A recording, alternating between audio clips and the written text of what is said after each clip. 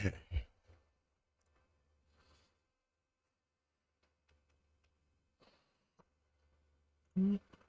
Oh, didn't mean to do that.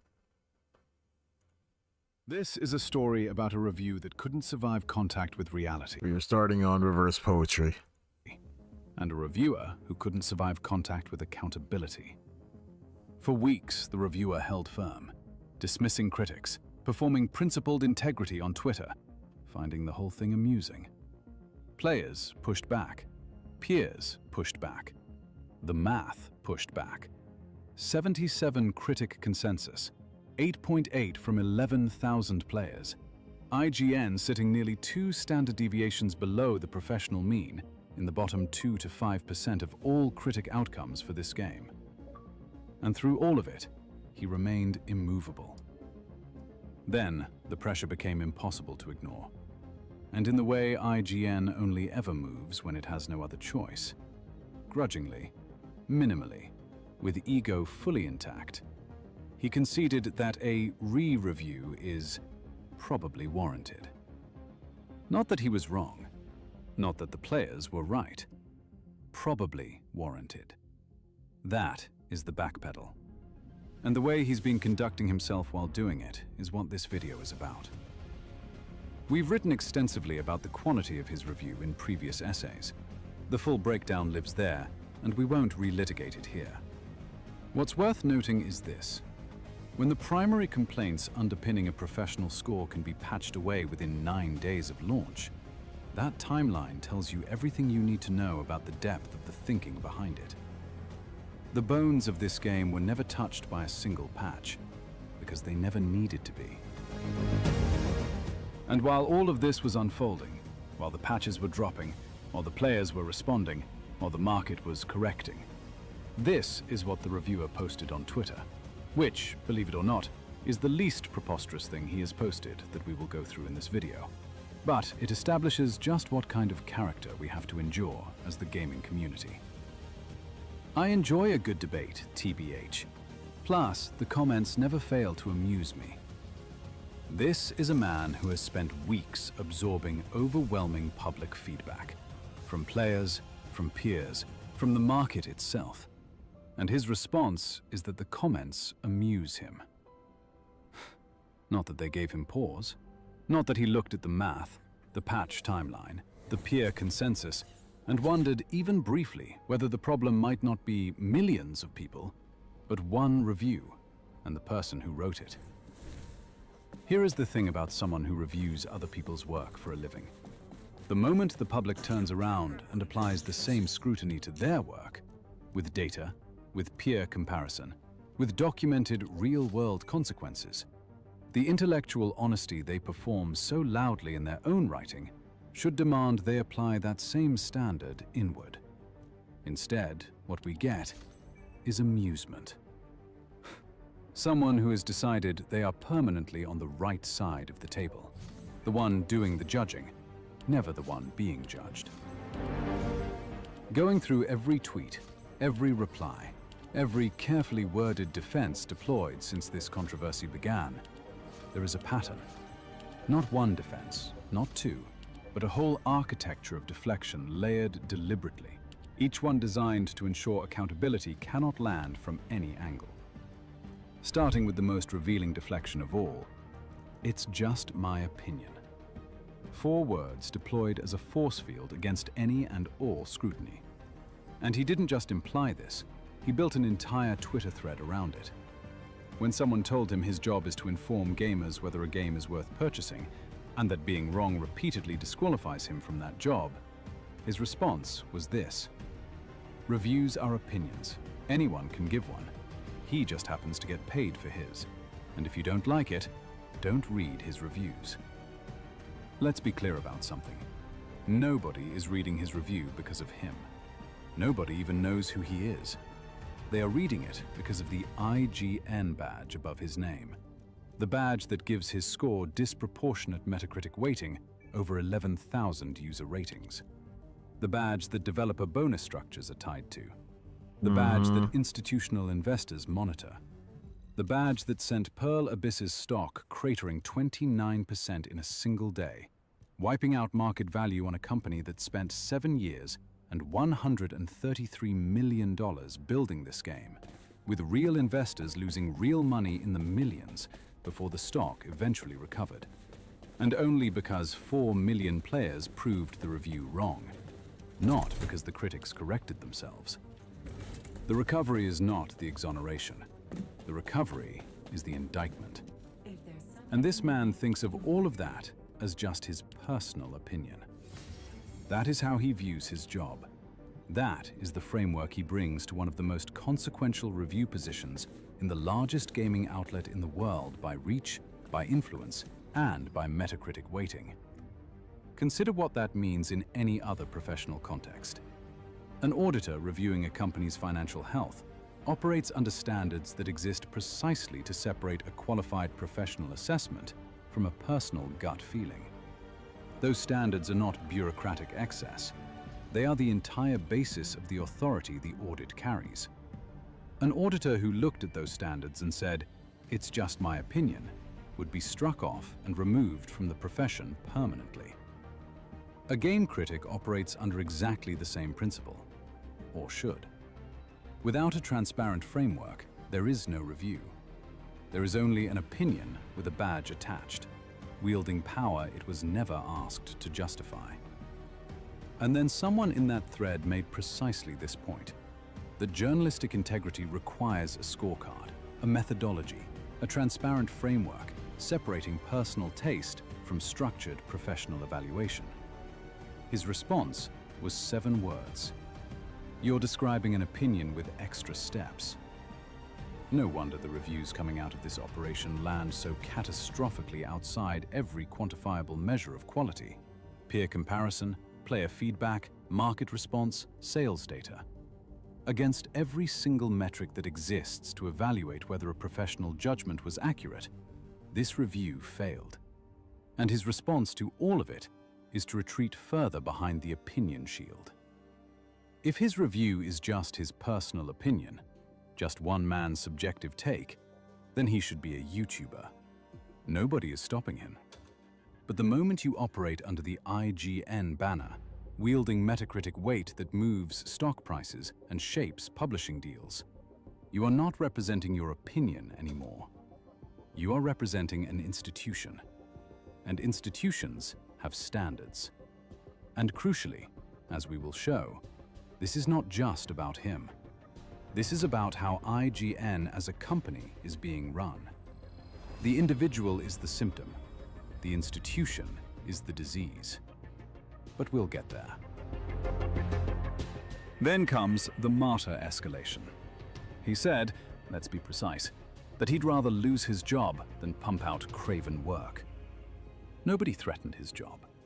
The question on the table was whether his review accurately reflected the game's quality, whether his analysis held up under scrutiny, whether the score he assigned was proportionate to what Pearl Abyss actually built. He answered that question by constructing a more dramatic version of the conflict, one where he's a principled truth-teller, refusing to compromise his integrity under siege, and then defended himself against that invented version with considerable passion. That is not integrity. That is a straw man dressed in integrity's clothing. When that fails to land, the next layer deploys. Disqualify the critics entirely. Paranoid conspiracists who've never worked in the industry. If you have never written a professional game review, your disagreement is illegitimate by definition. Your analysis doesn't count. Your evidence doesn't count. Your 11,000 Metacritic user ratings don't count either. And here is the rich irony of that position. Every independent gaming channel on YouTube earns its audience the hard way, post by post, take by take, with the community deciding in real time whether the analysis is worth watching. Their credibility is held up to scrutiny every single upload. Nobody watches them because of an institution they represent. They watch because the work earns it. He has it completely backwards. The independent voices he dismisses are the ones actually being held accountable by their audience daily, while he hides behind an institutional badge that investors and publishers defer to. Not because his work has earned that deference, but because they assume an outlet this large must have standards. And as every post in these threads has demonstrated, that assumption is the biggest irony of all. The institution with the most reach has the least accountability. And the most telling exchange of all comes when someone points out directly that he criticized Marathon's UI and inventory system in his own review. The exact same categories of complaint he used to justify Crimson Desert's 6, yet gave Marathon a He 9. kind of had a bullshit answer for this response? one too. Reviews aren't math, it's opinion. Yeah. This again. The default shield. Every single time accountability arrives at the door, regardless of the question, regardless of the evidence, regardless of how precise the contradiction being pointed at, the answer is always the same. It's just my opinion. Whatever this man is feeling that particular day, about that particular game, in that particular mood. Stamped with the IGN badge and fed into a Metacritic aggregate that moves stock markets and shapes an industry. And when someone pushed further, suggesting that a critic representing a global brand shouldn't be making personal taste declarations, but evaluating whether a game succeeds at what it's trying to do and who it's for, his response was that a negative review is basically just saying the game isn't for you. He just told you what IGN's negative reviews are. Personal taste declarations. Nothing more, nothing less. Then comes the final layer. The one designed to make the entire architecture look reasonable from the outside. A re-review is probably warranted, he says. Not because his original review failed every qualitative and quantitative metric available. Not because his complaints dissolved within 9 days. But because the game has new updates. His original position still stands. Every complaint he made, he maintains, was valid at the time. This is not open-mindedness. This is the most sophisticated defense of all. Using the re-review framework as a shield for an original judgment that has been demolished by peer consensus, player feedback, market response, and sales data simultaneously. And honestly, we've heard enough from him and his reviews. He can save it. The gaming community has already delivered its verdict, and it looks nothing like a 6 out of 10.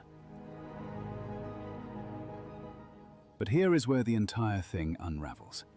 Because across multiple threads, he admitted that he would have given Veilguard a completely different score to the reviewer who actually covered it, and then defended that reviewer by saying people are allowed to like different things, and we should embrace that. Read That part's those two not positions inaccurate. together.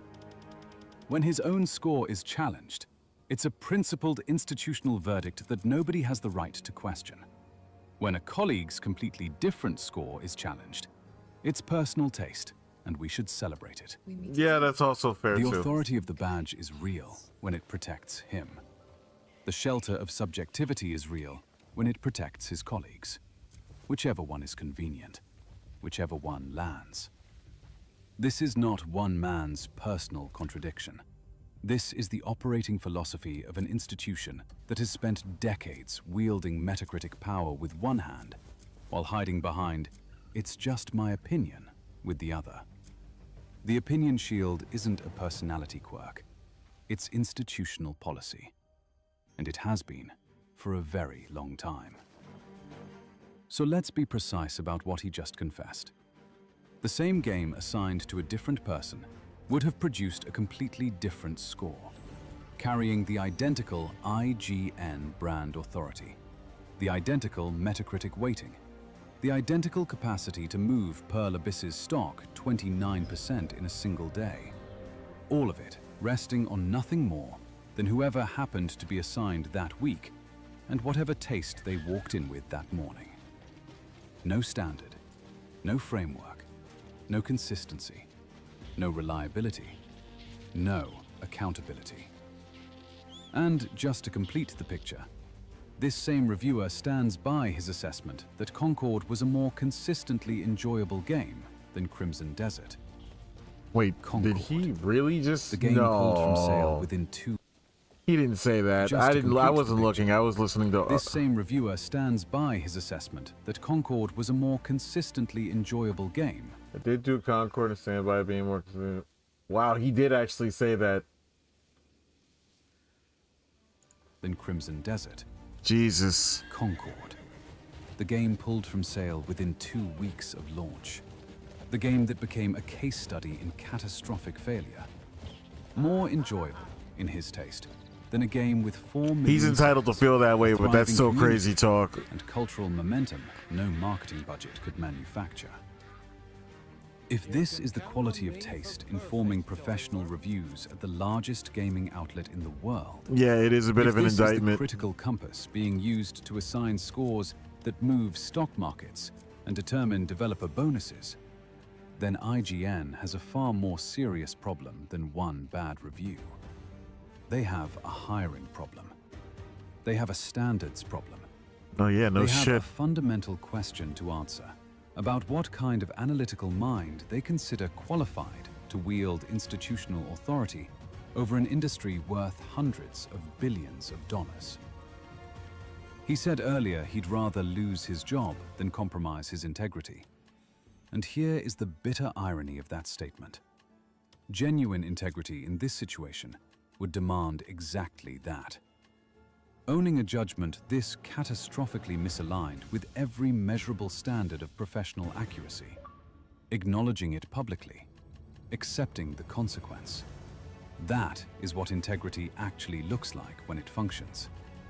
Instead, what we get is the performance of integrity, the dramatic declaration, while the actual cost of it is carefully avoided at every turn.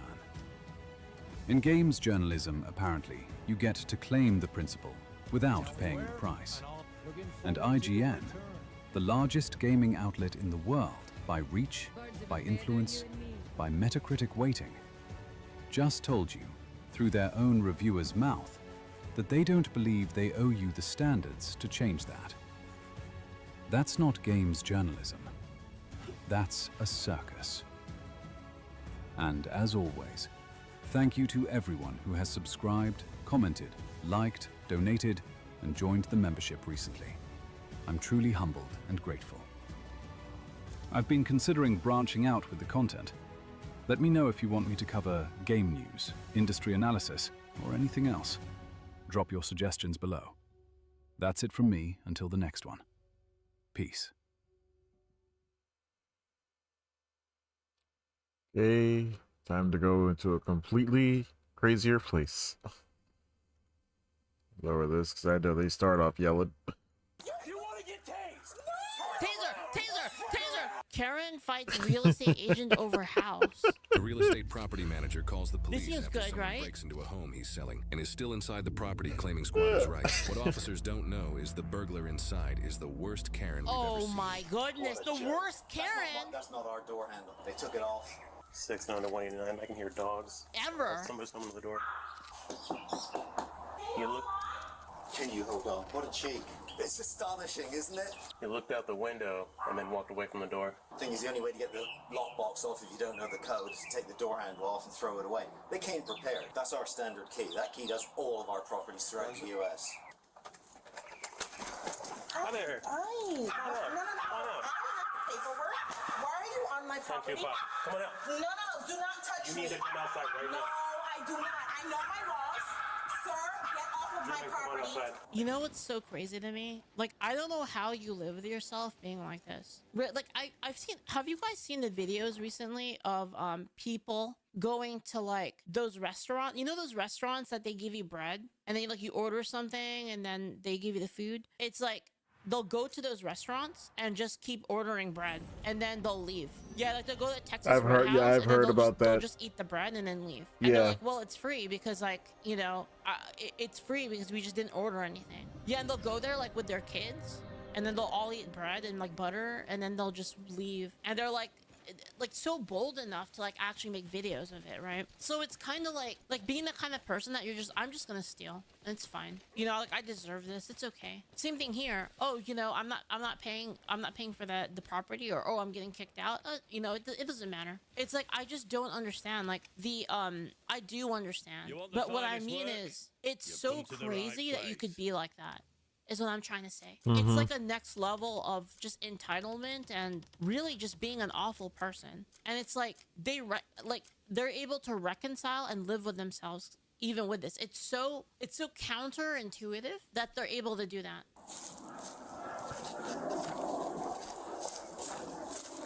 I return adverse property. Adverse possession with title. Then you need to come out and talk to me because Okay, we got I will talk to you right there.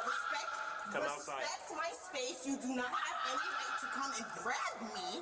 Did I touch you? You were trying to grab me Yeah, because when I you're have here. my paperwork. Then Sir, come outside. this is a civil matter now because I filed adverse possession, sir, Come with the state of outside. Florida. Jeez.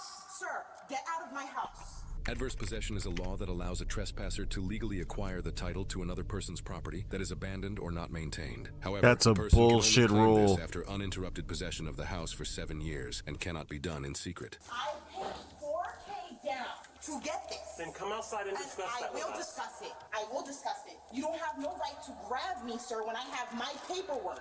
You are listening to one side. So what she's trying to do is say that the property was abandoned and that she's stealing it now. Like, this is You did ridiculous. not hear me. I am an American Thanks for the citizen. follows, you have guys. no Thank right you. to step in my house.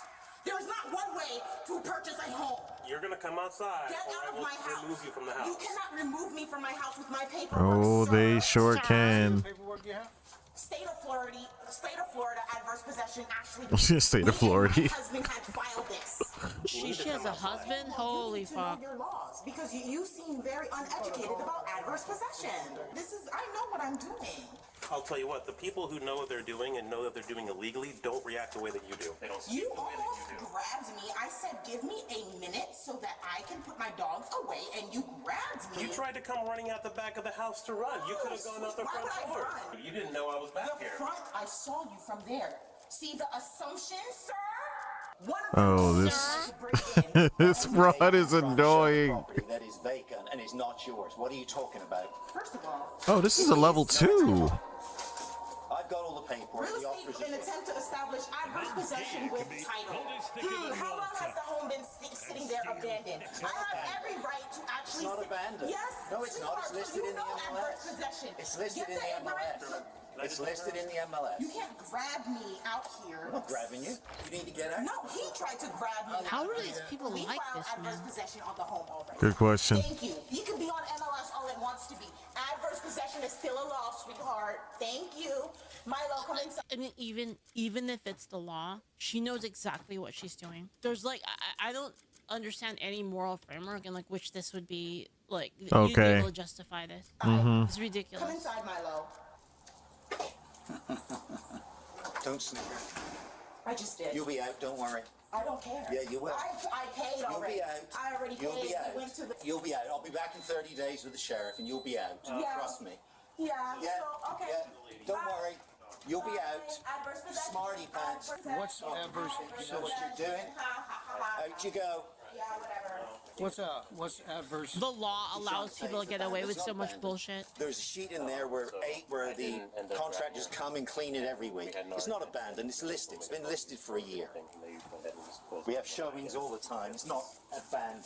It's not an abandoned property. So she's lying. She doesn't know what she's talking about. There's a certificate of title. And he's showing us the certificate of the title right now. Select Portfolio Servicing. This is his company. There's my listing agreement from Select Portfolio Servicing. This is how old the file you're is. breaking up. I It's can't never been abandoned. level 1 since we person? foreclosed on it. My phone number was on the window. She's taken that down. The realtor said his phone number was even on the window and they took that down. This was in the window. We don't see it now. I got pictures of it there last week. Okay. There's my sign last week, and there you can see the lockbox and our brass door handle. Gone. With all the paperwork and photo evidence the property manager has, officers determine he's correct, and the Karen has no authority to claim adverse possession on the residence. Now they just need to figure out how to get her out of the house. Here's Bait her where we're out, at. man. What she's doing is squatting. They changed the locks, put the locks, that's that. So we have authority If you want to break the door down, we can go in and remove it forcefully. They gotta bait around, put some Monopoly money in like a bucket or something, you know, and then drag it out. We can arrest her with trespassing and theft. For Live stealing the bait. lots. That's entirely up to how far you want to go with this. Yeah. Would you rather do it the safer way with minimal risk of damaging the property and doing, like you said, doing the 30 days with the sheriff's office? Or are you wanting her removed immediately now? Because if that's the case, The sooner if the she doesn't better. let us Back in. If she doesn't come and agree to open the door, which she may not do now because she knows she's probably in the wrong, you will have to be responsible for breaking the door down and paying for the damages. Well, it's our property anyway. We own it. Whatever damage is there is there. What are they going to do in the month they're there, and the money they're going to cost us by not being able to market it? Yep, do it. He's right. He's absolutely right. To the door anyway. I mean, we can try again, and I would have German go up there because she doesn't like me Order clearly, so she might be willing to 6-7. come back. What do you think? What do you think? Try. Let's try that. Can we see that paperwork again, please? Can we go to the back? I can't do anything with Can you this. just meet me in the back door?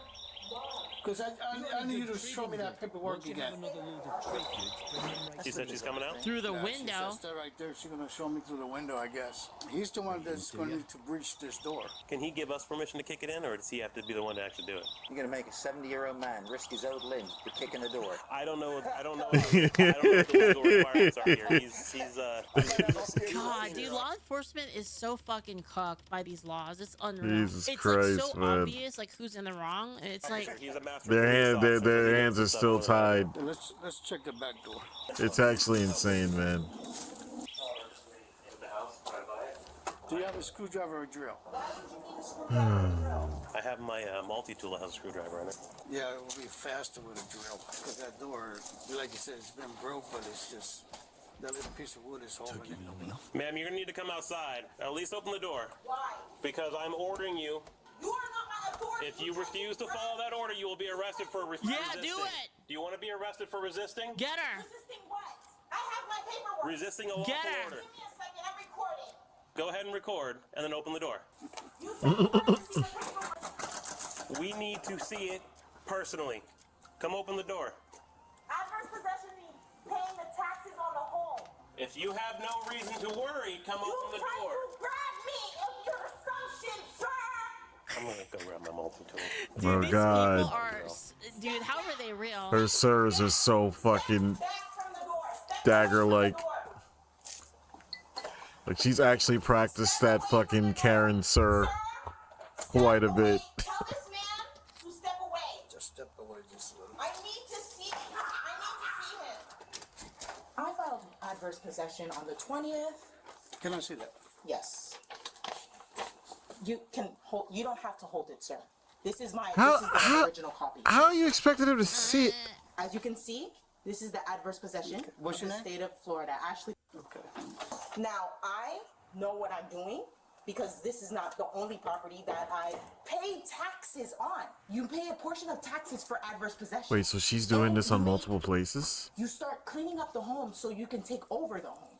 Milo, come inside now. She wants to Melanie, inside. take over the So fucking no property. longer, this is not in your hand. This is a court. So would you say, chat, that just out of curiosity, she like colonizing this guy's property? Does that make her a colonizer? Civil case where There we it is. fight and we show them that we've paid. We're going to be paying. I don't know if I taxes could on the actually home. do this, And but we pay a I'm portion of the willing to taxes. try. You go to the appraisal office and you pay a portion of the taxes on the home. This home has been sitting. That's why adverse possession exists. That's not my fault that you can't do your job and you can't. legally foreclosed on. If you are a real estate agent, that means you have to sell in a limited time. You know nothing about what you're talking Yes, about. I do. It's called adverse possession. sir. 575. You know what? You know what kind of aura this has? It has the same vibe as like, I'm a sovereign citizen. property in January last year. Actually, I'm a sovereign citizen. Legally the owner's property. It has No, not been listen, abandoned. I have pictures of the property every week, date and time stamp, which will go to the court. You are wrong. It No, was never you are abandoned, wrong. and we are the- maintaining okay, the property. and all right? maintaining it. What's Yeah. wrong with the pool Yeah. and the frogs? Yeah. And what's wrong with that? what? That's not maintaining. Makes no difference. If she has a problem with the frogs and the frogs are gay, does that I make knew her that was coming. homophobic? It's the property, and we have not abandoned. We're here every 10 days. Fucking leave. So your criteria are wrong. No, my criteria, sir. You cannot grab me, sir. You're not Sir, you cannot grab. I have Yes! Sir, Yes! Total Karen annihilation. Let's go! Oh, I've been waiting for this. Peak. Peak cinema. Sir, can you help me? I filed adverse possession. Sir, that's my paperwork. I'm a woman. What about my dogs? Against the What wall. about my dogs? You didn't listen to me. You listened correctly. You want to get tased? Taser! Taser! Taser! Do it! Do it! Do it! Oh my God! I Unlimited power, do it! Stand against the wall. Stop resisting. Anakin, do it! my paperwork. You cannot arrest me. You cannot arrest me. They are absolutely done with her shit. Oh, holy shit, finally! Why am I being arrested? I have I rights. told you, burglary, trespassing, This and is theft. not burglary. I have the paperwork, sir. I went through the appraisal. State appraisal. They gave me the key. Oh my God, sir. And now you're being charged with resisting. I have Yes! my MacBook Pro. Wait, let's go inside. I have to. I need my MacBook Pro! Sir, are you pressing charges? Yes. What the fuck do you think is happening right now? What is that, Ennis? You're falling in the water because you won't cooperate. What about my You're gonna be stuff? We'll get it for you. I wasn't the one who did it. What about my food? Oh, you kidding me? The fucking tree. Resisting. Stop. Leave me alone. Sir, Oh shit, demon time, demon time! She's going full biscuit. that's not fair because I had my paperwork.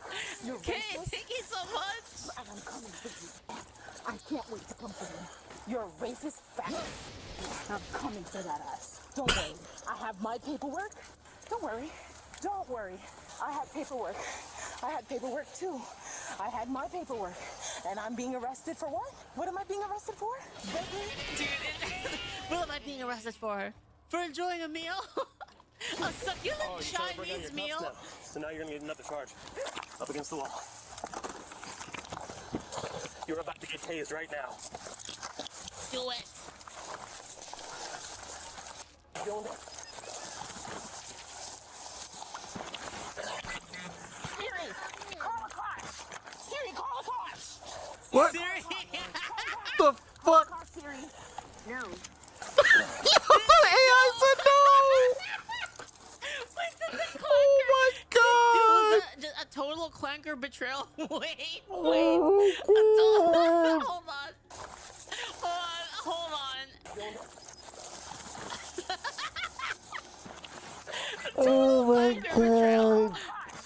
Siri, call a car. Siri, call a car. Call a car. No shot. Call Siri. No. Siri said no! Oh my god. That's crazy! Demon time. Roll over on your back.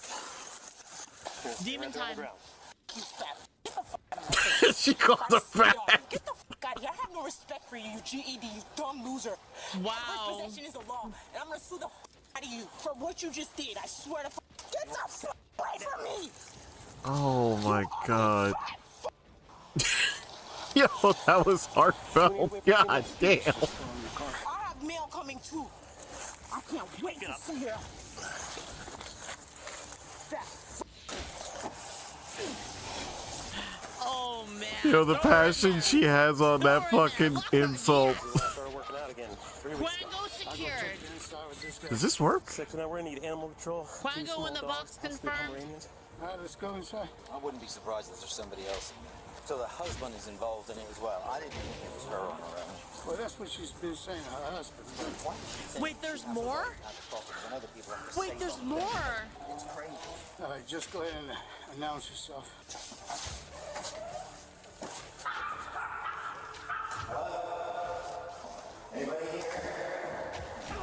What the hell? Who? What the hell just hit me? There's some stuff in there. Paperwork. The hell is going on over here, man? What about this? Shall I bring this out? I'm just taking her personal stuff. Come on, come on. Come through. Here's it. Look at this. They came prepared. Here's my son Man. on the floor. Here's the lockbox with the door handle. There's a baby's budgie here. Thank God there's no baby in it. Well, I can't see one, can you? You know what? They probably that's the dogs. Wow. See me in 30 days, but you antagonized that I would get arrested. There's Jesus our- Christ. Do you want to take a picture of this? This is a sign-in sheet. Look at the dates we're here. We have a crew to come and clean it and make sure everything's okay. You're trying to ruin my life? You see a black woman all by herself and I'm the mastermind all of a sudden?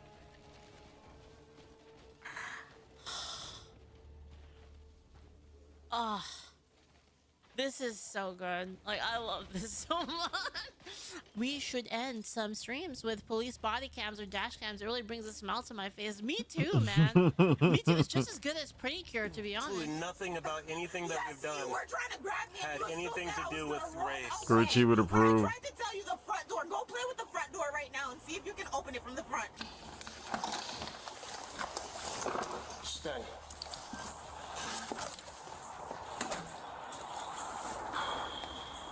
So according to this, in order to use adverse possession, you must move into an otherwise neglected property and improve the property, and the title can be granted to you after a period of time, and it must be done in a visible manner such that is in conflict with the owner's right, none of which she does. I'm not gonna cooperate. It's okay. I'm just gonna do a quick pat either way because it's just for safety measures. Safety measures for what? You got f***ing belts and everything on you. How safety for what? You're getting, Look at you're me. getting transported from one place to another. I don't so care. either way, like I said, I can just hold you here and I can just do a pat real quick. But either way, it's gonna happen. They're so over this. I have the. They are so over this. I'm a sovereign citizen, so just don't touch it. Oh my god, she said the thing.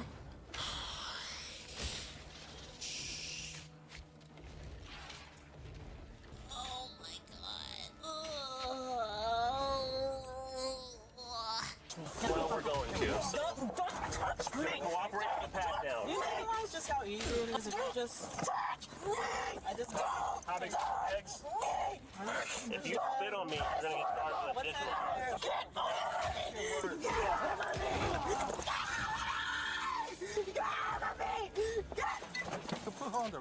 She might have had a little bit of a future as a vocalist. It's not broke. It's not broken. It's not broken. It's broken. It's not. She's already gotten out once. Oh, you slipped out of these before. So right now you're sitting here and you need to put these handcuffs behind your back. I don't like you guys anymore. Like, I cannot... Anymore, you never did. And I hope you guys dies, and I hope your children dies. Like, Damn. Shit. And I can't wait for sovereign citizens to just come through. And, like, when that war begins... I Wait, can't- what? Don't talk to me. What with the war? And I want to be the face of that war. What the f is this? What the hell? I'm an American, and I want to be the face of that war, too. Hi, I'm Officer Espinosa with Orange County Animal Services. I'm gonna be taking your 2 dogs, okay? Can you take the number? Listen, Can hold you? on. Can you Okay, take the but then number? I'm Okay, bye. Bye, bitch. Bye, ugly bitch. That's why your skin sucks. Are you, on behalf of them, wanting to press charges for all this against her? I'll check with the asset manager. Can I get back to you? Well, the entire point of what we're doing is Man. you gave us the impression you wanted to press Yeah, charges. yeah, If you're going to come back and say no, we have to let her go. No, let's do it. They can always change their minds and have the charges dropped later. They but can, if, yeah. on your, if you being the representative Yep. want to press charges on their behalf, they can change their minds later. Okay. Otherwise, you can say no and we can release her. Let me ask you a question. What do you think we should do then? I cannot give you legal advice. I mean, I like that they were both honest with each other. And damage? Well, that's on you guys. That's what I'm saying. Even if you don't know their firm answer right now, you are the representative. You can Right. say yes to it right now. If they change their minds, the state attorney's office will be contacting them regardless, and they would change their minds then. Okay, put your hand behind your back, baby. Break my wrist. You're not my authority. Break my wrist. I ain't breaking no wrist. Break my no. Break my arm. Put your hands together.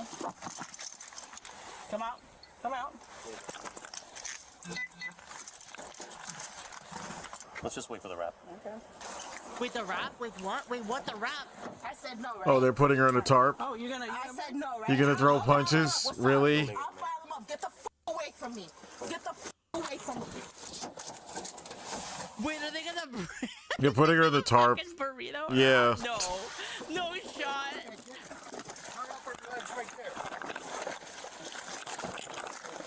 Ma'am, you really need to stop resisting. Nope.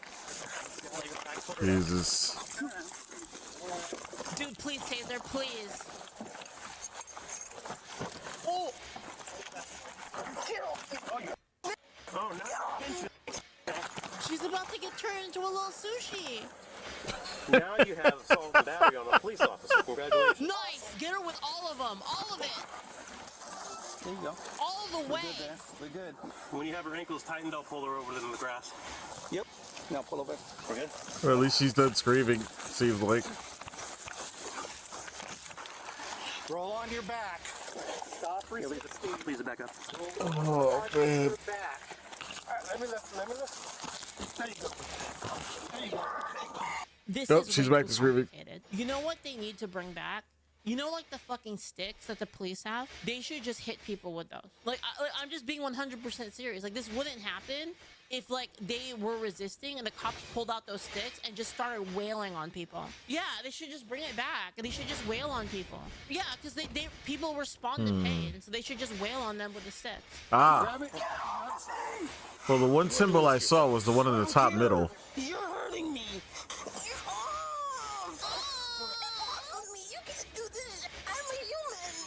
Then act like a fucking human. Stop acting like a dog. How is this legal? Get off of me. Ah!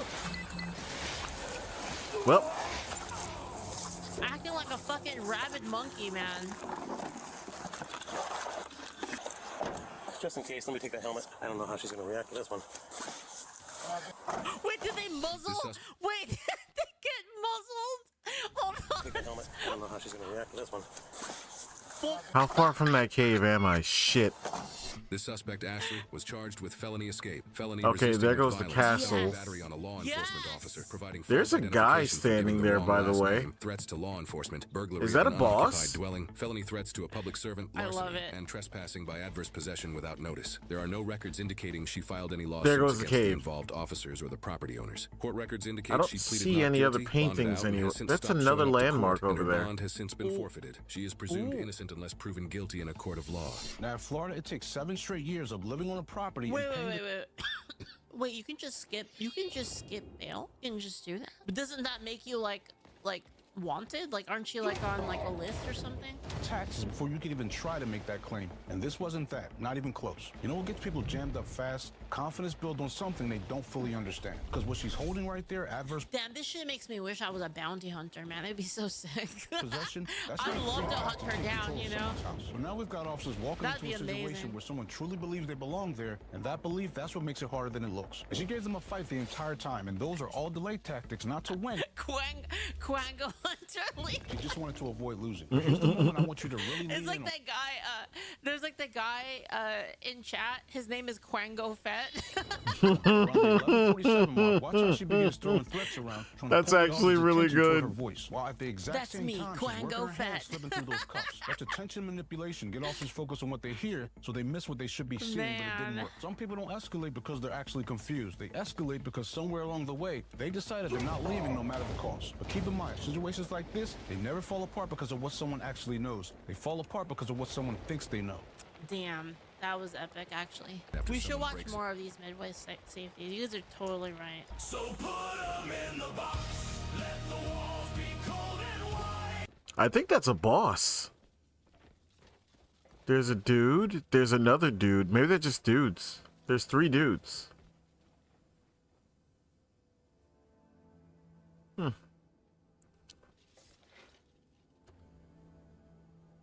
All right, let me send this. God, man.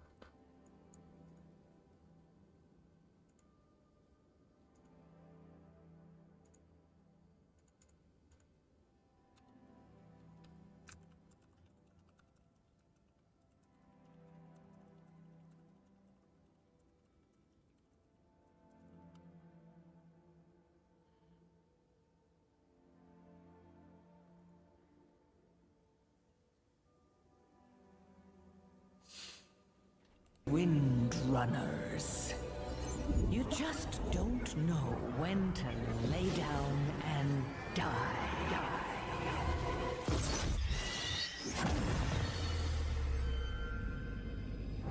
We Windrunners are just stubborn that way. Oh, okay. Let me see if I can make sense of this. So, evil lady speaks, and then another character that's not even in the same location. What am I talking about? She's not even in the same dimension, and there was like no way for her to hear the sentence. Just magically shows up and drops the one-liner. To be fair though, this style of writing was quite prevalent in the early 2000s. Oh, this is a fucking the writing style sanctum. has nothing to do with does it make sense, is it logical, does it follow the plot. It's all about is it cool though. Pretty much, so yeah. if you think it's cool, then the writer would put it in. This type of writing, by the way, is not bad if you're targeting teenagers. Because, like, a lot of teenagers, they generally, like, don't sit around and analyze the plot and think about the plot. Like, teenagers just want to see flash shit on screen. For consumers, right? So, if you do this type of writing for that audience, then it's fine. But, there is something that I've noticed that I want to talk about, because I've been playing World of Warcraft recently. I got it. But I chose the worst expansion. Like people said, the Shadowlands. The Shadowlands is awful. It's got awful writing. And so I'm playing Shadowlands, and I've noticed something interesting. The main story is absolutely shit. Like, that is true. The main story was dog shit. But every single side quest, like every single thing that doesn't have to do with the main story was actually properly written. And it feels as if like the main writers are either there when they shouldn't be. Like they're either, you know, some hacks that for some goddamn reason managed to climb to the top. Or they're like supervised by some diversity hire that just checks the writing and needs to make sure that every single woman is a girl boss and every single female gets to shine and every single male gets castrated. I generally like don't know. It's so fucking weird. I'm pretty sure like other people that play World of Warcraft can agree with me, right? Like every single side quest, every single story that's like not connected to the main thing is actually well written. Like it's really good. But like it's the main thing that's awful. Now again, most of the writing is actually a little bit childish. Sanctum can't be purified yet. Fuck. I am a Blizzard protagonist. I'm moral, uninteresting, and speak like this. But I could at least kill everything. And then you have the alternative. I am a Blizzard villain. You do know that I'm up to something, don't you? And I'm going to circle around you as I keep talking. Poor helpless child. If only you know what's coming. And then she teleports away. That's pretty much like the whole story in Midnight. But there is like something else that I would like to add, and this is one of the main reasons why I genuinely can't get immersed at all into the writing. Aren't you? When you played Warcraft 3, you kind of assessed the character's levels. Like even though it wasn't specifically stated, but you kind of knew that Arthas was the strongest. You kind of got the idea that Illidan was kind of like the second strongest. You know, like they had like some power leveling going on there. Here, They had a very long it's time really where it like, was what does the Sylvanas plot for some need? reason. And so sometimes you see Jaina just managing to summon this massive spectral bolt, and she just flattens cities and destroys everything, and she does like weird magic, and then just everyone. So this dies. guy is relevant. And then the same Jaina, the same character, can't stop a couple of guys from fleeing.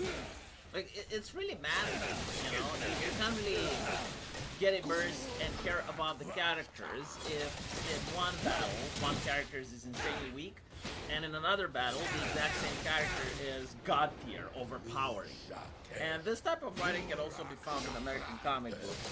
Stan Lee actually talked about it. Who can win between Thor and Spider-Man. And Stan Lee says, well, whatever the plot requires. Like, if I want Thor to win, I make him win. If I want Spider-Man to win, I make Spider-Man win. But the thing is, like, usually in comic books, there's like a reason on why a character that's strong in one battle is weak in another. Maybe they found like a gizmo, or they managed to use some new ability, or they managed to outsmart the character, right? So like the reader can get some immersion. So if Spider-Man beats the Hulk, and yes, that happens, it's because Spider-Man used some new tactic, right? Like he started attacking the Hulk really fast, and his Spidey sense was kicking in. This doesn't happen in World of Warcraft. Like in World of Warcraft, for no reason whatsoever, like some characters just win. Like for example, this battle, right? You have Sylvana. She appears and she just breaks a sword from the evil lady, and the evil lady panics and flees. It's like, why did she fire for the orb then? Why didn't she just fire for the head?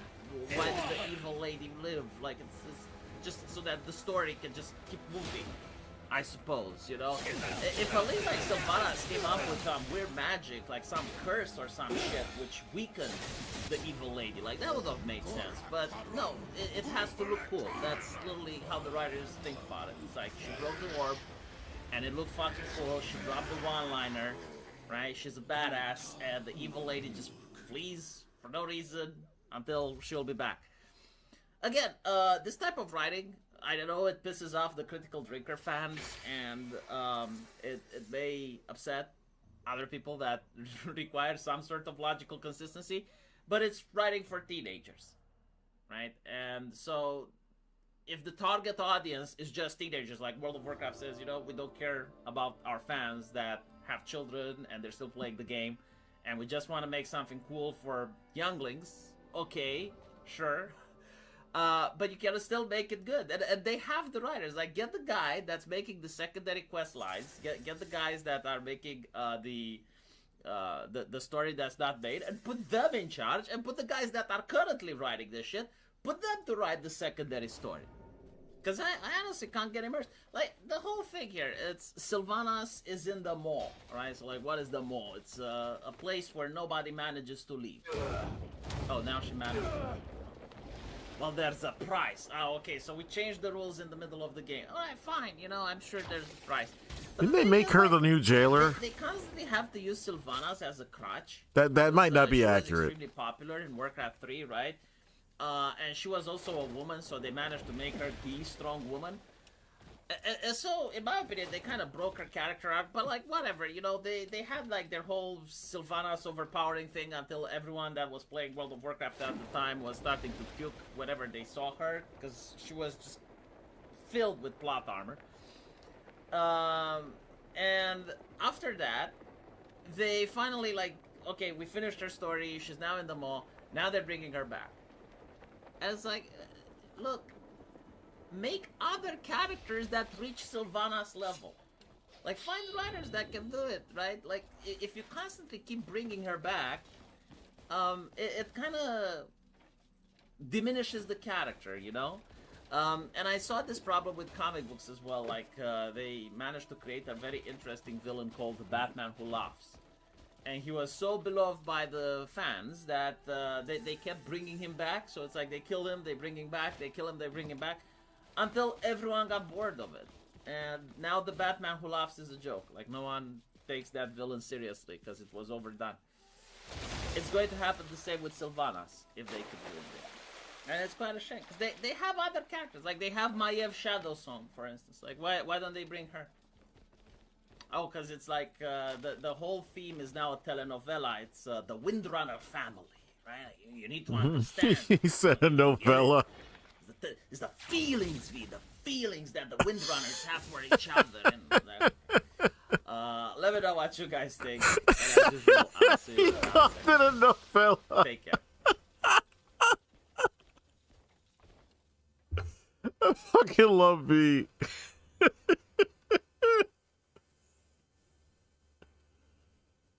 Oh, man.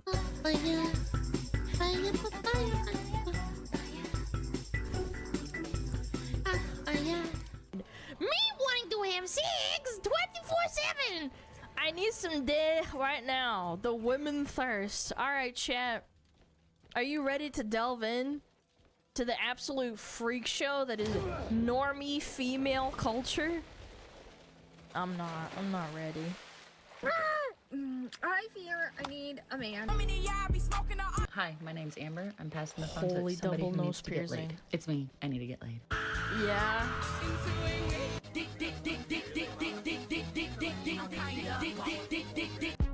What? I just need some dick. Kangaroo shop. Kangaroo shop. Kangaroo song. I can't handle all these TikToks, man. And you know that you want to know the worst part is they're all unironic. Why are women so horny? I think they're It's only normies, ever a just don't know how problem to when they do say it dude. about us. When the tentacle monster wants you to bear his young. But octopi, how do they multiply? Like, don't they like implant eggs or some shit? Man, these people are freaks, bro.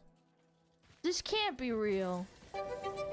Tentacle monster. They throw the dick. Few True. things have captivated men more than the allure and mystery of the female sex drive. It really is just the Pandora's box of the world. The Pandora's... I was gonna say Pandora's bussy. Don't do that, Lauren. Bussy's not even the correct term. Bussy's for the femboys, brother. Truly the Pandora's box of the world that has beckoned many a question since the dawn of time. Questions such as, how do I get that? How can I have that? And can I have the booba? Auga. Which eventually leads to other questions like, how often does she like this? Which parts about this does she like? Ovulation.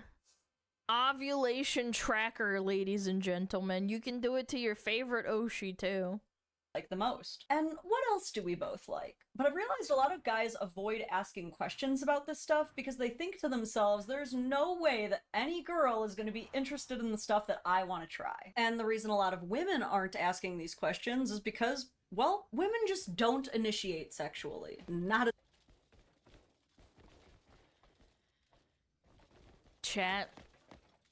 What does that mean, she doesn't initiate? Like, she doesn't, like, throw it back for you? What does that mean? That's not true? I don't know, chat. My chat is full of VTuber fans. I don't... You missed the shots you don't do.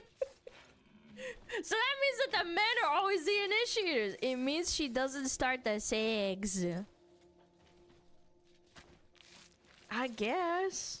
As much as men, which we strongly benefit from it, but that's a conversation for another time. No, for now, they we don't Many women benefit. do have dark, dirty, salacious desires, but we keep them to ourselves. We keep them nice and... No, they don't. No, they don't. Oh, no, shit. I made a TikTok and I immediately got recommended Book Talk because it realized I'm a girl, and I immediately had to uninstall it and go back to racist reels on Instagram. No. I don't get that shit anymore on Instagram. I think TikTok is unironically the only reason that TikTok still exists. Bottled up to stay ladylike. I can't and just do it. Impatiently wait for the day that a kind young man comes along, shows us his tender heart, and then I was gently gonna say choke tentacles. slams us into the bed. Yes! Oh, yes! It's true, boys. Girls can be gooners too. Yeah, cause girls is gooners too. If you're as internet-brained as I am, you may have actually seen a video from fellow YouTuber Shoe on Head She's called infected! Dingo Gooners Must Be Stopped. In this piece of She's absolute right. cinema, Shoe covers the darkest dredges of female goonery. She should delve into, or maybe in the original video, she should have honestly talked about Love in Deep Space. That shit is wild. I actually got recommended an Instagram reel of a girl that is obsessed with one of the characters. I don't know who the fuck it is. It's one of the characters. She has a shrine for him, and her entire room is just memorabilia of this character, like all these merch drops. you will never look at Highland cows the same again. But that's actually not what we're going to talk about today. Today we're going to be covering just regular goonery, your average goblin time, just your standard Demon unholy bedroom time. activities. And we're going to ask a very important question. Are women as kinky as men?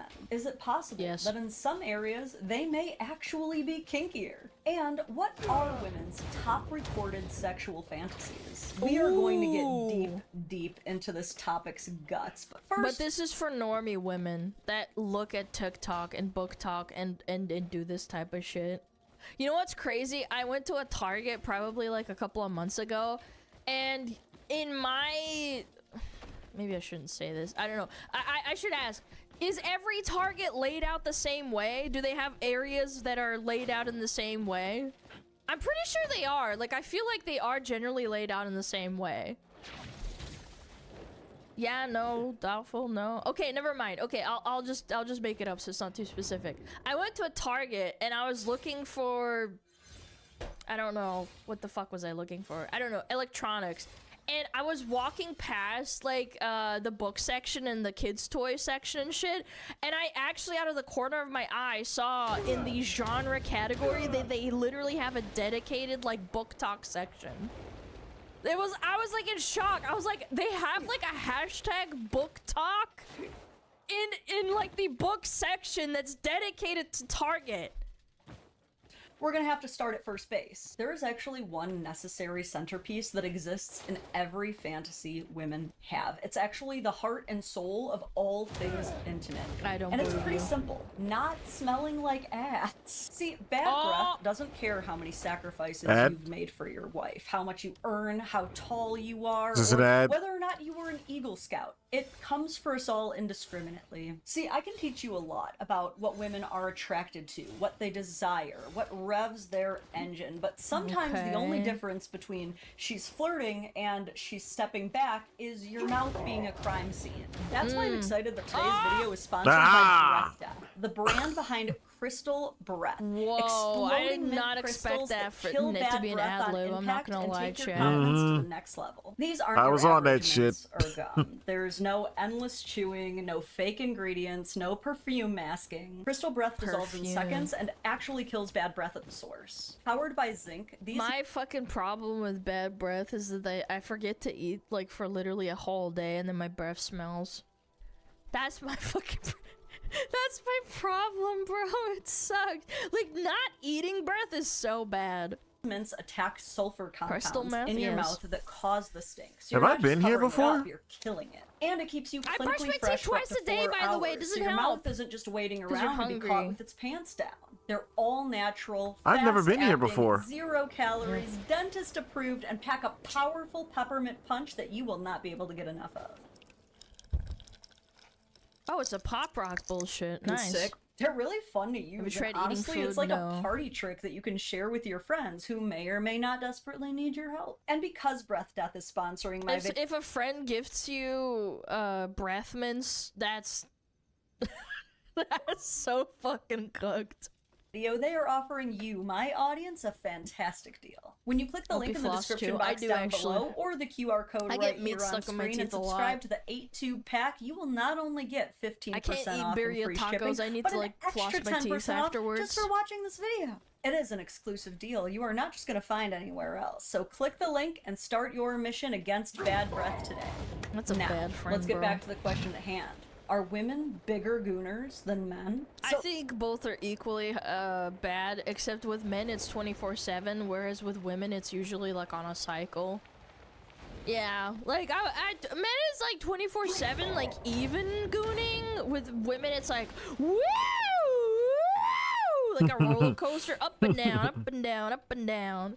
Let's just get one thing out of the way right here and now. Women do not have higher sex drives than men. There will be people who try to convince you of this, and I'm sorry, they're just incredibly misinformed. And We're don't... not 24/7, bro. No, you don't understand. You're not understanding what I'm putting down. If you see a nice pair of tits right in front of you, you'll be like, damn, I'm thinking about gooning. It might not mean that you'll immediately like go for it, right? But with girls, it's like you see a pair of tits or you see something nice, a big cockaballa or whatever, you'll be like, maybe you're not in the mood. Like, it's a cycle thing. You have to be in the right mood. Understand how testosterone. We have neuron activation, but it's very, Fuck. what is it called? It's hormone related, and our hormones are on a cycle. So sometimes you just I would really say the aren't in two mood. It's things just how being women are. weighed here are not comparable either, though. Now, a singular woman can absolutely have a higher sex drive than another singular man, but by and large, testosterone is where the horny lives, and men just have He is where the balls are loads more stored. of that than Yeah. we do. So that's just science. But women that's do not science, that's have bad. sex drives, and when they use them, they can be freaks, okay? It's just that our sexual interests manifest in a different way than men's do. And when you actually lay it all out, it's actually pretty interesting, which is exactly why we're going to do that today. And we might be able to finally ready. explain why women read their smut while men watch it. I didn't know there was a difference. Like, women like Where the hell is reading their Crowder shit? coming in? Man, it must be weird. Watch it. I'm a visual guy. I don't know. Watch it. But let's get right into the first rabbit hole I jumped into. Watch it. The first question I explored was, how prevalent is BDSM amongst women? If you don't know what BDSM... Hold on, let me go back. There was an interesting comment. Guy horny is like a pop-up error message. Girl horny is running in the system tray. Yeah, it's just... I don't know. I mean, it's not How all far in that hormones. direction? Obviously, everybody's different, and like some guys might not be as horny as other guys. I totally understand that, but I generally have speaking, been there. Okay, with how that was a bait. girls I function, can actually safely go this way it's now. very cyclical. You get horny when you ovulate, and then like afterwards, it's like, you know, sometimes you're just really not in the mood, or like you really are in the mood. It just depends, I guess. Ultimately, it doesn't really matter because it's such a generalization, but like as a rule of thumb, like, yeah, girls just generally, they just have it running in the background. Guys, they see a pair of booba and they're like, damn, crazy. I kind of need some of that. How prevalent is BDSM amongst women? If you don't know what BDSM is, it's basically that? anything that falls under the umbrella of Domination. bondage, domination or discipline, sadism, and masochism. And there's okay. a ton of data on this. I'm Across already masochistic, several I'm a sexual VTuber. studies that I looked into, it looks like anywhere between 40 and 70% of women self-report enjoying BDSM in some variety. So women can be pretty spicy. Citation To get needed. extremely specific, this one study showed The citation provided. 1,000 adults? that 20% of women enjoy being tied Oh, up shit. or doing the tying. 30% enjoy spanking, and around Ow. 8% actually full-on go to BDSM parties. That's way too many. 8%? Holy shit, you want to do it in front of other people? Holy moly. Or dungeons. I'm okay. No, I did I not didn't say realize I was dungeons. circling all the way back here. Some people pay extra for that. I thought that was like kind of like a boomer thing, like a swinger parties or like going on a cruise and shit. That's actually a thing. Do Is people there still, no like, enjoy easier that way to on the deal with the regular? harpies? Where are the dragons? I thought this was a Dungeons and Dragons meetup. Studies also show that women are Let me see if significantly killing the more queen- interested in being submissive. Surely than the men. queen will fight me. Also, Oh, under the BDSM Twitter's not gonna like that one. some umbrella. About Okay, thankfully these 60% things of don't them hurt. report They're just enjoying being annoying. Dominated or being in a submissive role. Dominated. So you might be I'm wondering dominant, chat, why? I'm dominant. Why do so many women enjoy being manhandled and thrown around and told what to do? Well, because that's where they belong. Jesus. Because they finally get to turn off their brain. I need to bring to begin with. I mean, I'm joking.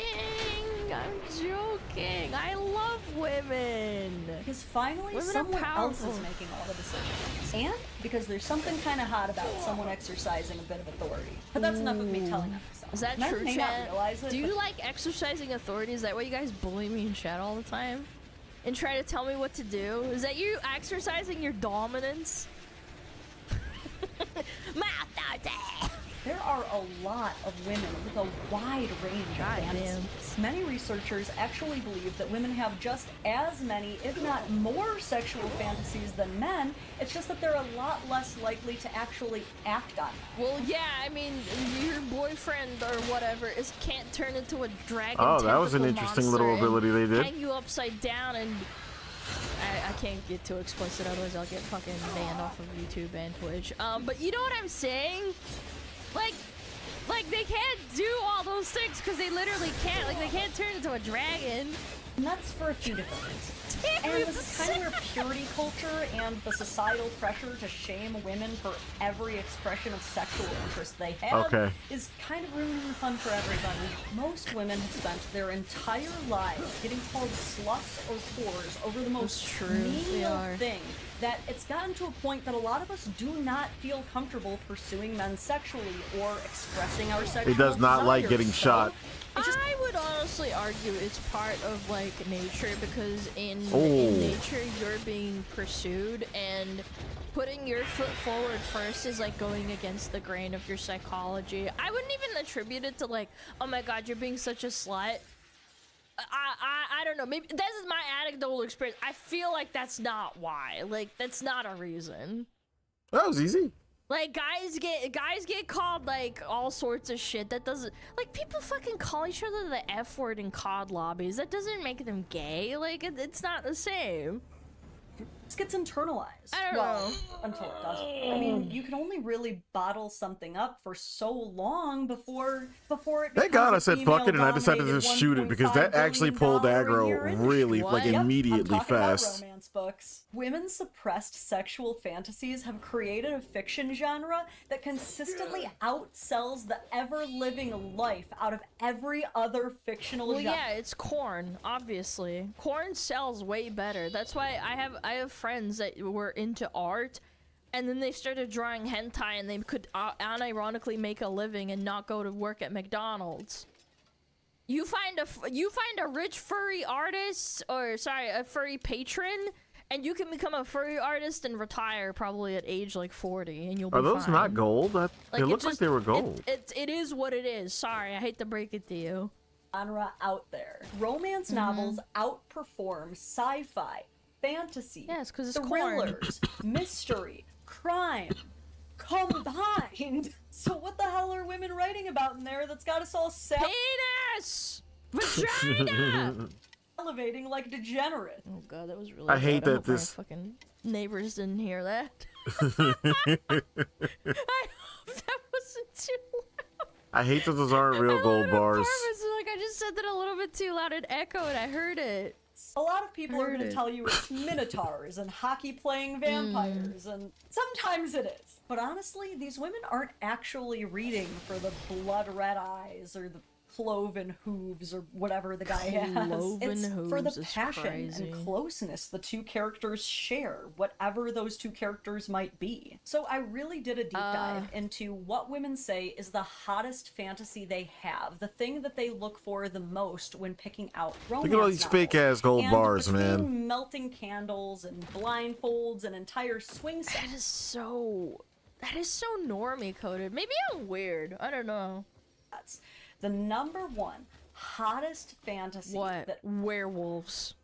Werewolves. It's got to be werewolves. Right now, probably Val knows cows about because of that one novel, right? Almost every woman seems to express is a loyal partner who loves her. Bullshit. Werewolves. That's bullshit. Who knew? According to Leitenberg and Henning, 1995, Advanced in the knowledge Journal of of Sex Northern Region. Research, women's most common fantasy themes involved simply feeling intensely desired or wanted, being pursued, or being irresistible to their partner. Spoiler alert, men actually reported that as their top fantasies too. Now, a lot of you might be thinking, 1995 is outdated. Two-handed shit, weapon. Come on. People have been the same for thousands why of can't- years. who- Do you really who think can a use study in this? 1995 is as irrelevant as it is now? Nah, I don't know. I mean, yeah, obviously now it would be like, oh, werewolves or tentacles, but like at the end of the day, I don't think it's that outdated. Unequipable, Yes, you unequipable. think Oh, it so? shows you who can equip. It's just It's an Okay, Unka weapon. Easy It's enough. before Of the course internet. I'm I didn't attracted to realize the my partner. logos My on the top body show the literally character shows her model. that I'm attracted to her. But when women write romance True. novels, you're never going to hear Asher propositioning Priscilla 40% chance to with, not hey, consume you got time arrows? for a quickie? They're looking for Gomez and Morticia. Gomez doesn't just get right. Chat, the slow burn.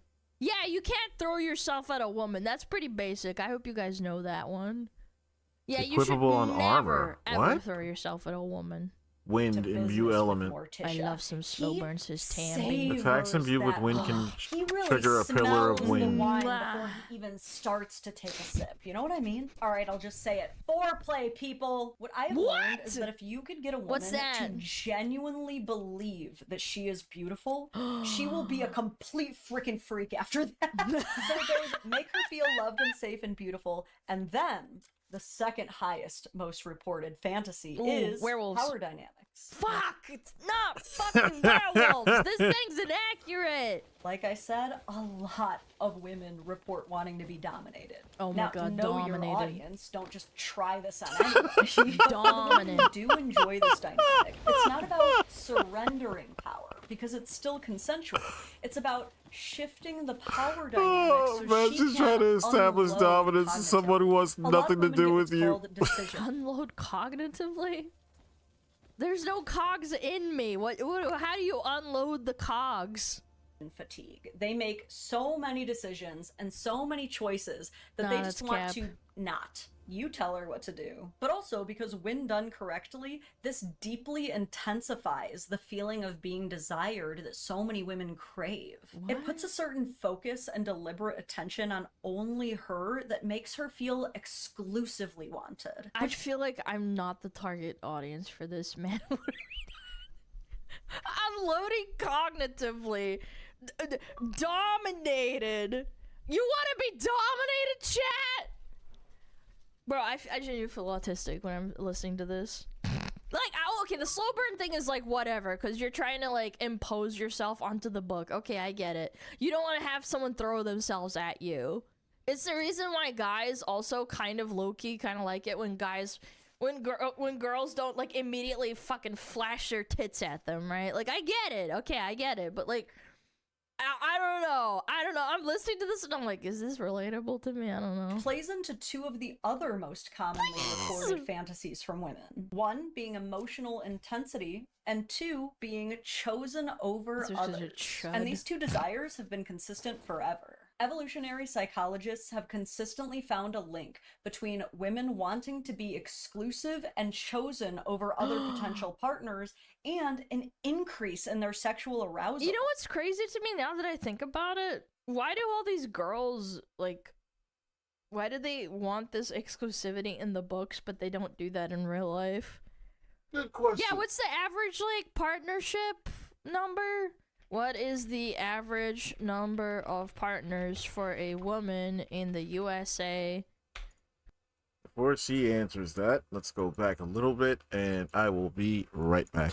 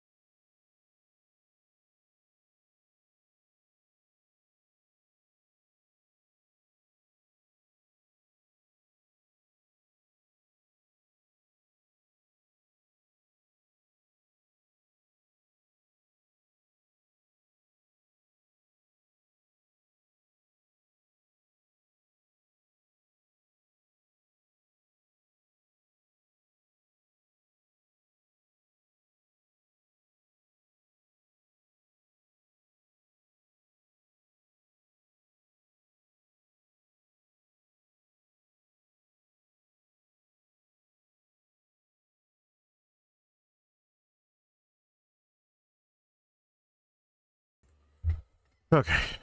Impromptu lunch. What is the average number of partners for a woman in the USA? 7 sexual partners in the US, UK, and Europe on average. That's crazy. Holy shit. No, there's gotta be one that's like just for the US. What? No, this is no. No, what is no. Bro. What? Respondents were asked to report their number of sexual partners for a survey that includes anyone that's pursuing masturbation. Okay. Whether they were not in an exclusive relationship or not, according to a survey of 3,000 Americans. What is going on in Washington? Yo! Yo! States with the lowest average number. What is going on in Washington? Why is it almost double of the next person? They got some freaks in there, dude. 54 people on average? Bro, I don't even know 54 people in real life. Is that fucked up? Like, including family, and that doesn't even count. You don't fuck your family, dude. That's so fucking... Bro, Washington's fried, man. I gotta check that, dude.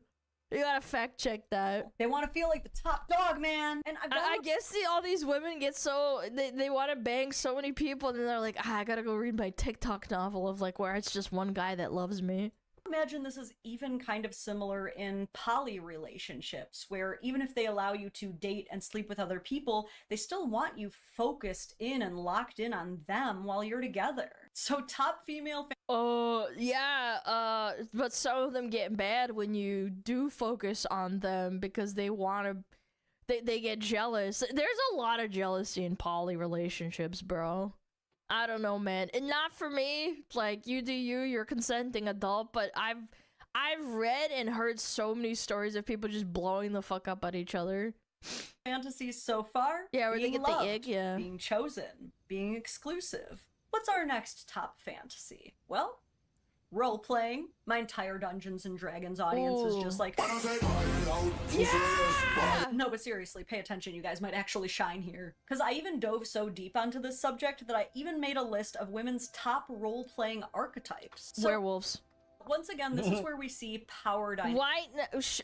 White Knight in shining armor, werewolves, tentacle monster, Ghostface from Dead by Daylight, the famous killer. What's another one? Vampires, demons. Yep, Minotaur. Billionaire. No, that's not interesting enough. Pyramid Head. Yeah, Pyramid Head from the famous video game Dead by Daylight. How long is this list of yours? Not me.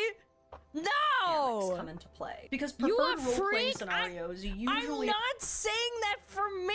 I'm saying that as a general! Oh my god, you guys are so cooked. Involve professional versus civilian, structured authority versus the rule breaker, order versus surrender. Freaky. But another one is the stranger or first encounter roleplay, where you pretend that... Where you pretend you have a one-night stand, but then you're not. Ooh. You either don't know each other or this is your first time meeting. There's the rescuer protector fantasy where you need to save her from something and prioritize her. Or the forbidden relationship where it's not supposed to happen. Women love this stuff because it's narrative driven. And a lot I'm not gonna lie, I'm surprised she didn't talk about the RAPE fantasies that women have. That's a very common thing. I don't know if she's allowed to talk about it on YouTube's. Women's deepest fantasies are context-based. What? No, I'm serious. Yeah, that's like a thing. I don't know if she brings it up or not. And when you look really deeply at them, Yeah, a lot book of talk these is very fantasies creepy, are yeah, being very desired is, yeah. and craved usually by a dominant. Not Alana, you a freak. I'm not. I'm stating objective fact. I'm not saying that for me. Everything I've been saying so far is not relevant to myself. I'm not gonna disclose what I'm fucking into. I'm just stating fact. Oh my fucking god! I'm getting one guide? Yeah, I guess. Figure. So you might be wondering, Lauren, if all women really want is a kind, loving, loyal man, why do so many romance novels end up looking like that?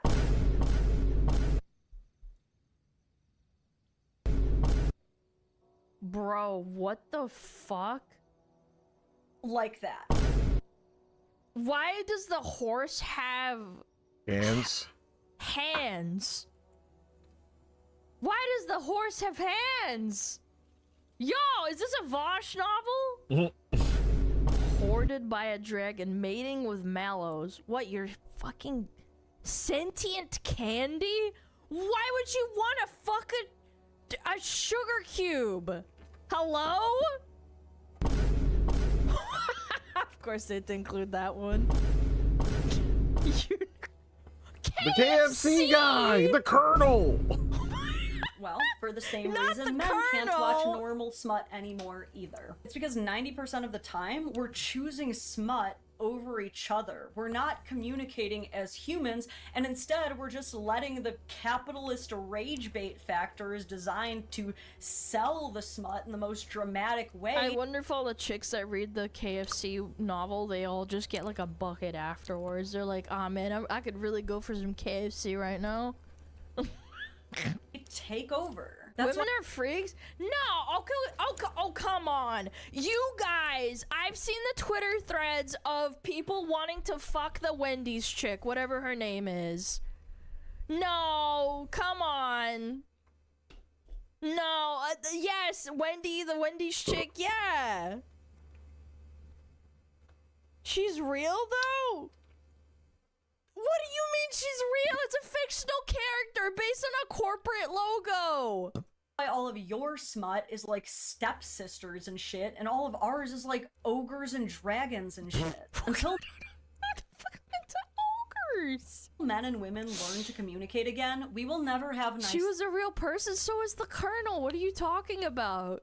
things. Or at least the nice things we You have dum-dum. won't quickly snowball into degenerative slop as fast. Because at the end of the day, between the whips and chains and step siblings and lacrosse playing werewolves, I will never understand the heart step of what sibling men shit. and women's core desires are actually incredibly similar.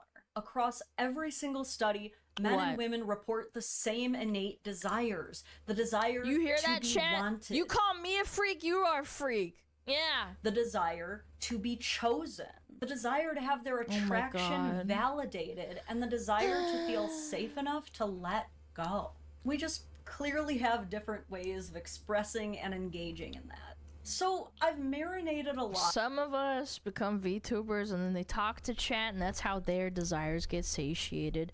Some of these normies have to go to Target, get themselves a Starbucks, but look at the novel section and the book talk section at Target, and then they go home and then they finger blast themselves, you know? Yeah, they go to the Target section. And then they go to the big book talk section and they finger blast themselves to Love Theoretically and the America Roommate Experiment. You hear that, chat?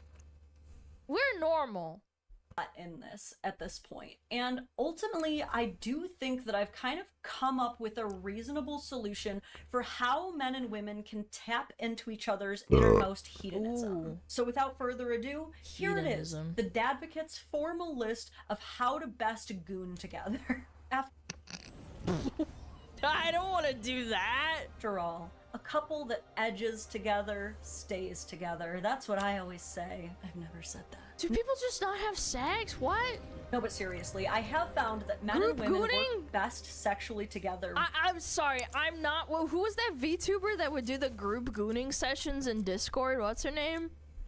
Elfin? Yeah, that was Elfin Psyop.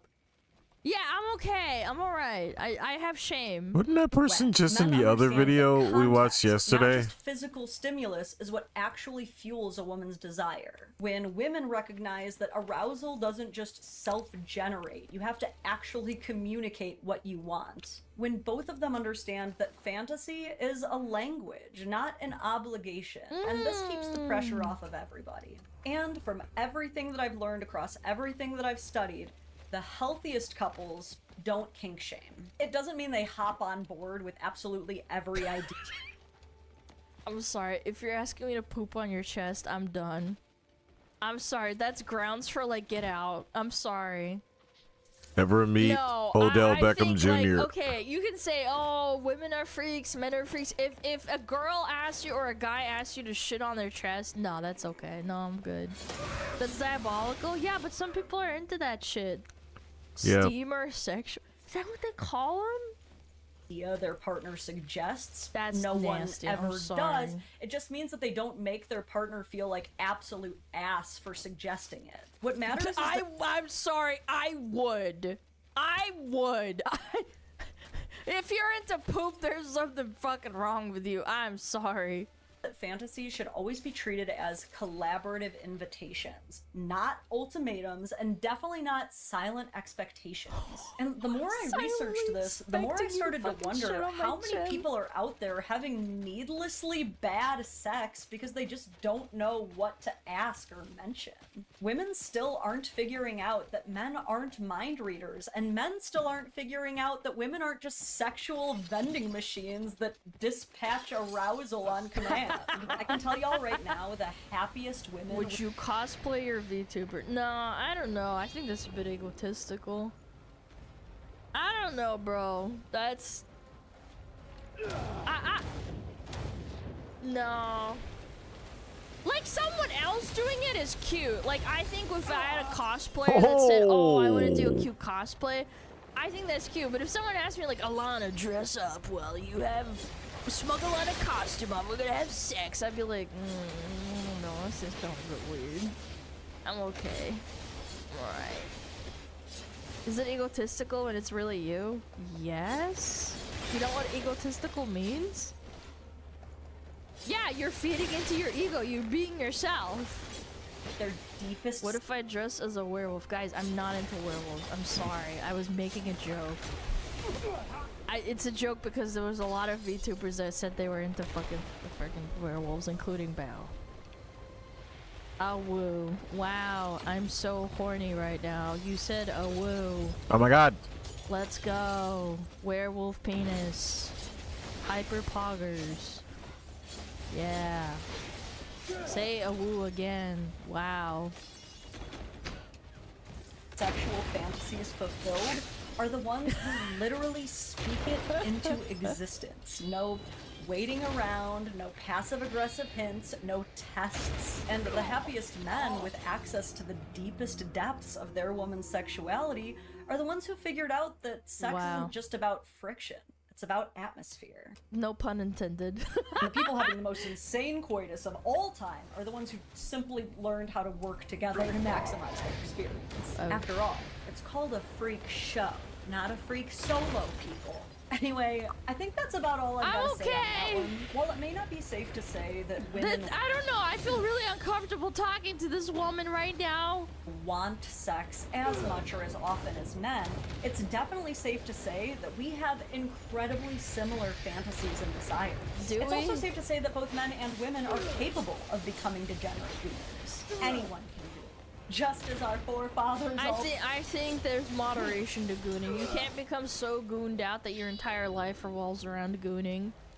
Then you don't get the dopamine of the goon. Always wanted. But you've made it this far. I really want to know what you guys think. Was this video even remotely informative and entertaining, or do you hate everything that I said and hate me and hope I stub my toe?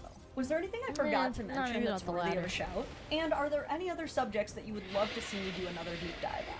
Since you've made it this far, you definitely owe it to yourself to spank that like button, gently chuck— I will absolutely not do that. This is... Lady, this is Wait, how did I die? I don't appreciate it. Poke the subscribe. I'm not spanking if you're that here. like button. Hey, I'm maybe sorry. even tie up that notification bell if you want to know when I'm live. And if you need even more Dadvocate, I highly recommend joining either my Patreon or YouTube membership, where you will get early access to videos, ad-free members only live, Oh my God. like that, right? Content, access to the Discord, and so many other awesome things. I'm about If to you don't know, when I'm not making YouTube videos, I'm actually traveling capital to capital to advocate for family court reform, really getting my boots on the ground and doing something that I've always believed in. So your support absolutely helps me do that. what a But nice for now, lady. She that's about believes all in I've got something. for you. Thank you That's her so cake, much again to believing. Breath Death for sponsoring this video, and I will see you guys in the next one. Bye, lady. Yeah. Awesome video. Totally made me feel very comfortable in my skin. I don't know. People talking about sex like very openly. It makes me uncomfortable. Maybe I'm a prude. That's a cute cat. Ah, cute dog cat. Is that a spider? Holy. Yeah. Maybe it's because I'm a turbo fucking virgin that played WoW for pretty much my entire life. Where am I? Maybe that's Am I dead?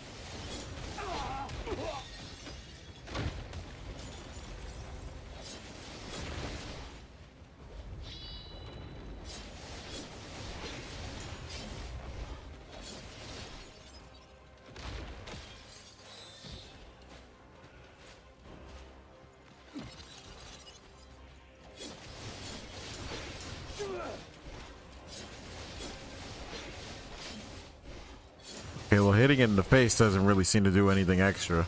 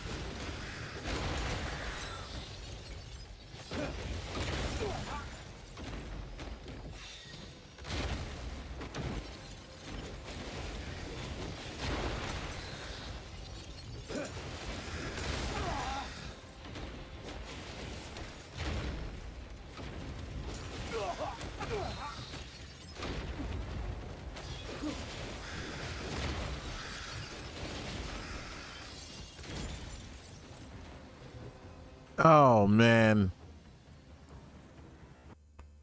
That's fucking brutal, man. Halfway dead and my game crashes. Jesus Christ, man. Come on.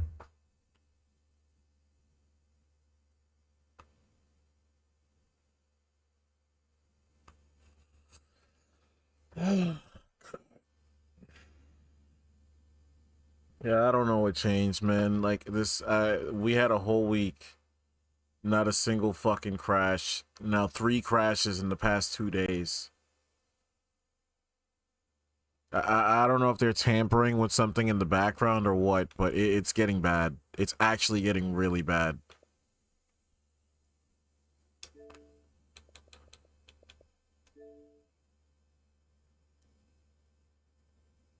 Nothing.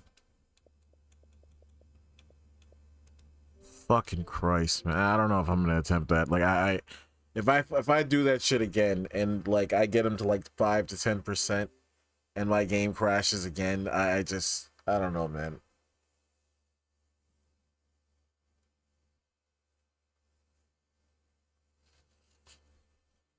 That's the type of shit that pulls me out completely. It makes me not want to play.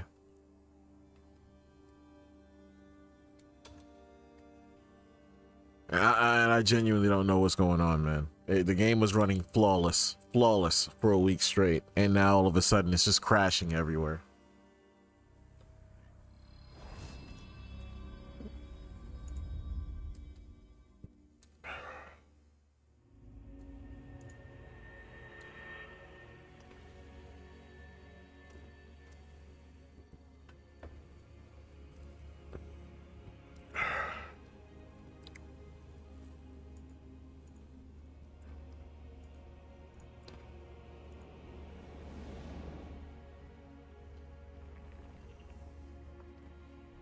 So this chick, which is Ryan Reynolds' wife, has filed a lawsuit against this gentleman because they were playing in a movie, and that particular movie had a romance scene. And during the romance scene, the guy apparently kissed her forehead, then sniffed her neck, and he said, it smells good. And she felt sexually assaulted. So she filed a lawsuit claiming that in other work environments, no one would behave that way. For example, in a factory, if someone behaved this way, it would actually be considered sexual assault. So she feels sexually assaulted.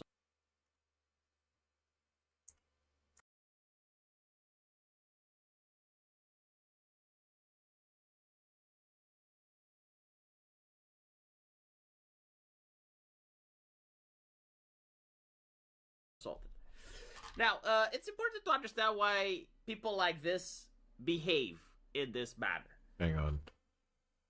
Let me see if there's any prevailing theories rather than just brute forcing this.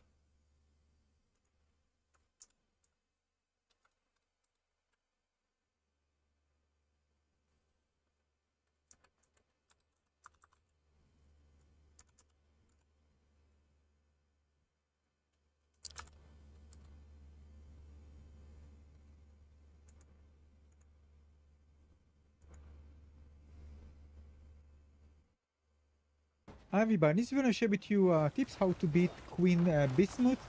She was a pain in the ass to me because I forgot one little thing which I'm going to share with you here so you won't make the same mistakes I did. So regarding this boss fight, what you need to do here, we need to first stagger the boss. Now you can do this in different things. I'm coming with a very unoptimized build just so you know. You can do this of course either by hitting of course the body. If you have AoE or something like that, you're going to be better because you don't really need to aim, just do something AoE and you're going to deal damage. Or you can just jump on top of her. There are different ways to do that. Axion beam and then jump. It will kind of pull you towards her. Or you can do the triple jump and just glide over it. This is also an option. Whatever you want to do, again, you can just stagger the boss. Now there's a steam that's going on. They're going to push you. Just make sure that you land if you want to go back. you're gonna keep dealing damage. You're gonna keep getting damage because you're gonna be close to her. So watch out for the healing and heal while you're actually close to her. Now, if you flash her, you can actually see the 2 weak points. And what we need to do is to pierce these weak points. Not stab, but piercing. The way you do pierce, you can just stand there and do the pierce move. You need to cling on the enemy, and the way to do it is crouching. There's actually like a few times where I intersected with the geometry and it just reset, which was pretty cool that they actually implement something like that. But once you stagger her, you can actually go to these weak points. But you see, you can't really attack them. This is not going to work because I'm standing. I'm just attacking. I need to pierce. So what I do, I crouch and then I can kind of hold it, and then I have the piercing, and then I hold right click. Stab the fuck out of it. It does it, and then release, so it actually does the piercing. Then you can see this kind of lots of green whatever liquid going out, and this is what we need. All right, you can see now we're already dealing like almost 50% damage. All right, so yeah, so brute forcing definitely was not the way. Moving and then piercing. That's the animation you should see, right? And kind of crouching. If you stand, it won't happen. All right, so this is very important. So I need to do it one more time. You see, I'm just crouching and then piercing. All right, and now we actually get, you know, the shield is gone, and then super armor's down. Dealing damage to the boss.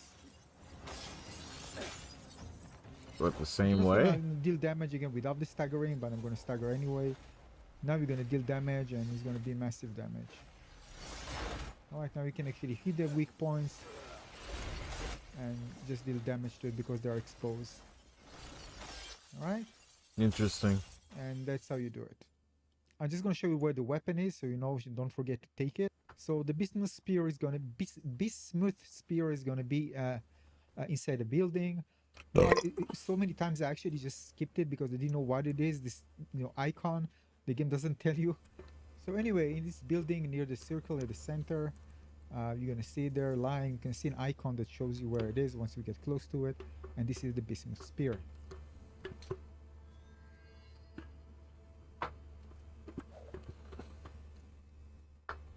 Cool.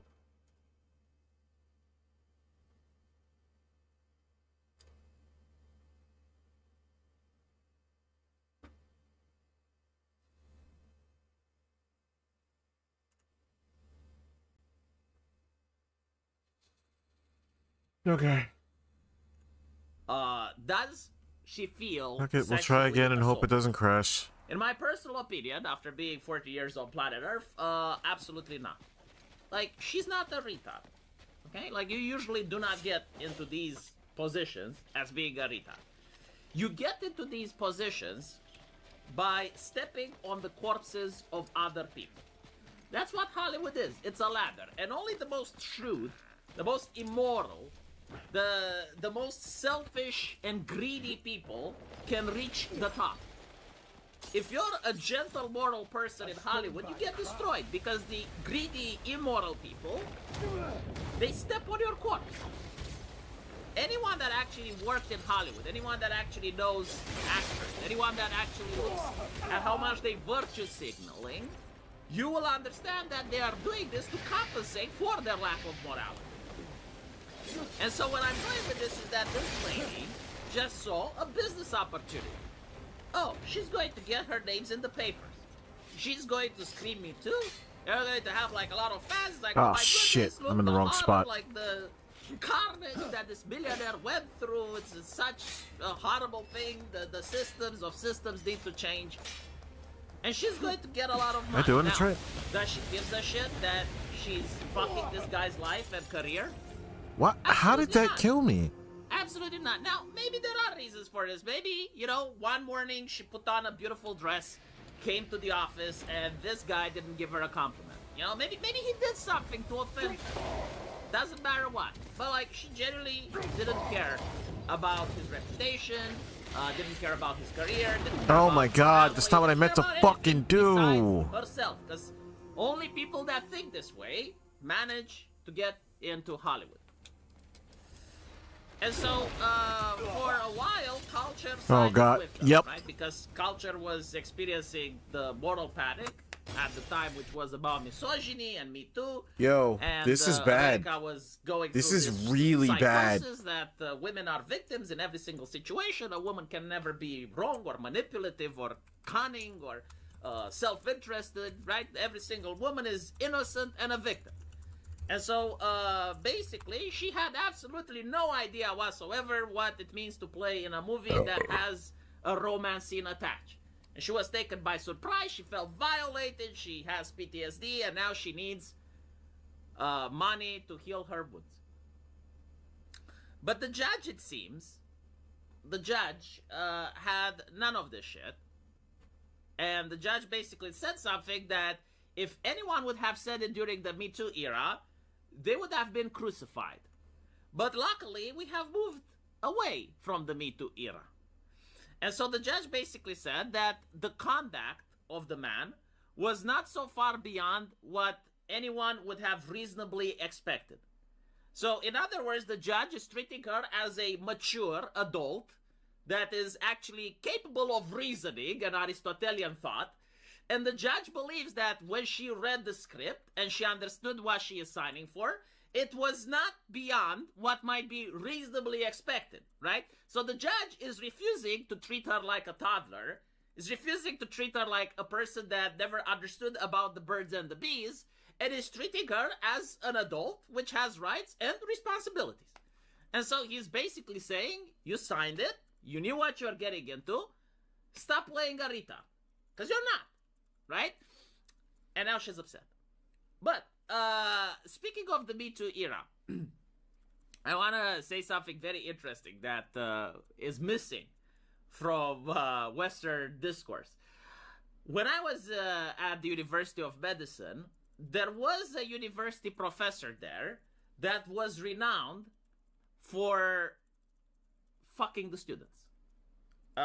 He was definitely like the Harvey Weinstein of the University of Medicine.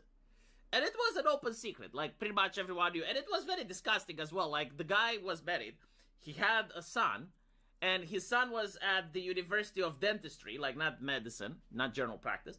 But the son was literally as old as the girls he was fucking, right?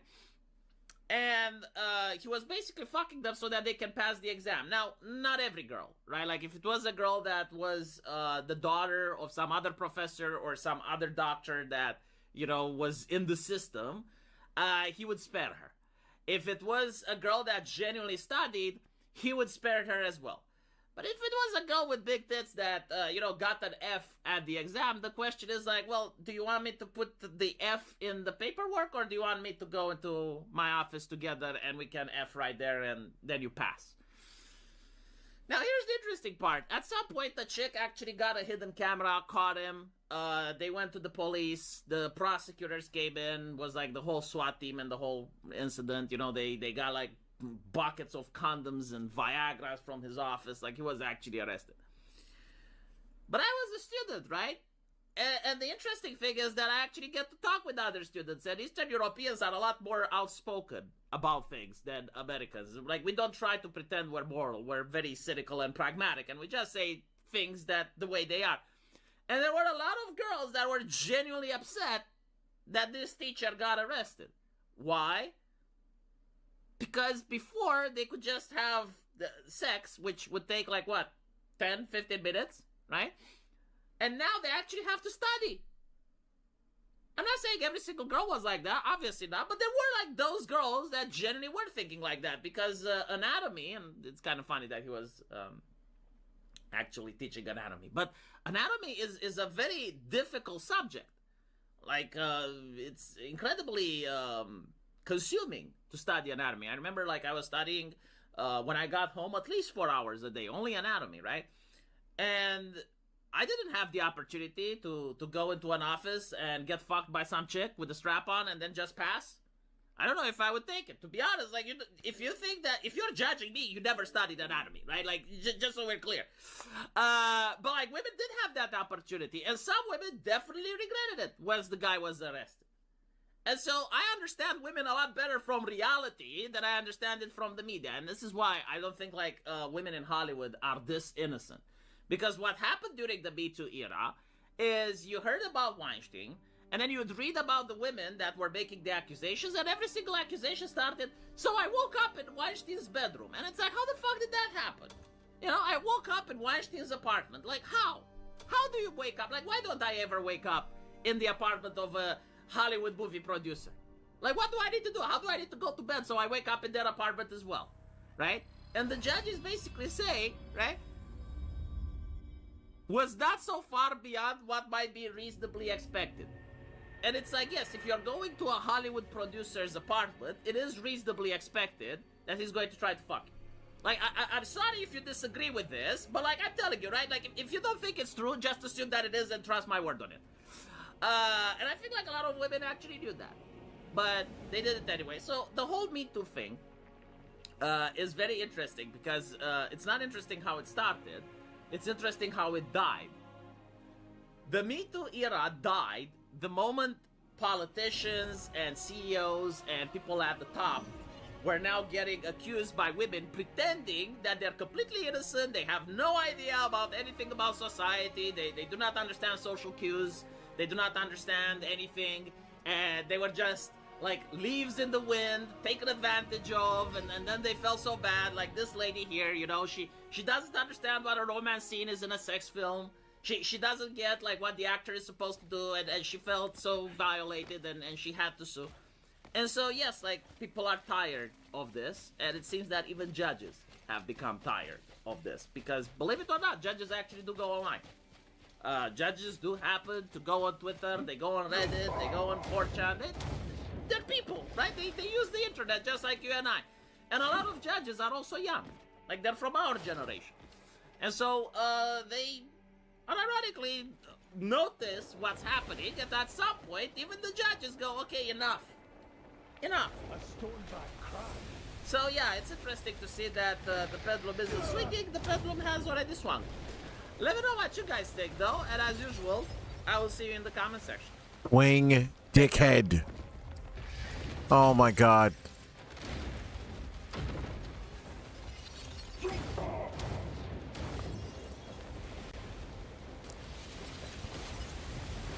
Bro.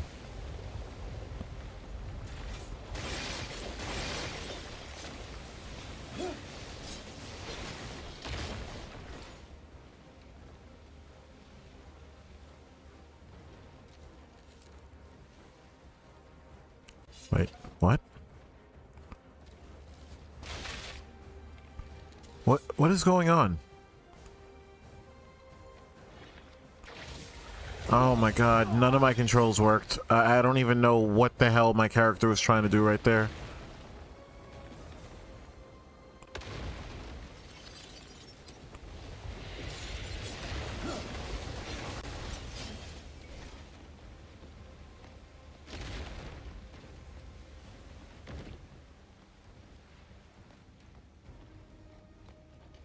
Crouch.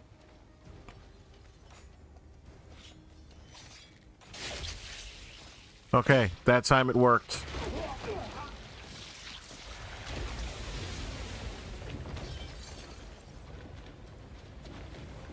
I'm actually kind of like waiting for this to crash again.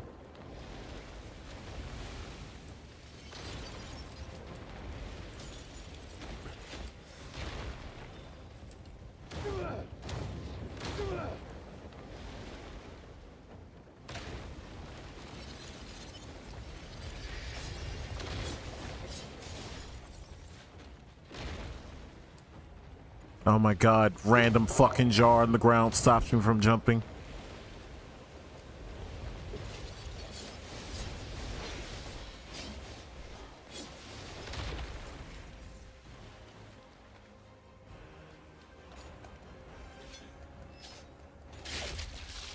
Two.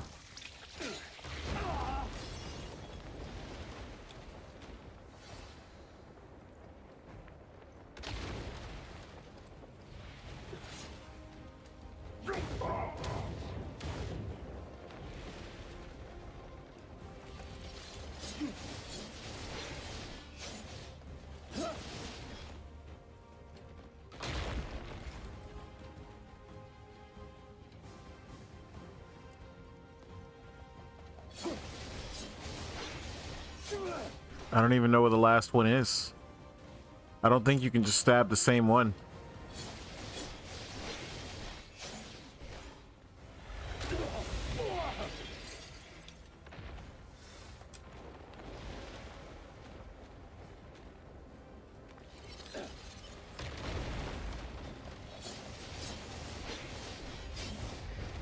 There it is. Found it.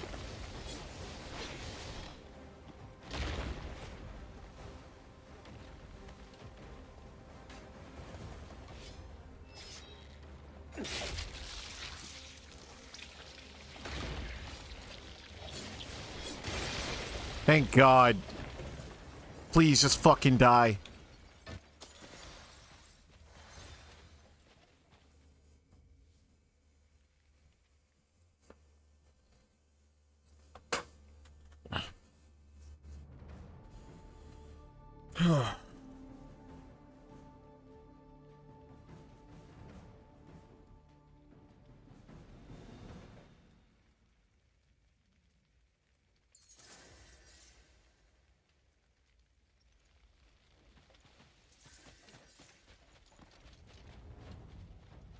I don't even know if I could fight these guys.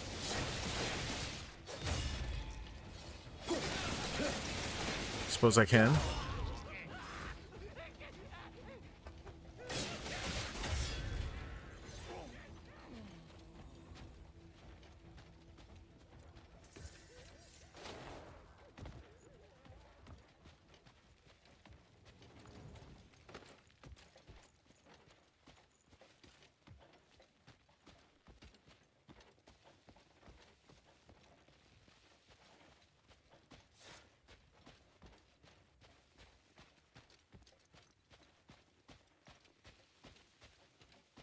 Oh, anything that was out here is gone now.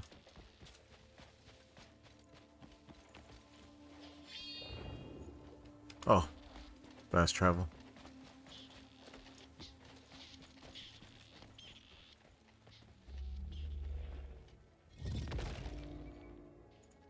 The real reason Pam Bondi got fired is dark. Yeah, so apparently she's out. She's apparently out. I think they've already chosen like a new person. I'm not sure, but let's see what this dark reason is. This is all speculation though, apparently. We just learned pretty sure that got the story he's about to say got debunked too. It's official, and now we know what got her fired, and it's worse than you thought. Actually, it's pretty bad, in fact, and it shocks me, quite frankly.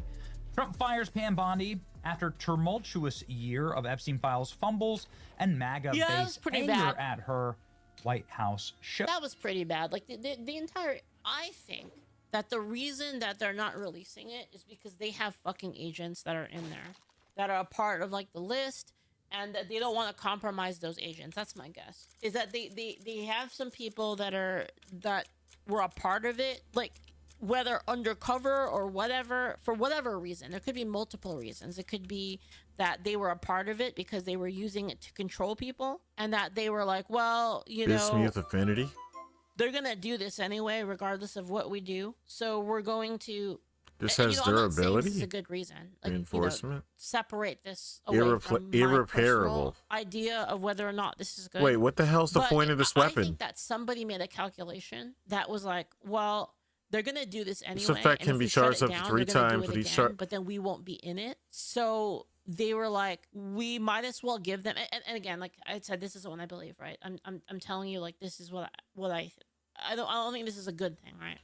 And they're like, if we shut it down, they're gonna start it up again somewhere else, and we won't have control the next time.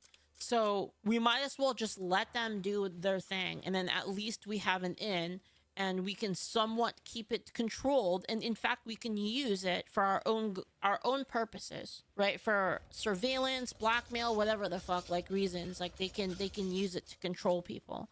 And I think that those people have agents that are involved. So people they have people in it that they're utilizing it for their purposes under the understanding that if they shut it down, another one will happen that will be worse. Does that make sense? I think that's what's happening. that's again my just my theory of what's happening. There's no proof of this. Sweep off dust, solar power panels with a broom. I'm considering like for what Holy reason crap, we're back to could they sweeping? possibly not want to release the stuff, and I think it makes sense that you know the Wait a cat's minute, out where's of the my bag. where's my Giga Chad Basically, broom? people, The one that I crafted. People, you know, there were leaks, investigations that happened. The cat's out of the bag. They lost control of the situation, but they have agents involved and they don't want to fuck them over. Does that make sense? Like they're like, that guy, I know he was a part of the thing, but actually he was secretly one of our agents and he was working with them, but leaking the stuff to us. So like they don't want to give away, they don't want to bust the agent or give away that they're agents because there might be other reasons that they have them still. Like maybe they're still involved in some other stuff. And that's kind of what I think might be the case. What do you guys think of that theory? You think it's crazy, or you think it makes sense? Again, I don't know if it's true. This is just me speculating. Like why they wouldn't release it, right? Why they would do such a bad job. So like then it would make sense for them to be like, okay, we're in here now. We're gonna release all the shit, guys. We're gonna release the Kraken, and oh shit, right? Like the person was like, all right, we're ready to go. I'm in there. Fuck it. We're releasing all of this shit. Like, you know, like Dan Bongino and whatnot, right? And they get in there gung ho, like we're gonna take this all down, and they're like, oh my god, this is actually really bad. And then people above were like, yeah, do you see why we can't release it? And they're like, fair enough. And again, do I think that's the right thing to do? I don't know. I'm not in the room. We don't know. what You to can't say because Right, we don't know what we if there don't know. Like, is there possibly a route in which it's worth it? And again, like, it's hard to say, right? Because it's such an emotional thing. Like when you're dealing with like kids being abused, it's obviously like the biggest thing that you would worry about and you would want to stop. But it's like, what is on the other end of it? I don't know what that possibly could be. Like, could there be possibly something that was like worth not getting justice here for? It's possible, right? Like there are probably things that are holding the world together that we don't understand. It's honestly the most likely scenario, speaking from background experience as viewer. That's what I think. Like the motives, what I'm inferring is based on the motives and like what happened. Like how does any of the puzzle like fit? Where do the puzzle pieces fit here, right? Because again, Dan Bongino went in there like, I'm gonna fuck everything up. I'm gonna clean this up, and he gets in there and you just, oh shit. Right, it doesn't make sense. It doesn't make sense unless I don't know, they fucking body snatch. Like they're fucking yerks now. You know, like they put a fucking yerk in Dan Bongino's ear or something. Like I don't know. Same thing with Cash too. Cash was on that same. I'm gonna rip through some of the deep rumor mill stuff actually happening behind the scenes. Pam Bondi is a great American patriot, says Trump, loyal friend. Remember, she was his personal attorney, right? So faithfully served as attorney general over the past year. Pam did a tremendous job overseeing the massive crackdown and crime across I'll talk about it when I watch the video. the country. Murders plummeting to the lowest level since 1900. We love Pam. She'll be transitioning to a much needed, more important job in the private sector. To be announced at a date in the near future, our deputy attorney general, very talented, legal mind Todd Blanche, will step in to serve as acting attorney general. Thank you for your attention. This matters. A couple things here. People are saying that Pam Bondi is staying in the administration. No, this says that she'll be leaving. She's going to the private sector. So there we go. And then other people are saying that Lee Zeldin will get the job, is going to Todd Blanche. This is Donald Trump's personal attorney. Todd Blanche was the attorney that Trump had through many of his trials, deep state trials. Let's sweep the other side. Witch hunts. Is very trusted by Donald Trump. And so that's the news directly from Trump. Here's what's going on behind the scenes. Pam Bondi, Attorney General, begged for her job. Late night White House showdown that happened last night. Bondi becomes the second to cabinet a casualty in less than a month, brought down by months of MAGA fury about her botched Jeffrey Epstein files saga that dogged Trump's Justice Department since day one. It was very bad. Didn't have to be that way. It was just like the whole thing with the them releasing the files to specific people, but there's just so much bullshit. It was just bad. Completely mishandled. It was all the optics of it were terrible. All done by them. Nobody forced you to do the binders. Nobody forced you to do the stupid unsigned memo. Nobody forced you to say that Jeffrey Epstein's a great guy and that he didn't do anything wrong. I mean, that's what the memo practically said. There were no co-conspirators. He didn't traffic anybody to anybody. Wait, I thought the Binders thing was Well, a files while say ago. Was something that her? Very different, and yet there's no arrests. It makes people angry when they're getting lied to. You can just tell this is bad. You know, remember she told me. Wait, wasn't that something that? Wait, I actually don't know.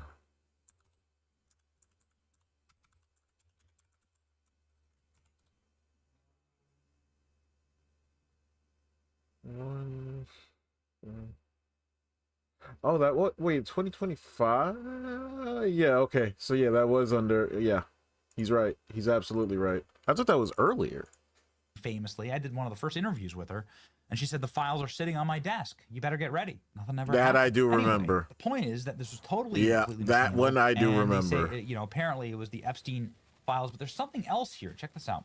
Todd Blanche getting tapped for the role. Trump informed the Attorney General last night, shortly before his Iran Okay, speech, also- that he would be leaving the Justice Department. Because I'm not understanding what I have here. Don't want that in my fucking shit. Bismuth spear.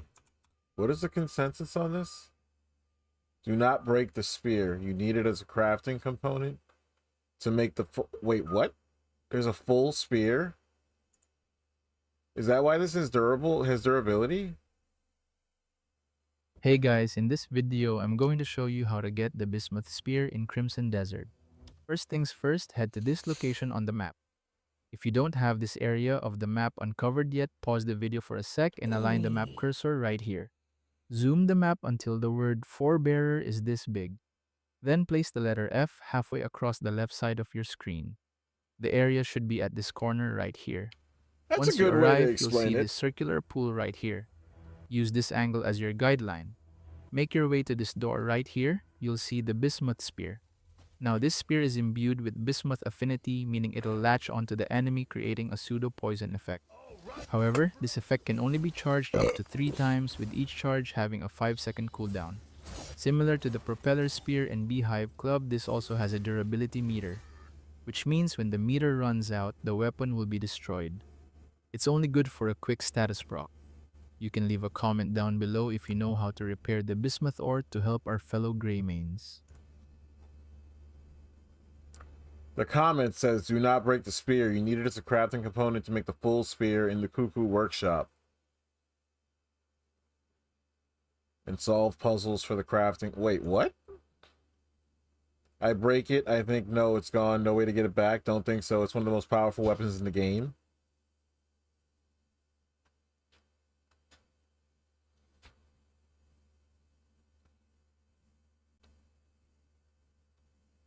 That's not true. Yes, it is.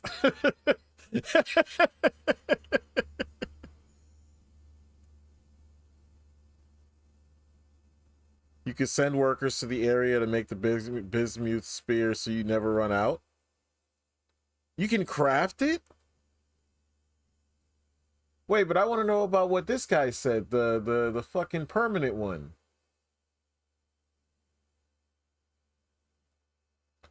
Okay, I'm just not going to use it. I'm just going to play it safe until I know, cuz it does sound powerful. Following the meeting, Bondi left Washington, D.C. and flew back to her home in Florida. She remained at the White House for the remainder of Trump's speech. Bondi responded by pleading I the didn't watch president the to give her speech. more How time good for the was it? role, but Trump remained firm. How that- good was the speech, chat? I didn't see it. I didn't have time. I was like working on the anniversary video the whole time. Nothing happened. When are we getting the aliens? Like, I want to know when the aliens. Flew back to her home in Florida. She remained at the White House for the remainder of Trump's speech. Bondi responded by pleading to the president to give her more time for the role, but Trump remained firm that he's leading It was a recap episode. Boo. the agency. Her leading the agency was over. She was unhappy and tried to change his mind. President Trump told her she was fired and that the announcement would be made shortly. The announcement was set to be made on Friday, but rushed on Thursday due to media attention. Let's continue. Trump's reason for this sudden dismissal comes in part because the president believes that Pam Bondi tipped off Eric Swalwell. This was the member part of that I think was Congress running debunked. to be governor of California, and he's gonna definitely get the Democrat. He's gonna get the Democrat nomination most likely. He's odds on. Anyway, really creepy dude, and there, you know, he had a pretty sordid relationship with a Chinese spy, the famous Fang Fang. Anyway, Eric Swalwell heard about this and decided to, sue the Justice Department to stop them from releasing these files. Amazing how it all flips around. So they flipped the whole Epstein thing around on Eric Swalwell, and now he doesn't like it. Anyway, I say release all the files, of course. Are those rhinos? No, those are bison. On Swalwell's relationship with Fang Fang.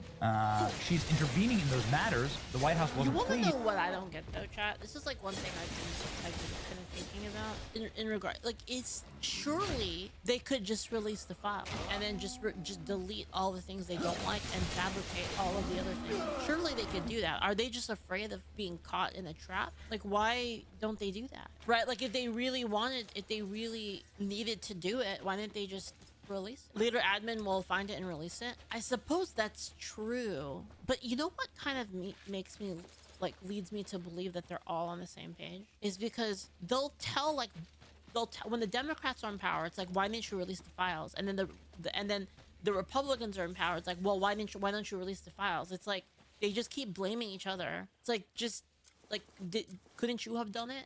She was You guys were in intervening due power. to her What the personal hell? relationship with Swalwell. Why the hell does Pam Bondi have a personal relationship with Eric Swalwell? October Unclear surprise. why Bondi would have intervened. You think they're saving it like for a tactical reason? Cope. I guess that makes sense. That could work. That they're saving it for. That they're saving like because the Massive news cycle is so cope. annoying now. Like, the problem right now is that everyone has goldfish memory when it comes to shit.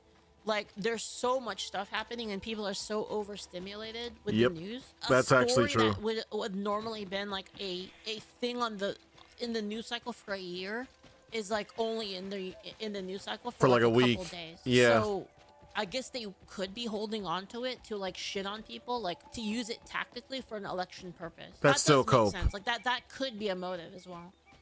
But it believed that Bondi and Swalwell have a friendly relationship. Swalwell openly criticized her since she took the AG position, failing to prosecute death threats against his family. Swalwell is one of the leading candidates for the California gubernatorial race. All right, ladies and gentlemen. So it's happening. Every time I hear that word, gubernatorial, I think of Deadpool. Pam Bondi led the department with strength and conviction. This is Todd Blanche, obviously. I'm grateful for her leadership. I'll be continuing to enforce the law and doing everything to keep America safe. Phone with President Trump, we have a big scoop. Pam Bondi will soon leave her job as the Attorney General. She is going to get a different... Because the basilisk is a meme, we can just meme it to release the files worth a shot. I thought that was a Kraken. Did they change it to a basilisk?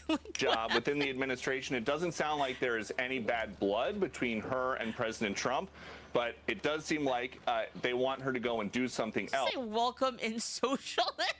True. Her and President Trump, but it does seem like they want her to go and do something else. And in an interim role, she will be replaced by Todd Blanche, who is currently her deputy at the Justice Department. So it doesn't sound like Blanche is being elevated long term to the Attorney General. There might be somebody else that the president wants to go in there. Hold up. Todd Blanche. I don't know Wait, about is this the guy this that's guy. replacing? Is he the replacement? He is, right? Like, for sure. Early life. Who the fuck is Leafit? But President Trump soon will announce to the entire world. Okay, so it has happened, right? This was It's just a meme. It's just a something that joke. Peter Doocy reported, and then soon afterwards, Trump sent the truth. Deputy Attorney General Todd Blanche will assume the role on an interim basis. Matt Walsh, over the top. Some of us have been critical of how the DOJ bungled the Epstein stuff and failed to aggressively prosecute left-wing extremists, among other failures. That one is really annoying. We were shouted down by other influencers on the site who insist that everything is fine and the administration should never be criticized. Will those people apologize now and admit that we were actually right about Pam Bondi? Of course not. Rhetorical question. Bondi should have been fired after the Epstein binder fiasco, which was one of the dumbest, most gratuitous, and wholly unnecessary stunts I've ever seen in politics. I think it was I'm really glad. annoying. I mean, to be fair, Matt will never admit that he's wrong about video games and anime either. So I mean, hard. here, and this is where the Epstein scoop comes from, ladies and gentlemen, Donald Trump has said that he wants to have Ron DeSantis in his cabinet. He's doing a good job. Look, whatever. No, happened no, to no, no, no, no, DeSantis, no, like, no, no, DeSantis was no, no. I would in the leave news, him like, where every he day, is. and then he just kind of vanished. Do you think he's laying low because he attacked Trump? So he's just kind of laying low. He's just like, I'm just gonna like de-aggro a bit because he kind of got fucked in the whole presidential thing. Trump says he'd consider hiring Ron DeSantis next year. Ron DeSantis is term limited, so he'll be out this fall, right? Boy, you'll be out this fall. So. Oh, I mean, well, if he's available, that's Ron different. DeSantis would make an excellent attorney general, people are saying. Trump's next attorney general must be ruthlessly efficient at inflicting maximum legal violence against the left-wing terrorists, hoaxers, Yeah, but and everybody coup plotters always who are seems actually like they're a attempting to good destroy fit for everything until and they're anyone actually in who defends our position. nation. That's the sole It's kind of like how, ladies and gentlemen, I guess we will see. it's kind of like how in sports, every single player seems to be like a dope player when they play elsewhere, but then whenever they get traded to a New York team, they start playing like shit. It's the same thing. What happens next, but that's what's happened to Pam Bondi. Low key, I was out jogging this morning and I saw I live in Tampa Bay, that's where Pam Bondi lives. I saw a government jet flying overhead. You can tell it's a presidential aircraft because of the colors and everything. It wasn't Air Force One or anything, but it was one of the president's fleet. And I was like, what? Who's coming to Tampa? Yeah, we know. We know.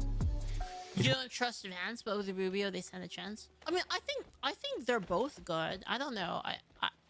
How come you don't trust Vance? Boy, Benny, like, share, and subscribe. See ya.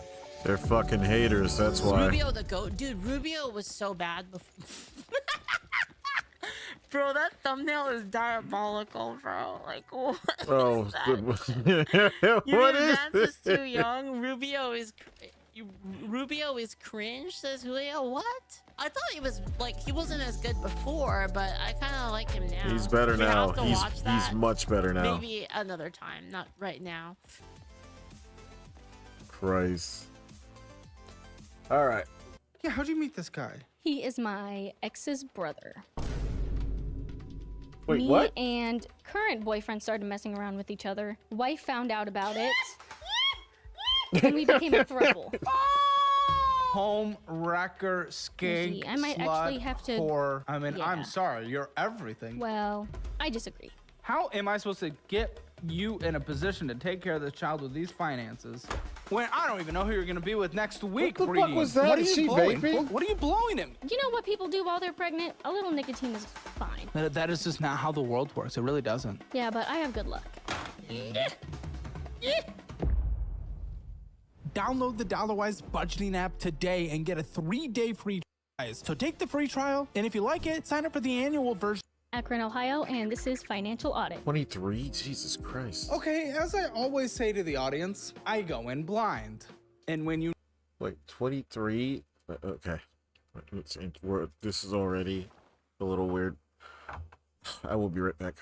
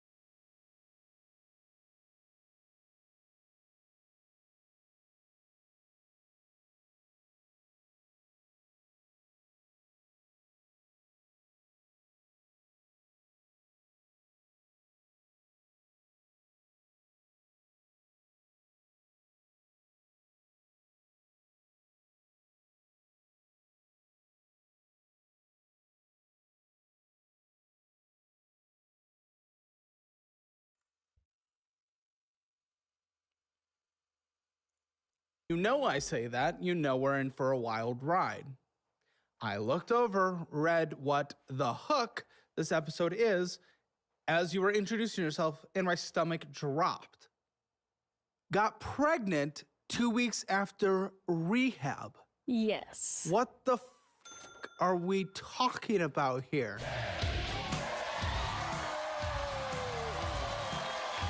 How pregnant are you, lady? 27 weeks today. Oh. Oh, I do see the bump, actually. Yes, I do. I have a Now little that we're... one. Wait, hold on. How many Hold on, weeks hold on, is hold it on. in- how many weeks are not? How long? Where are you? You're going weeks. I'm a little. Go months. Be a month person. 6 months? Oh, I think. This thing's coming. This Yeah. thing's Do the end cropping. of the Turtling. end of May. Oh, okay, for fuck's sake. So we're doing. So you immediately just got knocked up right out of rehab? I Isn't was the whole busy. thing with rehab is like you don't date right out of rehab? What the fuck you getting knocked? Now we have to intertwine all this Wait. finances with getting knocked up out of rehab. Okay. Do Yeah, you I already was have busy. any kids? If you're getting knocked up right out of rehab. Yeah, I have a Oh, 6-year-old. You're 23. 16? 17? I got pregnant at 16. I had him at 17. What are we? Okay, you're like every single oh, fuck, this is gonna be insulting. Failure I know in high school. Actually, I don't know your finances yet, but if you're on the show, they're pretty much horrible. Everyone I knew that doesn't do well by the time I turned 31 got pregnant in high school. Did you graduate? I did. Oh, okay. Well, that's good. And then you went to rehab, so I don't think things have gone the best in your life. No. Okay, so were these with the same guy? Is the guy in the picture? What are we doing here? My son has a dad. It's not his biological dad, but he has a dad. What happened to the biological one? The one that, high school, 16. How old is he? He was only like 6 months older than me. Okay. He, Have to well, ask. I found out he was doing before I found out I was pregnant. Okay, rehab queen. And then I broke up with him. This was before I started doing it. Oh, good. That's good. Mother of children. Okay, so you found out he was on the Crystal life, the life of the Crystal Palace. So I broke up with him and then found out Probably a I was good choice. pregnant. Oh, you found out you were pregnant after getting Crystal Nut in you. Oh, shit. Yeah. Okay. He's a great kid, though. I don't think he was affected by it. Uh-huh. Well, I hope not. What the So, you just got out of rehab 6 months ago then? Yeah. And August. what penis did this one create? My current boyfriend. It's a current boyfriend? Yes. It's a boyfriend that is current? Yes. That you are currently with? Yes. How long have you been with this man? It'll be a year in May. So Okay, not we might call long. him in, actually, I'm being told. I guess he couldn't travel here, but maybe he'll call in. Oh, okay, so that's the father of this child, what you call the Yes. father?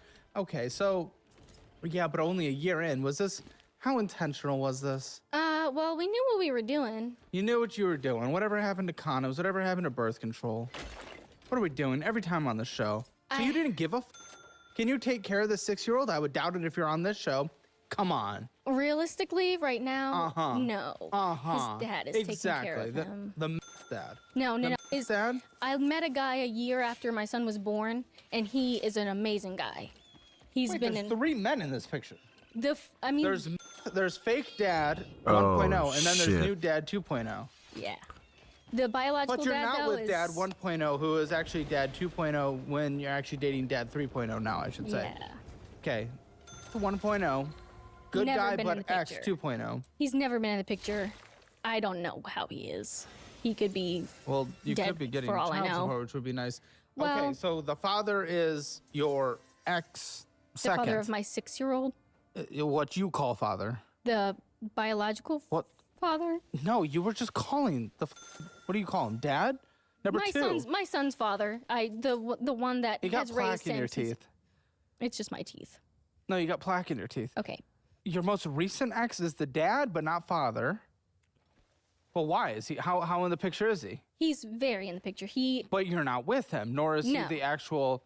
No, okay. he got put on the birth certificate because he's he's been a part of my son's life since he was 1. He's the only dad that he knows. Okay, so does he get he's my custody? son's father. He hasn't legally adopted him yet, so. See, that's where but we share. that's why we share There aren't custody. any fish in this area. Okay. That road, because it's like it's confusing. So it's not We here. I share. thought the quicksand area was the sand fishing. Yeah, we have our own. And if it wasn't for him, you'd be not being able to take care of this. And then you get pregnant again right after you got out of rehab for what?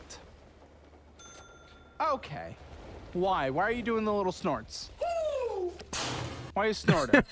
When did you get into the snorting? April 2025. Oh, for fuck's sake, that was last year? That was last year. It started with Adderall, and then It usually does. I couldn't find any that wasn't fake, so switched over to. You just found. Well, I knew that the dealer also had And then what? You were just doing multiple times a day? up to 3 grams a day sometimes. Is this a lot? Oh, Brandon gave me a shocked face. Yeah, it got really bad. On the low end, it was like gram a day. High end, 3. It's a lot. This isn't my thing. There needs to Okay, be some line that's of a questioning I'm as to being why told. Brandon doing knows 1 gram about a all day the is doing a sussy lot. shit How the fuck everywhere. Did you ramp up to that? Mother of children. You have a child. What did the ex, who is the dad, kind of legally think about the person who is sharing custody with just snorting pounds of? Well, he said as long as my son is safe, then he doesn't care what I do. But That's yeah, it is okay. because Well, you were the me one being doing sober means things. my son being safe. Huh? Me being sober means my son being safe. Well, I would agree. But You don't yeah, he's seem. How could you afford that? I'm being told by the expert in the room, Brandon, that an 8-ball is 3.5 grams and $250 street value. Bro. yeah, like 1 gram was like $50. How are you affording this shit if you're doing 3 a day? What the fuck are we talking about? I was spending all of my money or pulling Last out week. cash advances. Is that from why credit we're into this? cards. Is this my first episode? Probably. Okay, so the current boyfriend sticking it in, not pulling out, not using birth control, because why not? We can't even take care of one kid. We just got out of rehab. And Let's go he- ahead and create another one because you're the he most also responsible has mother in the 2 entire more world. kids. Oh So my! we have a What is wrong combined with total you? of Where? 4 kids. Akron? Is Akron even white trash? But you're fully living it. No, you're just living it. Why do you want to? What are you doing? I don't understand this. I'm sorry. I'm shaming you right now. But I'm gonna shame you right now because you need to be shamed. Because you're just gonna keep breeding. What the fuck are you doing? I'm what the not fuck gonna is he keep doing? breeding. Absolutely. I'm done after this. That's not how this works. Did you get a hysterectomy? I can't get a hysterectomy. I'm pregnant. How am I going to do that? Well, that's a good point. Are you getting a hysterectomy? No. Then you don't know if you're No, done. but he's going to get fixed. Huh? He'll get fixed. Yeah, until you find another one. You're running through these people. I'll find Girl, another you're man? 23. Yeah, you're 23. You're knocked up your second time. The guy you're currently with has 2. The first one was you were just in rehab doing a drug where people on, by the way. And then you just had this other guy. Yes, you run through people. You've only been with this guy for a year. You're not married. Are you married? No. Okay, then yes, absolutely. With your I don't tendency- run through people. What are you talking about? You got knocked up at 16. 2 weeks after rehab, you're just taking it and then popping on a kid. I was 16. Absolutely. How many Have years you done ago? since? No, I'm 208 days sober. Well, that's good because you have a child in you. Yes. A child in you. I do. You better not. It's not even an option. No, it's not. How'd you meet this guy? Because it was 2 weeks after rehab. Yeah, how'd you meet this guy? He is my ex's brother.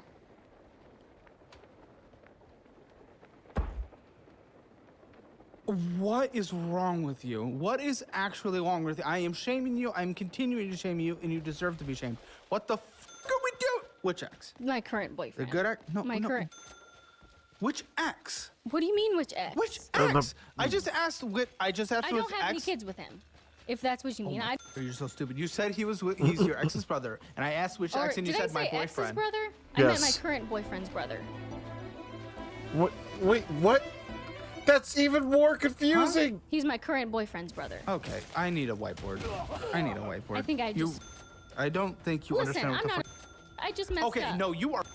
No, you are. I'm Okay. objectively not. Look at what I've accomplished. I have good things. I'm not. I have good things. Actually, no, I am. What am I saying? I'm definitely. But we go. you are. Thank you. I'm sorry. You're. Come on. You're getting knocked up endlessly. Okay, draw the love Okay. So. octagon. I guess. Yeah, I was about to say, I what was shape do with- you choose for her? It was me, plus X. X has X what? There's so many X's. my most recent X. Okay. So let's call that X2 because that's the second X, right? Because there was X Okay. math, X1. Okay. We'll call him X2 then. Okay. This was the guy that is the dad, but not biologically No. of your. What? No, this guy. I got pregnant at 16. That was a long time ago. Yes. Which This one is guy, That's also I pretty only bad. met September of guy- 2024. This guy is the non-bio. No, he's not.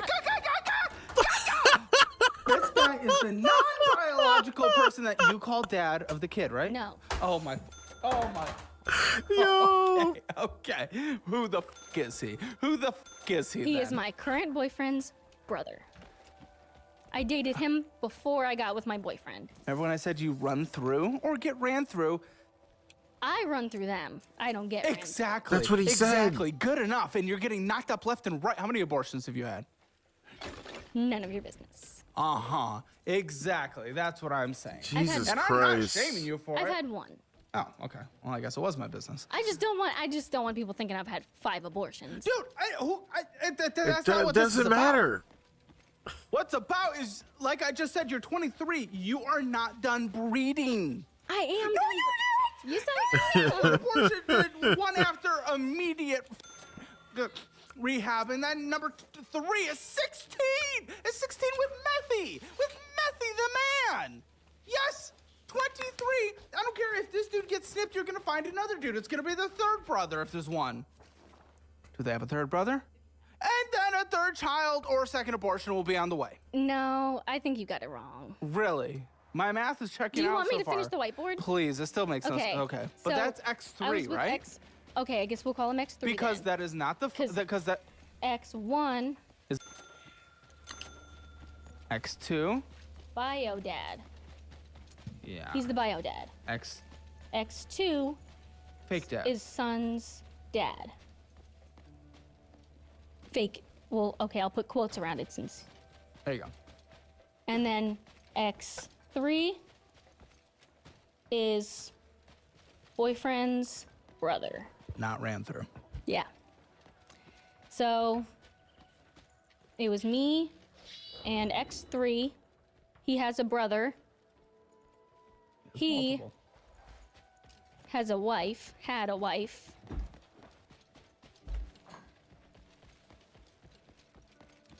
And me and current boyfriend started messing around with each other. Wife found out about it. And we became a throuple. Oh, what are we doing? What are we doing? Oh, okay.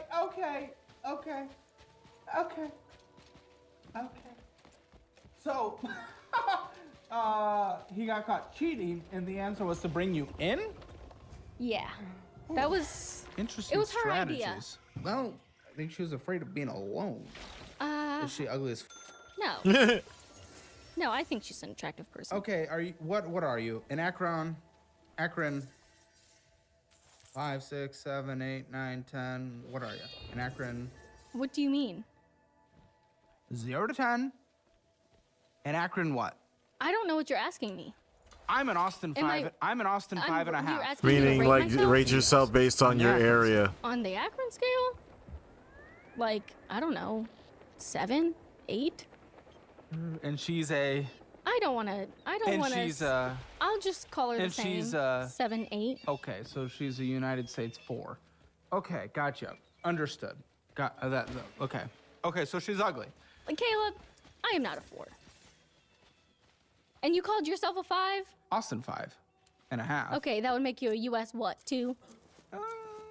I definitely wouldn't say 4. Okay, it would slow. definitely be higher without all the It's only 'cause you bullshit. just don't got the weight. Other than that, if I lost weight. Definitely not high though. Debatable. Unfortunately. Okay, let me see a picture of this woman.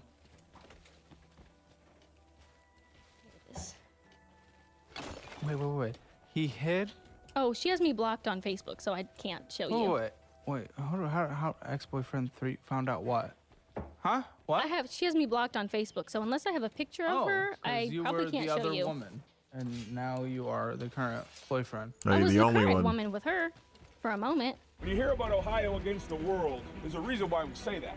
Yeah, I don't know if I can find a picture of her. I'm asking how the brother found out. I So- found out about what? Wait, I'm lost in this. I'm lost. It's just like a Game of Thrones thing with Which one Oh, family. the ex? Oh, because you were f***ing around with. Because I was f***ing around with his brother. Yeah. So how X2 found out? Yeah. Right? Yes. So you guys weren't together anymore? Okay, so We there's were 3 things technically upstairs. together. He was on a bowling Is that a trip. Shopee? He was on a bowling trip you and guys? What are you? What are and- you? You're a beast. You're a beast. You're a beast. Oh, okay. How did he find out that you cheated? Well, we had kind of broke up while he was on the trip, and it was confusing. I don't know. My brain is foggy. This is- because yeah, of the- I'm sure it I'm is. sure you can imagine. This was during the times. I think it was just before I started doing. It was just after I got sober from, and I started doing. Oh. Okay. Okay. What's next? So that's it for the drugs. Just like the kids. Keep Keep going. He came home from his bowling trip and he had a suspicion that we were messing around with each other, me and my current boyfriend, his brother. How did he have the suspicion? Because we were hanging around each other all the time, and we were making it pretty Oh obvious. shit, there's a guy up here. He took my son's baby monitor that we didn't use anymore and put the camera under my bed, and he took the monitor and he snuck onto my enclosed porch and recorded it on his phone. Oh no. Mhm. So then Your he, boyfriend's brother. yes, my boyfriend at the time's Oh brother. my goodness. Do they live with their parents? So I moved in with. Do they hate you? The They don't skank hate me now. from Akron. Okay, I'm not a skank. I'm I made sorry. some bad choices. I'm sorry. I You're made some kind of bad the skank choices, to but Akron. There's a lot more skankier than Akron. Trust That me. doesn't Well, mean that's you're why we not. Don't go there. But listen, the thing is, sleeping with your boyfriend's brother while No, you're it's not ideal. Yes. An but- Abyss Spectre? But hey, we're happy. She's happy. Everybody's happy now. Uh-huh, I'm sure. Mm-hmm. And she just had her boyfriend move from a whole nother state and come move in with her. Who? The one that blocked you? That's Yeah, right. she's thrilled. She blocked you. She's moving skank. on. She's moving on. It's okay. So, yeah, he found out. He went to go tell her about it, and then we just came clean and So while your at the time boyfriend was in that house, you were having sex with his brother in that house. No, he wasn't in the house. He was away on a trip. Well, how do you find out then? Again, the monitor. No, He's because when he got back, he had heard that we'd been hanging around each other all the time, and he saw us, and I had kicked him out of my house because by the time he got back, we were broken up. So by the time he got back from his trip, we were broken up. So he was like moving his stuff out of my house, and it was when he was moving his stuff out of my house that he put a camera under my bed. Wait, what the? This is so confusing. This is so confusing. There's a lot of moving parts. Yes, there is. Like when you were with the other brother, X2, you cheated on your ex with her best friend. Yeah. Oh my goodness. That's and the this whole is what's reason. happening. This is what happened. You're a skank bitch, you're a cheater, and you will just get knocked up for the rest of your life. No, I won't. Yes, you are. Come on. You're kind of disgusting. I waited 6 years before having another baby. You didn't First of all, because one got, and second of all, you didn't wait. It just happened. We knew what we were doing. And so it went for generations. We knew. So that the you baby got could come 2 out weeks of it. out of rehab after multiple trips to rehab, and you're like, let's just bring a child into this? After you, my current boyfriend, are the brothers of my ex-boyfriend, who I also cheated with to get to. Oh my god. You're an endless cheater. You're a whore. You are. I mean, I'm just calling it is, right? People are gonna say this is sexist, but I mean, this is the reality. If a guy did exactly what you're doing, I'd call him a whore too. Well, I disagree. You disagree? I don't know Yes. how possibly. How am I supposed to get you in a position to take care of this child with these finances when I don't even know who you're gonna be with next week breeding? I have been with this guy for almost a year. That and is having a baby nothing! together, and we live together. That is nothing. You lived with your ex when you cheated on Yeah, him and with he his provided brother. nothing. Provided and it was nothing. Me. It was what are you me saying? You said providing everything. he's the reason your kid's being taken care of. No, that's a different ex. Okay, well, the ex-wife of your current boyfriend called CPS on you. She didn't call. I don't know if she called. Somebody else did. Are we shocked? Are we That case surprised? was open and closed, though. No, I'm not surprised. I was on drugs. And are you sure you're not? Yes, I'm sure I'm not. I'm pregnant. I'm 27 weeks pregnant. And I have my That sober doesn't date on my stop phone. people like you. I'm sorry to I can take say. a drug test. No. I am happy you're sober, but I am. We can celebrate that. Don't get me wrong. But like with the absolute pattern of behavior that your life is, I would have not been surprised. Well, you'll be surprised when you see me again and I don't have another kid and I'm with the same guy. Yes, that will be the biggest surprise I've ever heard. If I woke up tomorrow with my head sewn to the carpet, I wouldn't be more surprised than I am right now. You suck with money, so you download a budgeting app. You start with the classic one, YNAB, but everyone just deletes it. I would call because it's CPS way too 2. Holy complicated to shit! use. How bad does this People get? just like you. No private free money. We like free money. You can get $50 right now in your checking account. So what the f are you going on? Is all this shit I'm looking at just absolute debt, baby? You have $103,000 in debt. You have $103,000 of debt. Oh my! What do you do for a living? I haven't even asked that. Well, Wait. Oh, okay. You'll answer that in a second. I have a note. She really wants to marry him, but wants to wait till 2028. he just got To do divorced. it. He just got divorced in December. Girl, you are not gonna last with him to 2028. I You kind are of gonna agree. get Why do you think breeded by that?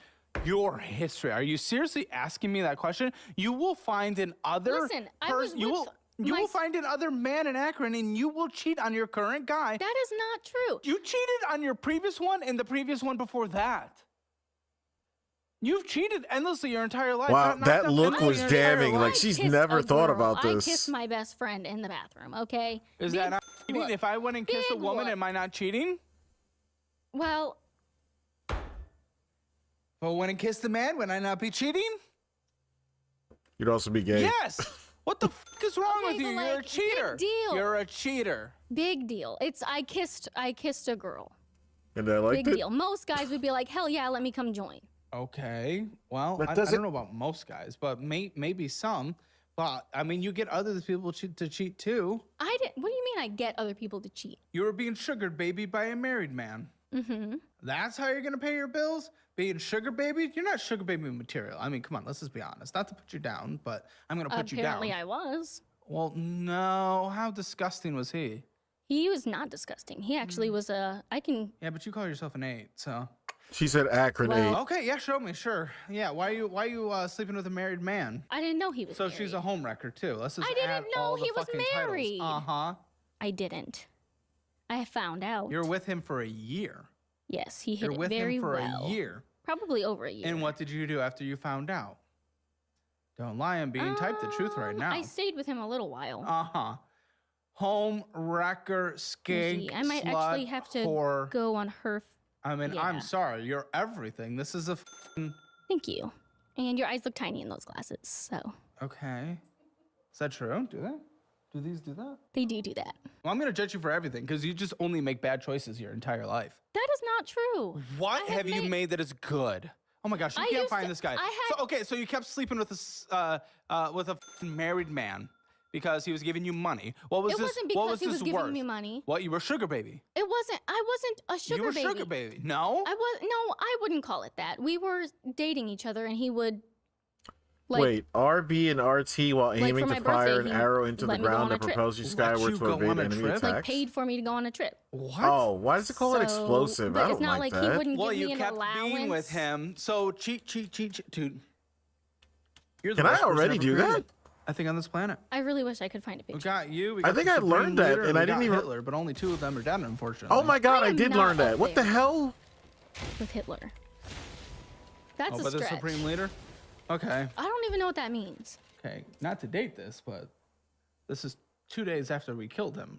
Are you not like No, in this world? I'm not in the news. That's not even in the I don't news. watch That's like the news. impossible to avoid. I don't watch the news. Don't watch the news. No one watches the news. I don't think I've even been on the social media. Old people do. Oh shit. What is your job? Well, if my car wasn't broken down, I would be door dashing. Wasn't broken down? If it wasn't broken down, I would be door dashing. Okay, well, I have a sneaking suspicion it's broken down. Yes. So what do you do for a living? I do DoorDash, but my car's broken down, so I'm waiting for it to get fixed. Right now, I'm doing nothing. About to be mother of 2. And Yikes. leaves every man after a couple years because she finds a new one she prefers. Oh my.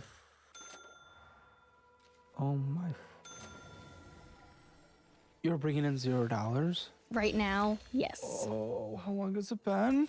Only a couple weeks. And the baby daddy, what does he do? He also does DoorDash. And is he currently? No, because the car is broken down. Oh, you share the same car? You don't DoorDash at the same time? No, we split it up. We only had one car. Take a bus and work at a coffee shop, you fat. Trying. I'm sorry, I'm upset. She is a demon damned to hell.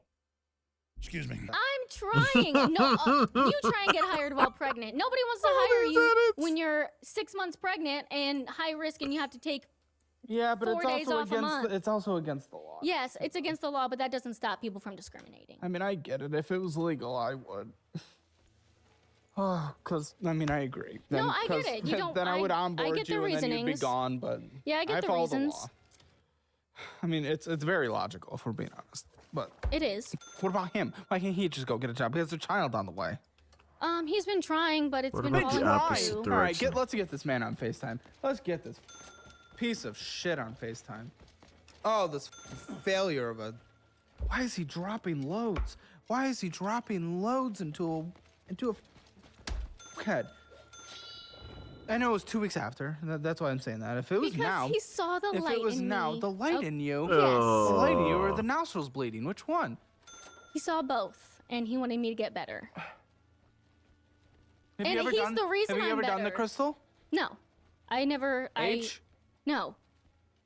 I did like when it came Wait, to why am I opioids, seeing grass? And then once I got clean from those, I went to Adderall, and Payloon. then I never touched. Still clean from opiates. Yes, How long has it been? like, You don't have to do the math. Has no, it I been have since it on rehab? I have it. Has it been no, since it's been- rehab? It's been almost a year since I've been clean from opioids. So you did one after rehab. I'm 339 days sober from Well, opioids. good job with that. But you did do a relapse? On other, not on. I relapsed on other drugs. Yeah. That was so. I ended doing in April. Started Give me doing. this. We're bringing in the iPad to call this man. Call this man.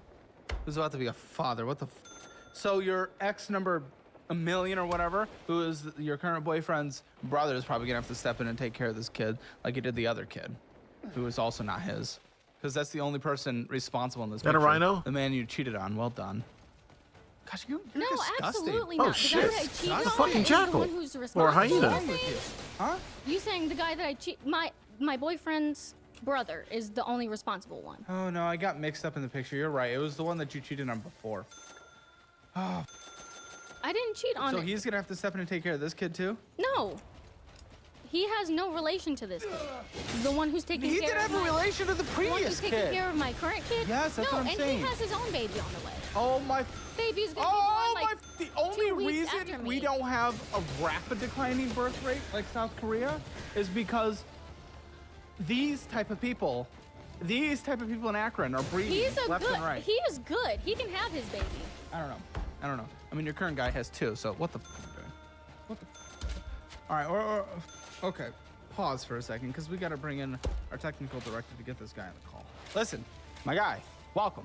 What are we calling you? Baby daddy. Let's call you baby daddy. What the f is wrong with you? Why are you impregnating a woman 2 weeks after f***ing rehab, dude? I mean, it just happened. Well, yes, if you stick it in, it just does. That's kind of weird how that works. But you already have 2 kids. Why are you guys breeding like left and right? It's kind of crazy. You guys are breeders. Yeah, I mean, I like my children. You like your children, yet you refuse to take care of them. because the fact is, you work DoorDash, well, she also works DoorDash, and you only have one car?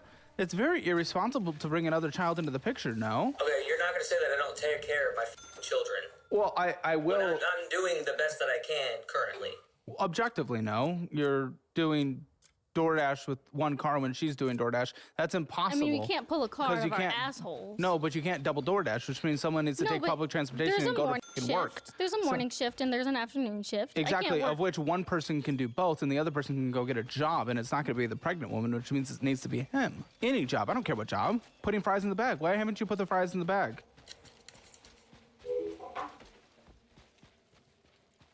Wow. I knew that was gonna happen. He can't handle any pushback on how he clearly doesn't take care of his. He takes care of his kids. I don't think that's true. That's impossible. How is it impossible? Because he just needs to go get a job, man. When I was growing up poor, at least my dad went and worked like a gas station clerk type position to make sure food was put on the table. He's not gonna answer. Okay, text him and you can tell him that I'll be more gentle to him because I do have more questions about this thing. So you can tell him I'll be more gentle. I'll be more.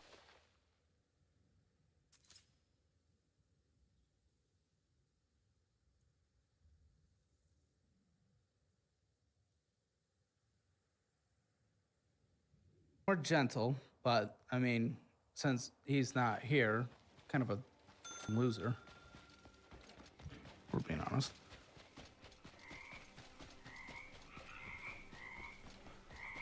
How much is the fix for this car?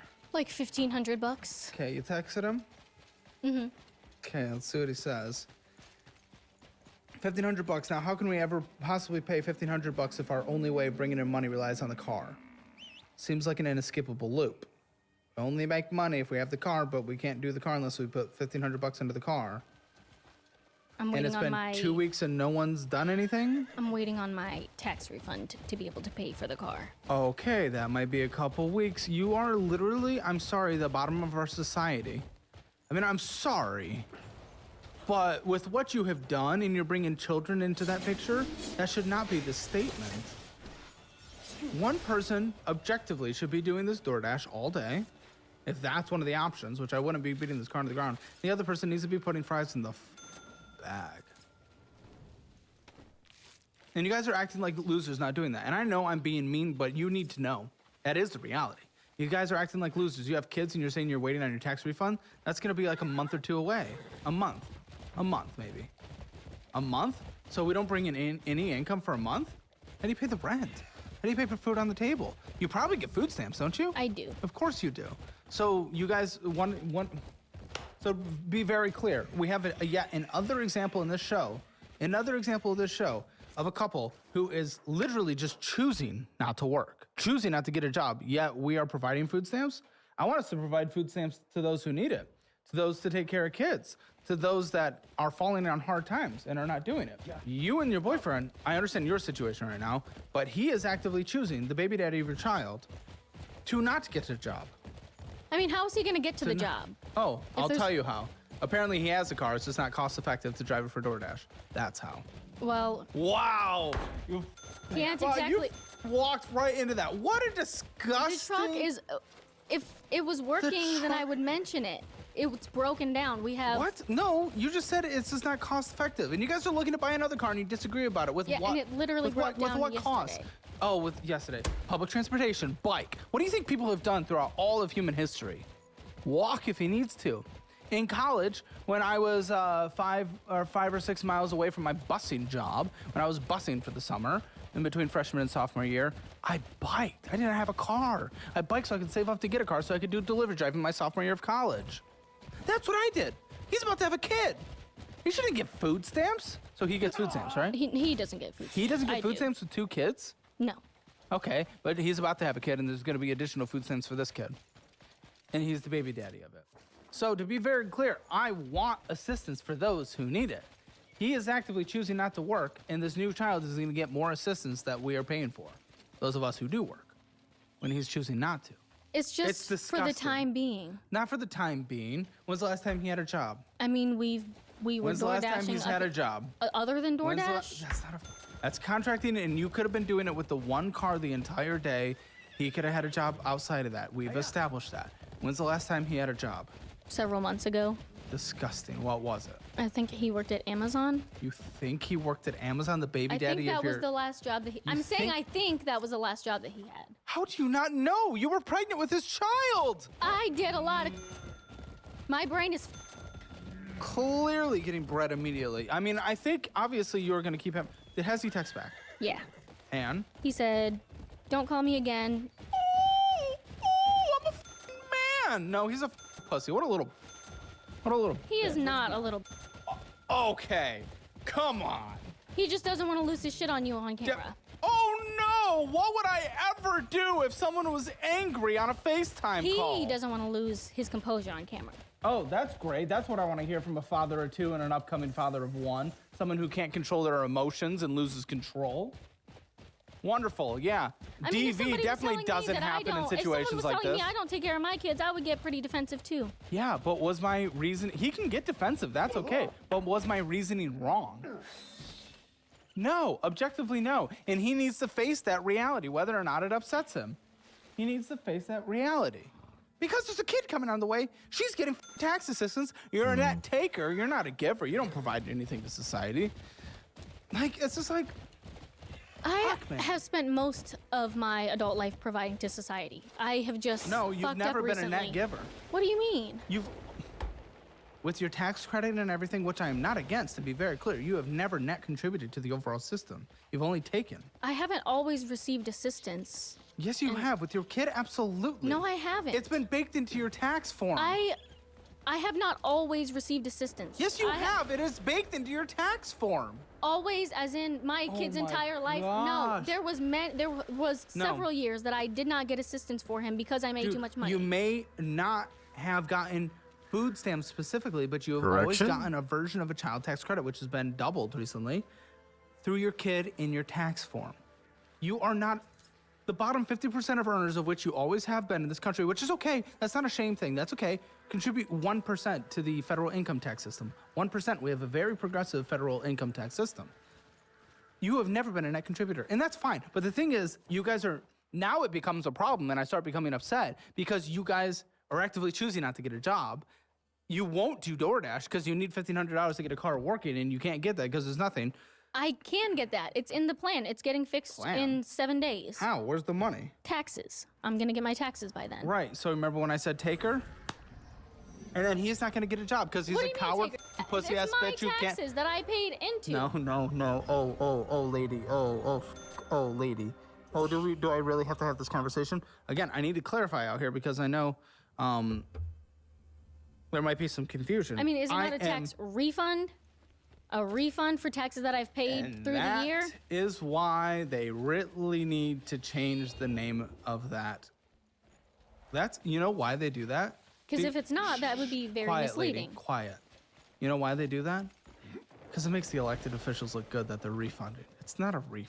You're not getting refunded. You're getting net more from the system than you get. And it's then you give. And it's because of the child, and I'm not against that part. But then you also get food stamps throughout the year because you're choosing not to work. I am against that when you're choosing not to work. Especially him specifically, about for the new kid. So no, it's not a refund. You've barely given anything. You've barely given anything in taxes. In fact, I highly doubt you're even claiming your DoorDash correctly. Yeah, I did my taxes correctly. I mean, I didn't see any problem with it. What do you mean? You didn't see any problem with it. I don't know she what I didn't did see wrong. any I problem. wrote off my. She saw no issue I wrote off whatsoever. everything I was supposed to write off the correct way. No, not a chance in this world. Not a chance in this Why? world. Huh? Why? Because listen how you spoke in this entire conversation. You don't know what a write-off is. You don't know what a deduction is. There's no way you did this yes, correctly. I do. Oh. You literally just called it a refund, saying it's a refund for the money you paid in. You don't know how it works. No way you know what a deduction is. No, you do not, and that's okay. It's fine. I've been Dude, doing the thing is, self-employed things for like 3 years. I know doesn't mean how you're to... good at it. People f that up all the time. Listen, again. Oh, I just want to be I know what because you deductions keep are. taking me down rabbit holes. I'm just going to talk over you while you keep speaking. The thing is, I'm against a broad social welfare program to help people. You were just abusing it. And then with your new kid in, will I'm be abusing extra. it because for this current like month, I don't have a job. Month? When's the last time you had a job? Door dashing is a job. Yeah, but you guys are f***ing around. Do I need to explain this for the 4th time? You don't need 2 shifts with 1 car. One person could be doing it all Did day. I really It ain't leave difficult to something do there? DoorDash. I was delivery driving through college for 4 years, okay? It ain't difficult. It's pretty simple. One person can do that all day while the other person is working. You have to provide. And since you guys are choosing not to, including him choosing not to get a job, because he, by the way, if you're watching this, you're a coward-ass, pussy-ass, bitch, mother failure. No, you're not. Objectively, you are. And we have seen proof of that here. No, you're yes, taking you're like abusing 2 the pieces system. of evidence and making this conclusion out of it. Girl, 45 minutes of talking. There's almost, I don't see any alternative. He also took his brother's girl. He's a horrible person. Okay, yeah, I forgot He's a about that horrible one. person. You're I a forgot horrible about that person, one. and Yeah, you need by to know that. default. I'm not going to sugarcoat it. This show is not about sugarcoating. I'm not going to do it to look good out there. I'm not going to do it to look good to you or to the people sitting in this room.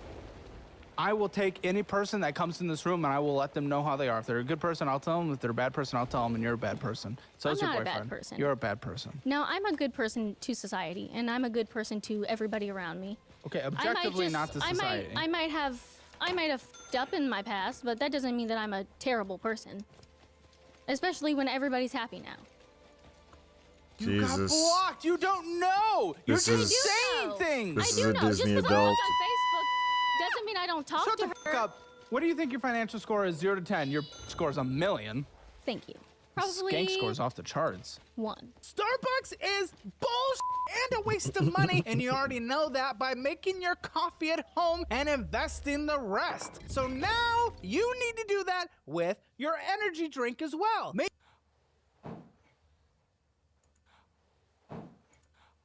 Wait, what happened? Ever join? That's a promise. Now get your Hammer financial score. Take the assessment for free. CalebHammer.com. See where you stand in the world of money. It just What takes a did he few say? minutes. You take the assessment. It's Oh. great. You see where you need to improve, where you're doing poorly. Or you... What are you blowing? What are you blowing at me? What did you just blow at me? I didn't see. It's just a vape. It smells. It smells like raspberry lemonade, pussy. Wait, you're pregnant! Yeah. Nicotine is probably harder than to quit. You're pregnant. Isn't that bad for the kid? You know what people do while they're pregnant? A little nicotine is fine, and my doctors know. There is an increased risk of birth defects like cleft lip, cleft palate. My doctors know about it. That's more of an There's also a indictment on the risk of having doctors. the baby early, preterm delivery, low birth weight. And honestly, I'm on so many medications from rehab. This kid's gonna come up. Oh! I get Double I downs. get scans every month, and he's perfectly fine. The vaping can damage not only the mother's blood vessels, but also the baby's blood vessels, and that can cause long-term damage. Oh, for fuck's sake. Trust me, all the medications I'm on. First of all, don't vape in here. Let me just say that. I don't want your addictions throwing through my air, especially towards my coffee that I'm drinking. And I don't like the smell of it, even if it's it's just nasty. It's raspberry Stop lemonade. It! Stop it! Stop it! Shut the fuck up! And two, you are pregnant. Lemonade. Remember when I said you're a bad person? I don't think it makes me a bad person. What? There's no way. There's not a. What the? Grinder. You sure that wasn't you? No, it wasn't. I'm deleting it. You get to choose between Grok, Grubhub, and Grinder. Your path. Medical info we have on pregnant woman who vape. Oh, I also smoke still. No. What kind? Well, how? I take. It's all cleared by my doctor. No, no, no, no. No. No. They know. That doctor's straight from Flint. They know that Born I and smoke. raised. Listen, I used to do. Okay. It's much better. It's much better for me to be smoking and stay in California. Do not. Your entire life cannot be based on because it's not as bad as. It's not bad. What? Once you've been an addict, then you can. You're pregnant. Okay. What? There's You no. don't have to tell me I there need are to be an no addict to be able to there are speak on no this. You studies- absolute. No studies that have shown that there is a negative effect on the baby from smoking weed. Wrong again, idiot. And he's reading upside down. And I have a baby that is a weed baby, and he is proficient in every way. Shut water is flowing up. once again. He is. He's always been The area brilliant, and seems he's 6 years old, and he's he's amazingly brilliant. He's 6. Now the people of this village can live I'm not in blaming it on the, but I'm saying it didn't have an effect on him. Everyone here will Bring remember you back for a long, town long square time. beheadings. This is crazy. You're insane. What the f is wrong with you? And you're gonna keep popping them out. No, I'm not. This is my last one. Vaping during pregnancy exposes the development to nicotine, which can harm brain and lung development. Animal studies indicate that nicotine and certain flavorings in e-cigs may impact talking fetal about vaping. development. I am, because I started with that first, because that's where we started, you dumb shit. Human studies have linked vaping and pregnancy to increased risk of preterm birth before 37 weeks, low birth weight, and small for gestational age. With neurological issues, self-regulating problems. Oh, that's where you are. Motor skill defects in infants. Oh. The study found several e-cigarette exposure with You can do it. nicotine. I think it's because you vaped at me. I think I'm becoming. Placement growth compares fetal and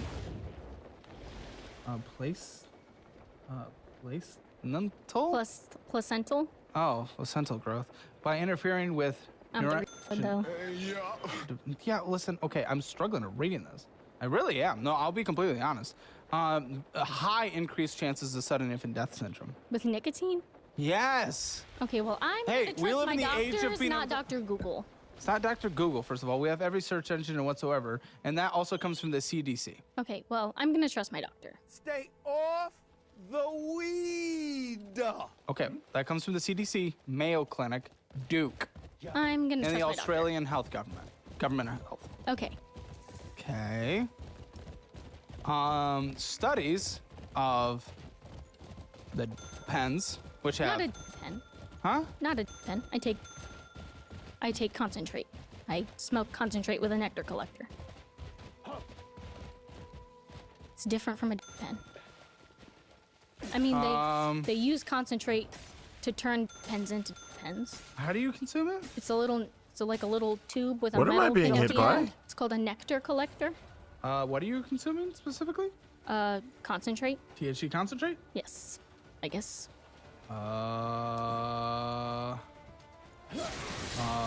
Okay. Well, one thing we know for sure is the THC concentration is substantially more, typically, with that.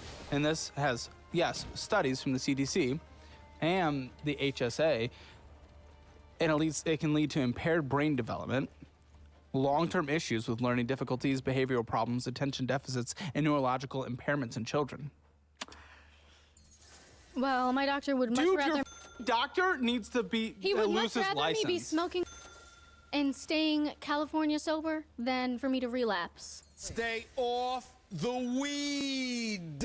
It's Dude, I would be honestly, okay it's if you the weren't lesser of the- pregnant. it's the I'd be lesser okay if of you the weren't two pregnant. evils. I'd be okay if you weren't pregnant. Well, luckily I don't need your approval.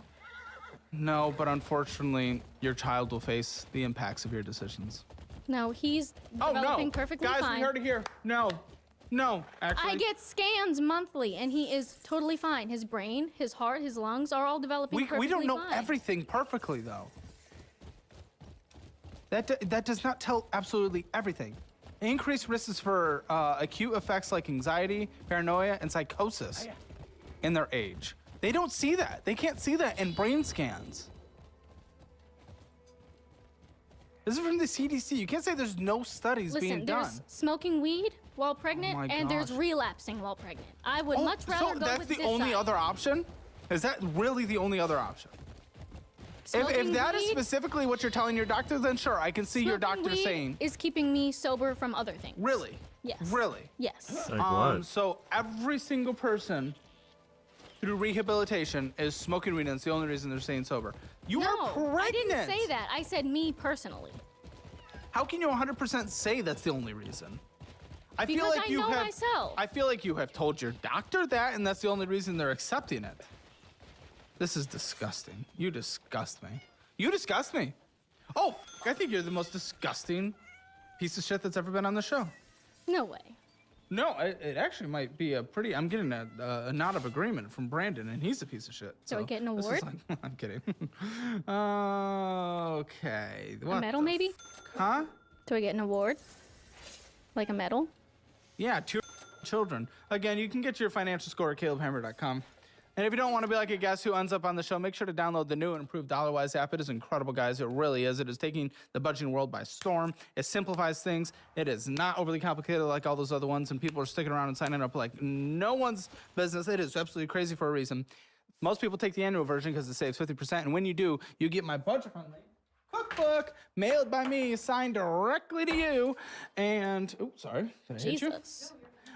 Signed by me, mailed directly to you, and our brand new budget-friendly meal plan, which is a detailed meal plan every day of the month, which helps you meal plan, meal prep.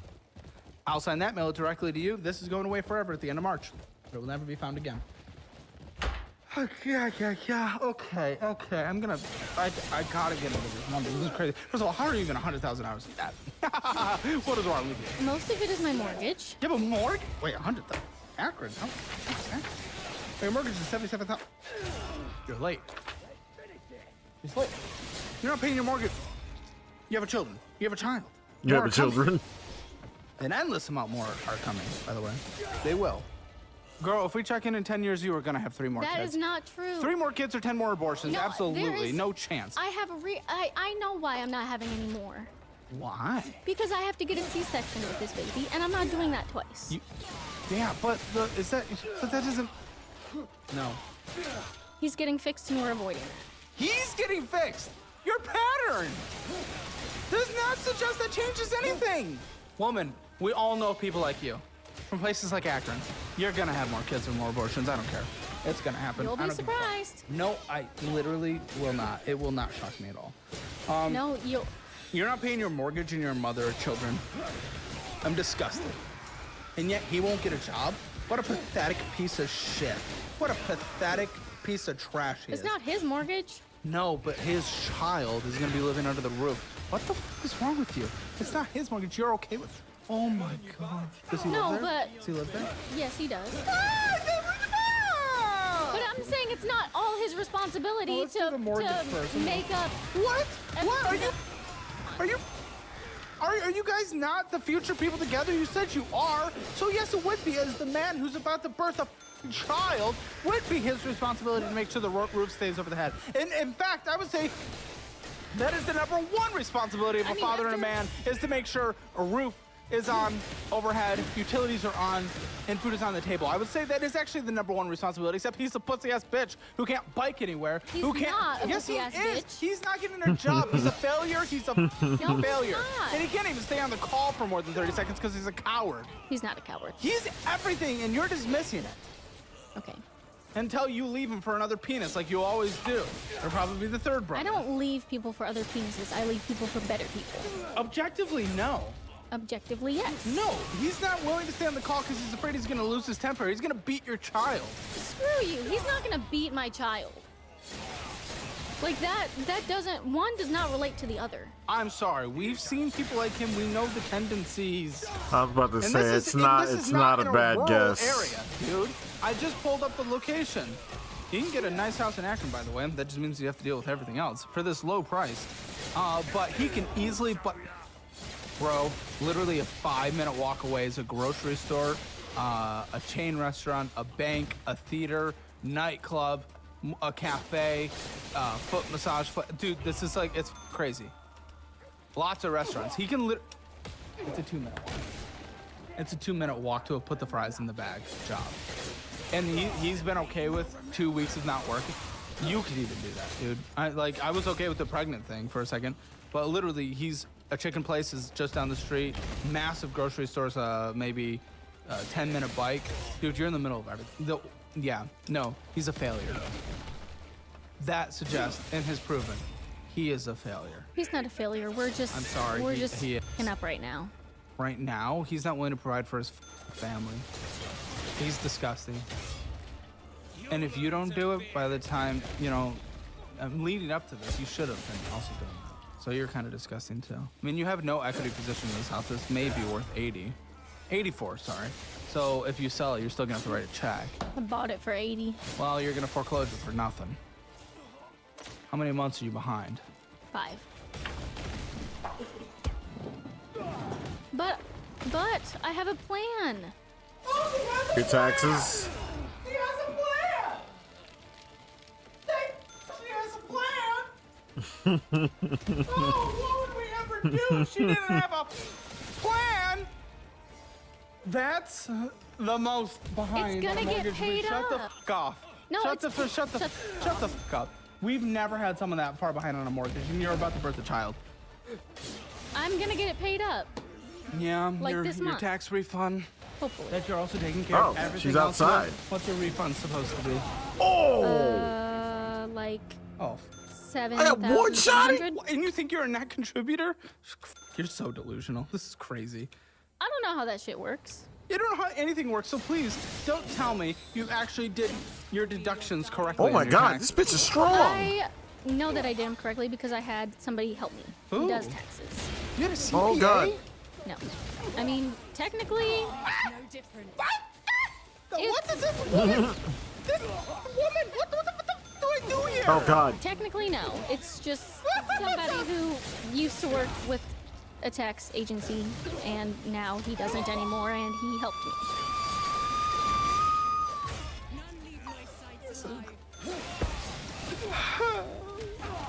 It's at a 7.5% rate. That ain't great. Where did you get this? When? Yes. January 2025. Why are you so strong? You need a drink? You got this in the middle of your... In the middle of my addiction. What? I thought you picked up in April. Mm-hmm. April You got this in 2025. July. No, did I say July? I said Yes. January. I meant January. Oh, maybe you did. I may have misheard.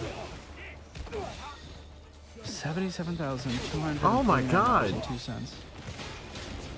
Can I be honest right now? Well, I'm gonna I don't be think I have a regardless of what you choice. say. Well, you do, but you already gave me that consent. And you can take it away whenever you want. Oh my god. There's too many targets. I can't actually point my shield at her. You? What people are watching right now is what everyone fears their daughter to become. I was good at one point. No, you're 23. What is this I good? had $18,000 You're getting saved at one knocked point. off at 16. You've never been good. Yes, I have been good. I had 18 grand saved at one point, and I That's bought an my first indictment. house at 22. You're over 120 days delinquent. I have no idea. Has the foreclosure process started? Oh, It's about bro, to this if I don't get boss. it paid. You're just waiting for that check to hit. And you're doing a car and food and utilities with it. How are we paying for food right now? With my assistance. That's usually not enough for the whole thing. It's close to enough. Sometimes we have to spend whatever little cash So we you do get have. $540 a month. I guess that is enough, actually. What the Not really, because that's how much the government calculates for me and my son.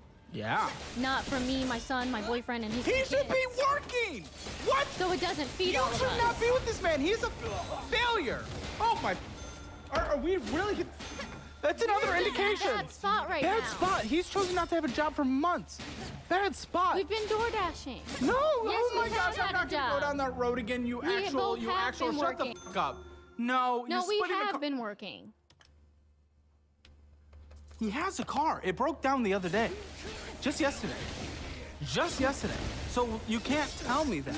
You cannot tell me that. His car was working my until God. yesterday. Yeah. Your excuses, that's all you've done your entire life is That make was only a excuses and other halfway people have fight. bailed you out. You're disgusting, and so is he. He's even more pathetic. What's your normal mortgage payment? What the fuck are we doing? $809. And also, our entire team is questioning how convenient it is that his car broke down yesterday and none of us even knew about it. It literally broke down yesterday. He went to sell it. The You dude are drove not a home. trustworthy And it broke person. down. You're not a trustworthy person. What's wrong with it? Because he's a car flipper, I'm being told, so he knows how to fix cars. What's wrong with I it? don't know what's wrong with it. I'm not the my flipper. God. He didn't tell you? You guys don't communicate? What the fuck is wrong with you? Oh, do I have his finances? No. So you guys budget independently? Mm-hmm. So the food stamps for you and your kid is enough? No, because it has to feed all of us. Do you budget independently or not? Woman! I guess the answer would be no then. This show's gonna make me go bald. When it comes to things involving the two of us, we are. Calm down. $809. That is a mortgage payment that most people would come to. To lay out on the sand. I just did. This is insane. And yet, I don't know that I can do this. Oh, it's been since September. You haven't paid since September. I'm surprised this hasn't completed its foreclosure yet. You honestly are lucky. And I have. What I do is if I really need to get it out, I'll write it down. You're not fully paying it off. No, The yeah. tax refund. Yeah, it's like $4,000. I can afford to pay it all If off. you're getting $5,000 and you have to fix the Give me car and you have to 7. fix the other thing, Dude. but also food. Math isn't mathing, man. Oh yeah, because I'm like 2,000 behind on my utilities. All of them combined. So I have like, I'll be getting like just enough. No. It's a win-win. You get money and I get money. These are called affiliates. And you get that sweet, sweet cash for signing up for some amazing products. The first one is Chime. This is a checking account that I personally use, and you get up to a $350 bonus with the new Chime checking account and earn up to 3.5% APY on your savings. And second, my investing app of choice these days is Webull, and get a 2% match on all of your money that you transfer over. And finally, sign up for automated investing with Acorns. Typically, the sign-up bonus is only Dude, this $5, gun is but with my ridiculous. link, you get $20. Ladies and gents, you get money. I get money. Enjoy. Links are in the description below. Guys, just real quick, don't forget to take your Hammer financial score at calebhammer.com. See where you stand, where you gotta do better, where you're doing shit. Listen, it just takes a few minutes and it is free. Figure out where you stand in the world of money. calebhammer.com. Yes. No. 4,000. And that's if you even get the right 7,000. refund back. What, did you TurboTax? Oh my God. I used Tax Act. Well, I don't know. Bro, this is brutal. This is the type of shit that would lower a review score. This is actually unacceptable.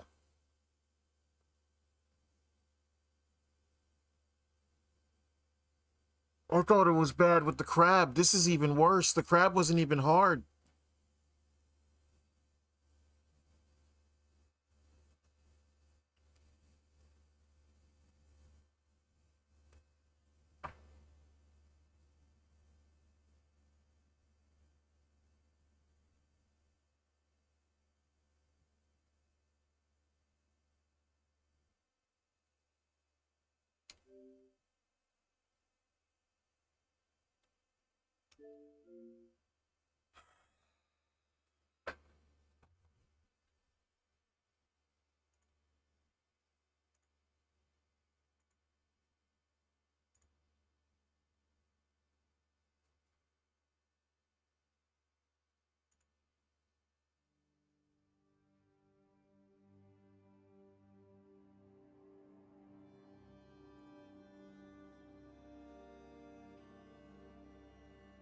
Settings, turn down particle effects quality from 100 down to 50 and restarted the game. Seemed to completely fix the issue.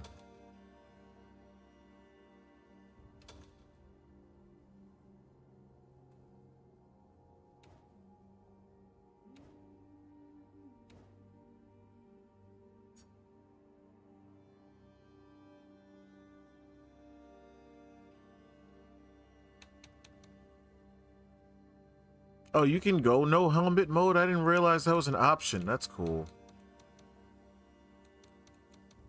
I was wondering if that was a thing. In case you want to just go face mask, but still have all the fucking... Does that mean that you can wear a cloak? Or accessories probably just means the earrings and shit, never mind.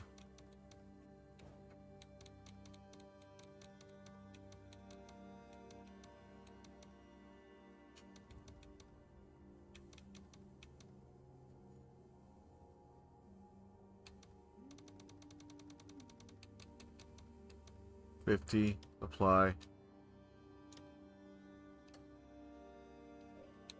Restart game. I'm gonna try this because like I'm trying this now.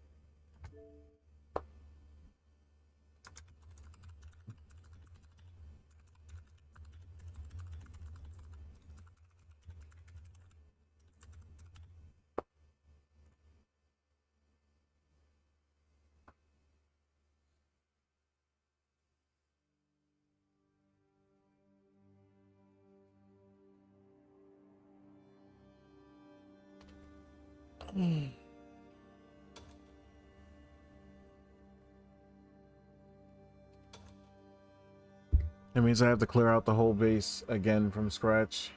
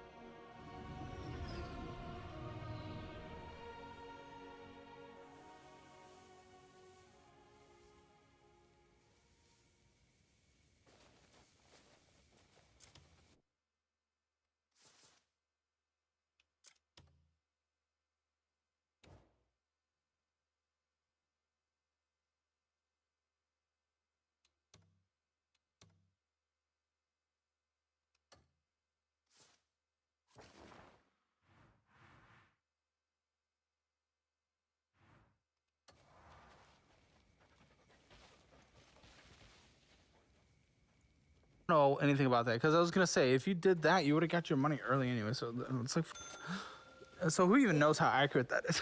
I'll be getting it within like a couple days, and I'll be able to pay everything that I can. Not everything that you can. That's Like what my I'm mortgage, saying. I'll be able to get my mortgage and We utilities don't know. paid up. No.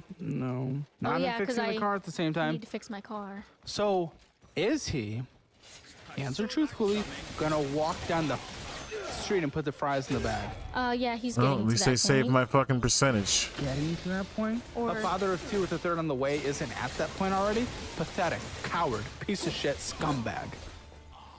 Failure. I guess we're all entitled to our opinions, even if they're wrong. How is that even an opinion? We're all witnessing it right now. Chat, whose opinion's correct?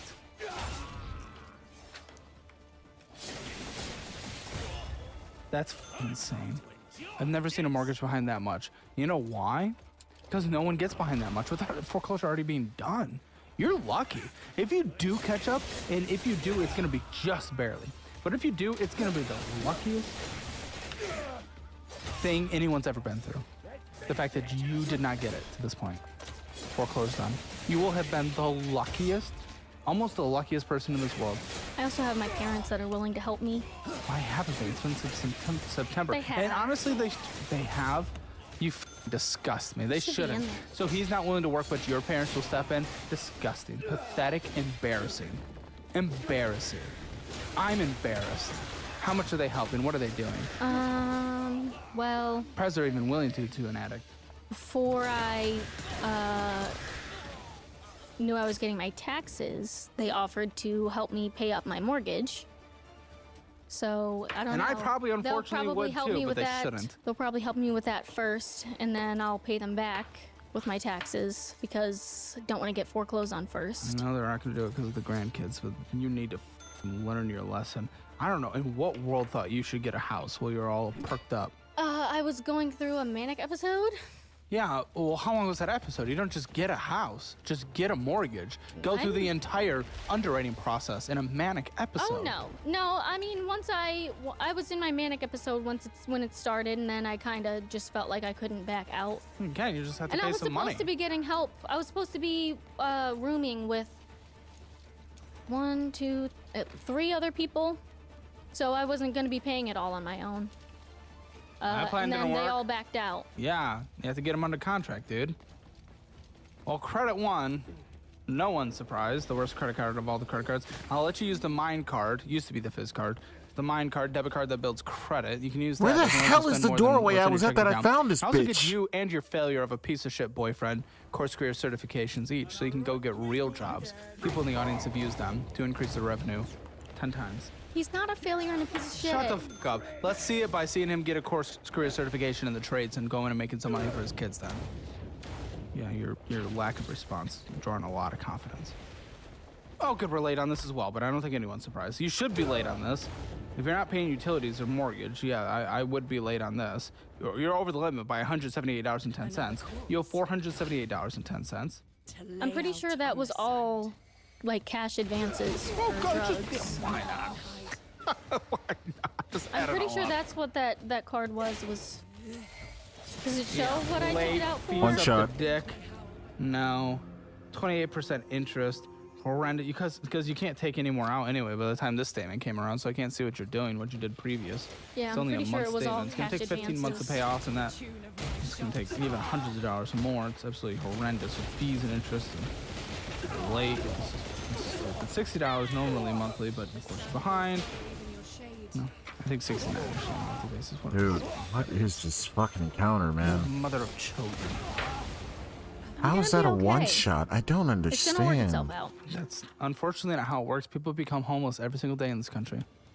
That is just not how the world works. It really doesn't. Really doesn't. Yeah, but I have good luck. I doubt it. No, you haven't. Actually, I would say your entire life's been bad luck. Knocked up endlessly, purple hair. I have 2 kids. I'm not knocked up endlessly. Oh my Plus god, other my examples. fucking heels aren't going through And- either. Bad addictions. Bad luck. The world's just gonna work out. I bet that's what the Hamane thought. Didn't happen. Less than 5 hours, that dude. Talk shit for decades. I don't know what you're talking about. I know you don't. But you talk shit for years, and you think this is gonna work out? It is That's not how the real Oh world my works. God, It is gonna man. work out. I know Okay, it great. is. Okay, great. Wonderful. That's wonderful. Quicksilver. Oh, fuck. What are we doing? This is insane. How the do you? How so? Why would they get this much out? $5,875.67. I think I lied about my income. Oh, I'm sure you did, because you're just a really good person. That definitely always tells the truth about everything. Reliable narrator. It's a credit card. That's a credit card, and now you're. Dude, this I one used to be shot really, really good with bullshit. credit cards. Why do I care if It's you used to be really good? I wouldn't be insane. criticizing you right now if you used to be really bad, but you're Well, good because right I've now. just lost all my good habits. Yeah, shut the fuck up. I don't care what you've done previously. If you've been good back then, you're bad now. I'm criticizing you now. If you were bad back then, you're good now. I'm not criticizing you for being bad back then. You're bad now. What? Shut the fuck up. They just And you've killed me for always been being bad. out of the Shut map. fuck up. That wasn't even my Come I fault. have not always been bad. Bro, pregnant at 16. What are we doing? Shut the fuck up. What Can I move? 19-year-old do you know Shut that had the 8 grand? Because I didn't know any other one. Still at least charged Oh up. man. Thank you. Okay, well, charged off, and so I guess if she's in collections, we'll see. Might be able to negotiate something, but that's gonna keep for a long time. You ever plan on moving? Okay, then I guess we don't care about our credit that much right now. Oh Dude. Debt to family and friends. This is a mess. Jesus Christ. Mother? Like her gun is a goddamn Okay, earthquake. Mom, you owe $2,370 already before you even borrowed for mortgage. For what the and for when the Lots of things. A lot of it was Christmas presents. You're borrowing for Christmas presents when we can't afford a mortgage. You were 3 months. You were 3 Swing months dick! behind in your Oh mortgage my God, when Cliff, Christmas came around. bro. Yeah, I didn't want to not give my baby a Christmas. Stop mogging for the Christmas love of over a God, roof. bro. Wonderful. That's Well, because I thought that when I did the mortgage deferment program that it was going to be put to the end of my term, and then I found Some out of them that it. probably were, and then you were still way too many months behind, and they wouldn't just allow that No, forever. when the 3 months was up, they said we want the whole amount right now, and I didn't have that, and then I also didn't have it the month after or the month after. I will have it now. I'm getting my taxes. I hope it's the number, and I hope it's sooner than foreclosure, and I hope Wow. that it doesn't have to go to other That things. even almost though you're one behind shot. on That one literally did. everything. So you borrowed $2,370 for Christmas? Not all of it. Okay, one, you're gonna call her in the post show. And two, Who the hell? Me, this is insane. What was the other part for? I don't remember. I think it was. Well, Luckily, Lindsay remembers. You borrowed money to get a jumping spider that you had to have. A jumping spider? Like an actual I spider? keep jumping spiders. Huh? I keep them as pets. Why? Fucking Which is more weirdo. important than a mortgage. And utilities, and food, and oh my goodness. How much is a jumping spider? That you had to borrow That money kid. for? Oh Like God. $70. What the f? A jumping spider is $70. What the f is Like wrong with shipping you? and What is wrong with you? Shipping? You're shipping spiders here? What the f is wrong with you? What is wrong with you? You borrowed for that? Oh, it still hasn't even arrived yet. Oh my, what are we doing? No, it's been too cold. Huh? It's been too cold in Ohio. I used to have Wait, like so 15 you're borrowing, and I so sold to them be all. very clear, you're borrowing money for a jumping spider while you're not paying your mortgage right now. When did you do this? Probably September, October. It hasn't. So as How you were is being none late of on this your hitting her? mortgage, I don't understand. you started being late. The Yeah, I last said, one you "Mommy, made on time can you was get me August. a jumping This is the spider?" ultimate I plot said, armor, "Mommy, Will you get me boss. this jumping spider? It's the last one. And you said yes. And I Let said me I make sure will. you're homeless, child. And I said, I will pay you back when I can. And she said, Oh, sure. you were talking to mommy, not your kid talking to you. That's even worse. Oh. Oh my God, Kid man. asking for one. But it's in fact you who is the child. Yes. It was me who was asking my mommy. Oh, we are gonna call her. Okay, Dude, I Dad, can't. 2000 for This boss is what? like 2 hits away, and I can't get a hit. Getting me caught up on my mortgage previously. Clicking, spam clicking, spam clicking, mogging, spam clicking, and Earlier mogging. this year. That's all this guy does. Earlier of 2025. Girl, you got the house in January. Yeah, I wasn't that far behind. I was like, Did they know you were 2 getting the house? months. Did they not try to talk you out of it? There was no talking me out of it. Oh, for fuck's sake. Then why are they enabling you? Why the fuck are they enabling you? Because they know that they're gonna get it back. She doesn't even die. That's No. great. So I have to fight this Objectively, fucking thing no. one more time. What? No. Oh, shit. Jesus Christ. I actually hate the idea of it because I know it's been weaponized and used by like snark communities on YouTube and stuff like that. But maybe CPS should get involved here. I hate to say that. That actually does kind of make me Why? feel sick. My kid has a roof over his head and food on the table and the heat is on and the water is running and What? Yeah, she my- just said she owed hundreds to utilities. She's 6 months behind. Yes, I have to get on, caught up on because mortgage, and she after said food rehab- stamps, of which is the only money coming in, doesn't pay enough for food. after rehab I couldn't work. I was pregnant and I was Okay, rehabbing. you're vaping and smoking weed while pregnant. I think CPS could get involved. They're And maybe not, no, should. they can't get involved with an unborn baby. And And how much is owed to utilities again? You said Like- a couple $100, right? no, I said $2,000. Oh no, oh no, the money your mom gave you, she borrowed from her own stocks. Yeah. Oh, you disgust me. You disgust. I haven't been this disgusted in an episode of Financial Audit in so long. In fact, last week, instead of paying your mortgage, you went and bought a brand new video game. Yeah, I took some money out of my mortgage to buy the video game. That's all the money that's in my account right now. And My we mortgage is continue 809. I'm pretty to sure I catch have strays from people like this. 740.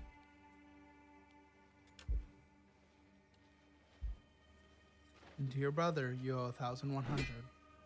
For what? Pathetic worm. Because when I was buying the house, I was spending too much money on drugs, and he was kind of making up for Funding it. your drugs? In a way. Well, no, I Yes, was in a paying way. for my drugs, and then he was By kind paying of for helping everything me else. recoup. Exactly. So he was paying you for your drugs. It mathematically works like that, by the way. Technically. And your sister, 350, who we're also calling in the post show. Lots of phone calls. Get ready. It's going to be a great post show. It's going to be an insane one. I'm going to die. The whole world would rest on your palm if you What do you owe her $350? Huh? I don't quite remember. Why not? You have minimum monthly payments with all these? No idea. I haven't made a payment on them in a long But time. they're so confident that you're going to do it. You Yeah, I disgusting. mean, Oh my for gosh. my- for my family, I have plans on paying them in big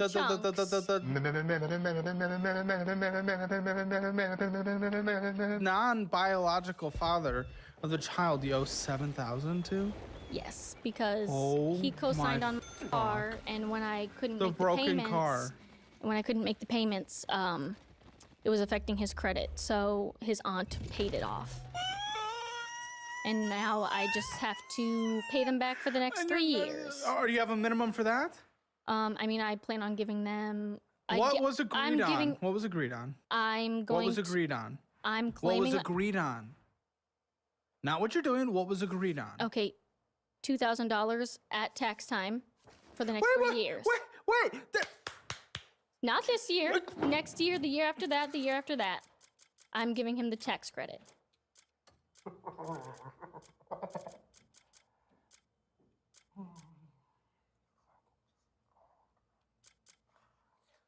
That's how I'm gonna get it paid off.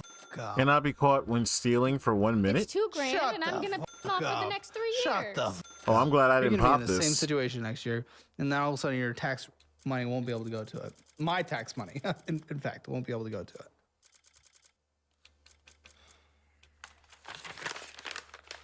Sam's Club Synchrony. What's going on with this card? I This mean, isn't that even one's the been closed gun. for a while. And Oh yeah, we were past due This is about just 1,000 a billion gun. It's not billion. even the gun. yeah, I can't it's in even collections, huh? can't even tell Probably. you an idea. I Three just thousand spent five everything. hundred sixty-one dollars 37 cents. Never give her a credit card again. Never let her have anything ever again. Everyone, take everything away and stop enabling her, please. Oh, it's disgusting. Late 12 years, in every way whatsoever. It's horrible. At a 27 or 30% rate, depending. Wait, Yeah, this 'cause is you were only getting cash unequivocable on advances. Clips. Of course Two different you characters can were. use this. Late On fees which card? every single month last On the year. Synchrony? Huh? Yeah, I was taking out Yeah? cash advances on Yeah, whatever you card I were. could. Yeah. Yep. Uh-huh. Yes, you were. I know. So when I learned you said that. can buy drugs with credit cards, I did it. Huh? So when I learned you can buy drugs with credit cards. What was cash advances? You can. There's a little loophole there with the cash advances. So I took advantage of that. By the way, you are still an addict. Mm-hmm. I'm a recovering addict. You're not recovering. You're still addicted to and nicotine. I mean, would an addict be able to go? I don't think an You addict just can go specifically 24 told hours. me. You just specifically told me you can't stop smoking weed or else you're gonna I relapse on don't other think things. an addict You could told go me that. 24 hours. You plus wouldn't relapse 48 on everything hours. else if you stopped doing that, though. You're afraid of stopping that because you're afraid of relapsing on everything. You're an addict. Yes, I'm afraid that might You're certainly happen. addicted to nicotine. Yes, definitely. In THC, you absolutely are. Come on. Ally Financial says it's in good standing. Well, what is this? Ally Financial, that's my car. What? That's how she Or paid it off. Ally Auto. What? What does it say? Ally Financial. Okay, what's the balance? 3,950. Yeah. Oh, this is the one they just paid off. Did they just pay this off? Yeah. You don't even know. Whatever. I'll cross it out and hope. Okay, Chime $0. Chime is great. I love Chime. $350. Free $350 using my link. Open that direct deposit. Okay. Oh, our Okay, no, it doesn't checking hide account helmet. It started doesn't with hide helmet. $3.50, ended with negative $46.39. It's just wonderful, and it's money coming in from everywhere. Okay.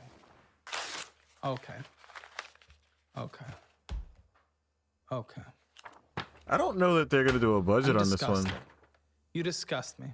You're a bad person. Nope, I'm no not budget. a bad person. You're objectively a bad person. I'm not a bad person. Objectively, this isn't. That doesn't make me a bad Yes, person. it does. Actually, it really does. When you have a child with a roof that might go way over her head, his head, and you have another one coming on the way, you're an objective bad person when you choose video game, and then bullshit, McDonald's, going against the bullshit. He's defeated. Door dashing, subscription, bullshit, Taco Bell, bullshit. Potentially groceries there, but probably not because you use food stamps a lot, but maybe. What's Zizka Holdings? Zizka Holdings, $12.50. I have no idea. It's all bullshit, and she's crying that she can't pay her mortgage. You're a bad person. Bad.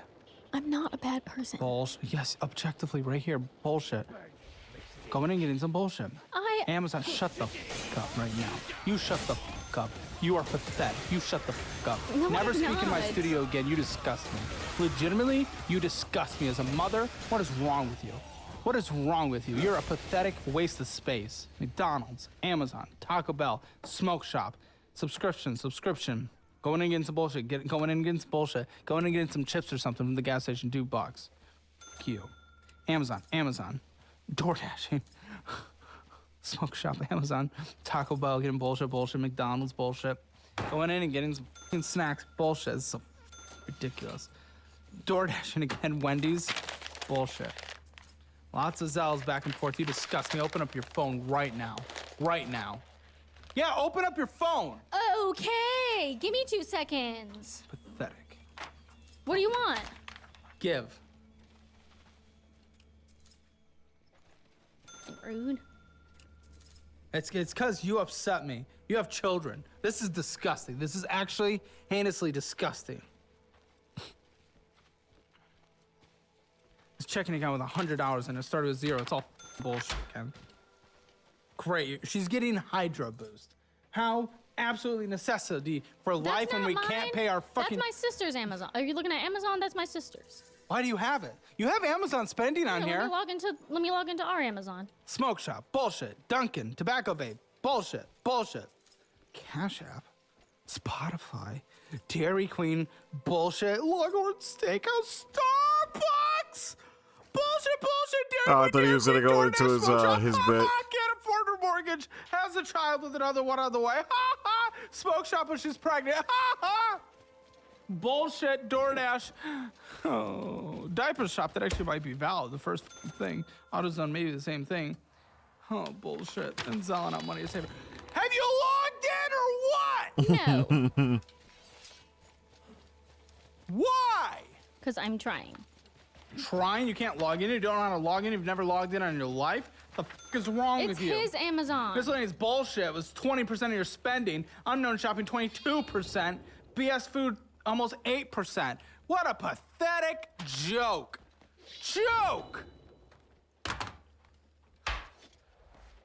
I don't know why it's not letting me. Oh, you don't? You don't know? I'm trying. You don't know? I'm trying. $809, monthly payment, $69. It would be more, but you're letting everything go away. Oh, yeah. I think I got it. Utilities on a monthly basis, how much is that shit? Huh? I don't know. The $2,000. How many months has it been since we made a payment? 5. Same amount as my mortgage. We'll call utilities $400 a month. Phone bill, how much?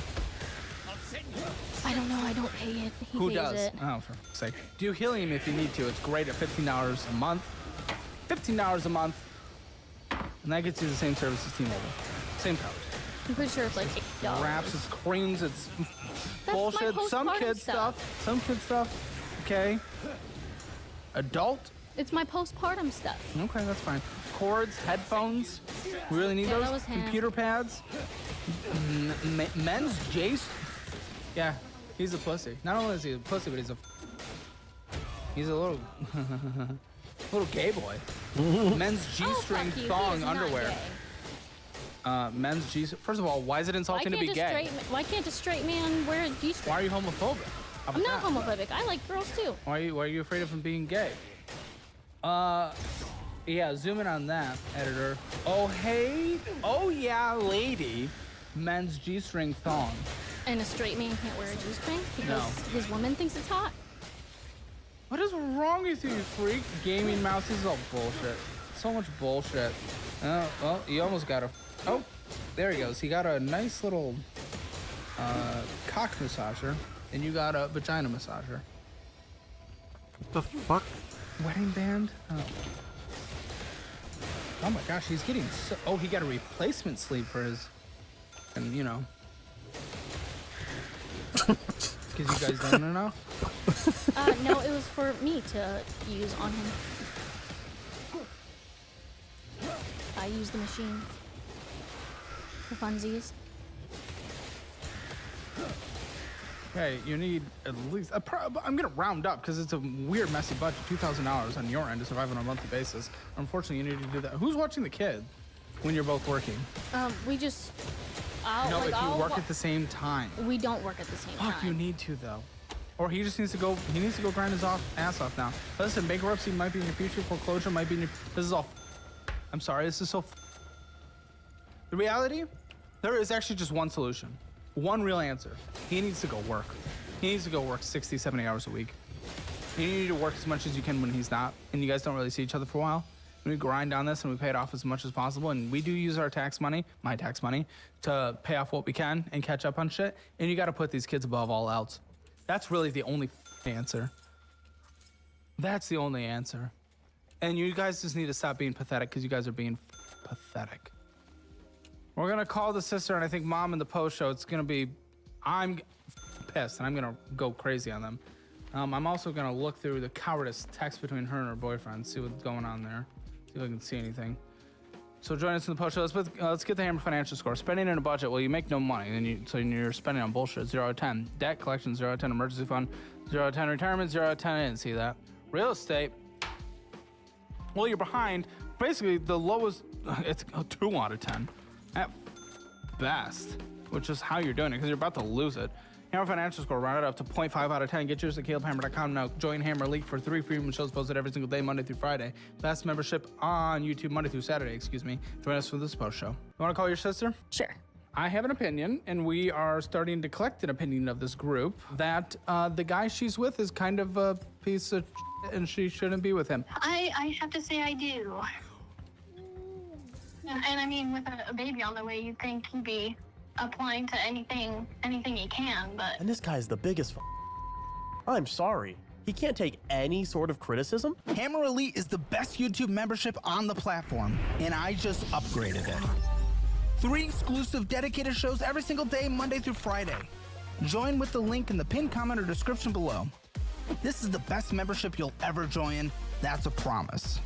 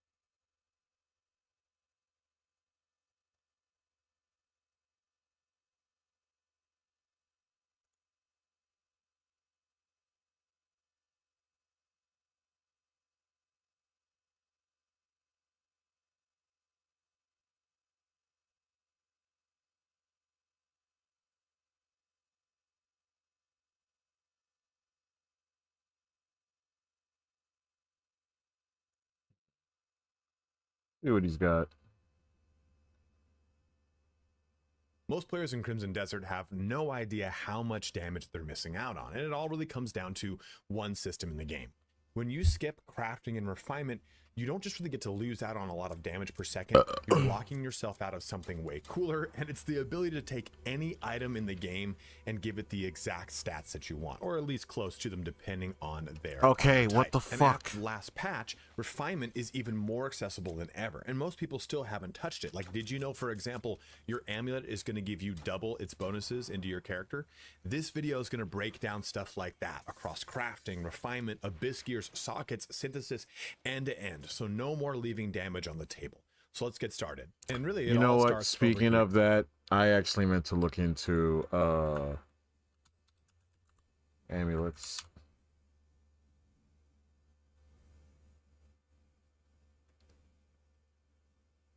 Does anybody have like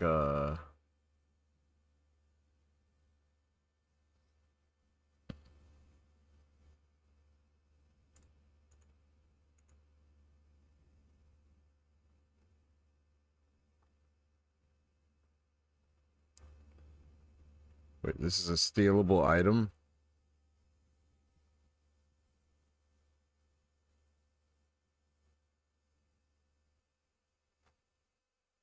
What does it do? It has crit rate on the necklace. And spirit per second? My current basic bitch default one also has spirit per second. Okay.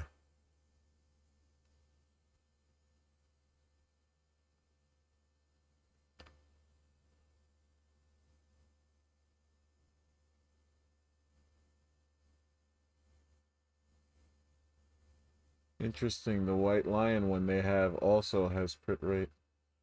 Do I not have anything better at this point? I don't think I do.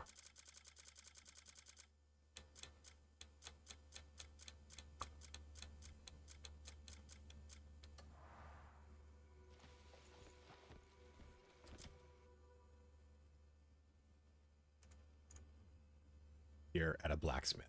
So I'm at the blacksmith in Hernand, and before we get into actually crafting things, I want to talk very quickly about finding crafting recipes. You can oftentimes just find them on vendors, or in the game world.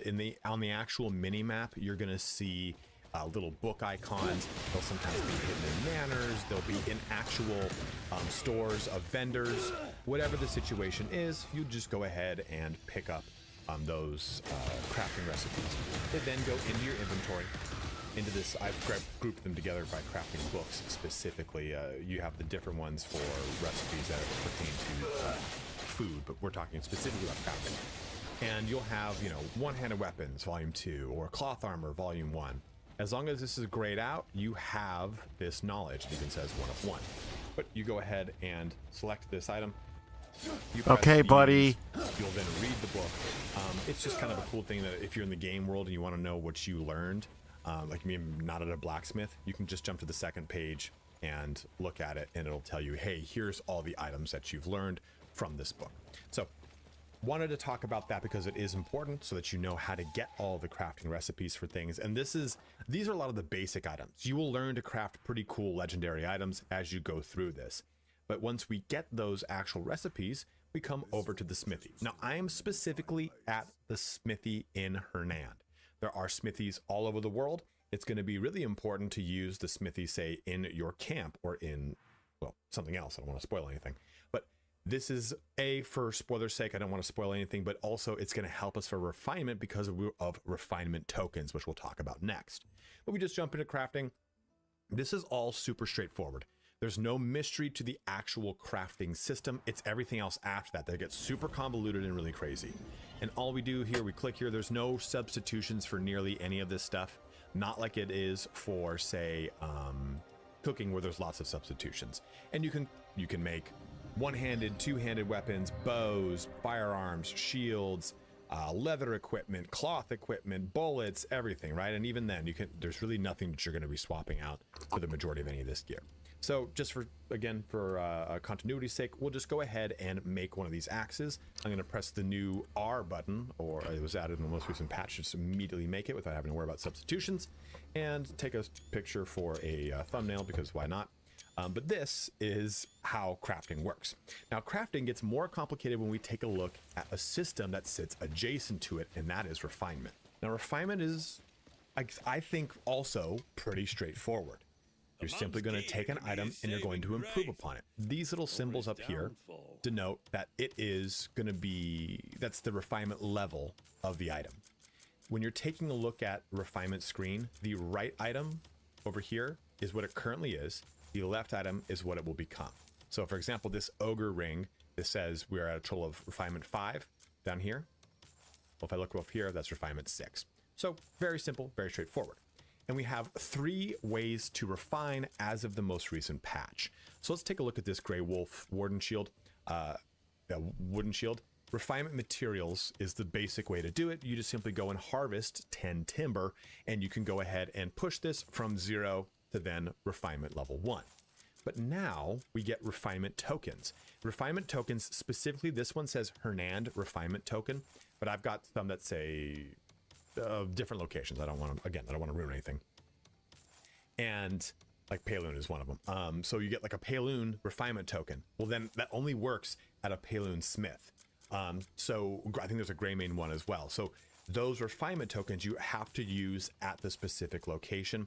Refinement isn't going to matter from location to location. We're simply just trying to improve the item. So using the token, we'll just go ahead and just show you how that works.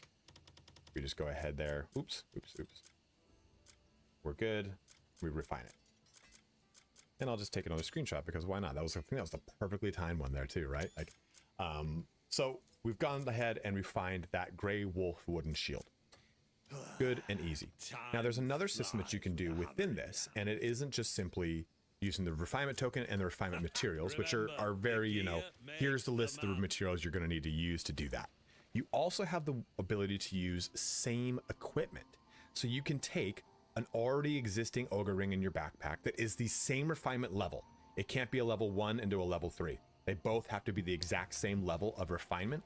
And then in this case, it's an Abyss artifact. At the earlier levels, it'll just simply be that equipment itself. Like 2 worn rings that have no refinement level can be refined together to make a tier 1 refinement level worn ring, just one. So I'm just going to go ahead and do this just for the sake of the video here. We've got everything ready. We would just go ahead and refine, and we'll be done right there. So we'll skip through that, and we've got that ring. So that's refinement. Very easy to understand. Refinement and crafting, pretty straightforward. But there is a cool thing I want to show you when it comes to refinement and being able to kind of plan ahead for your character. So if we take a look at our inventory, we have this details button.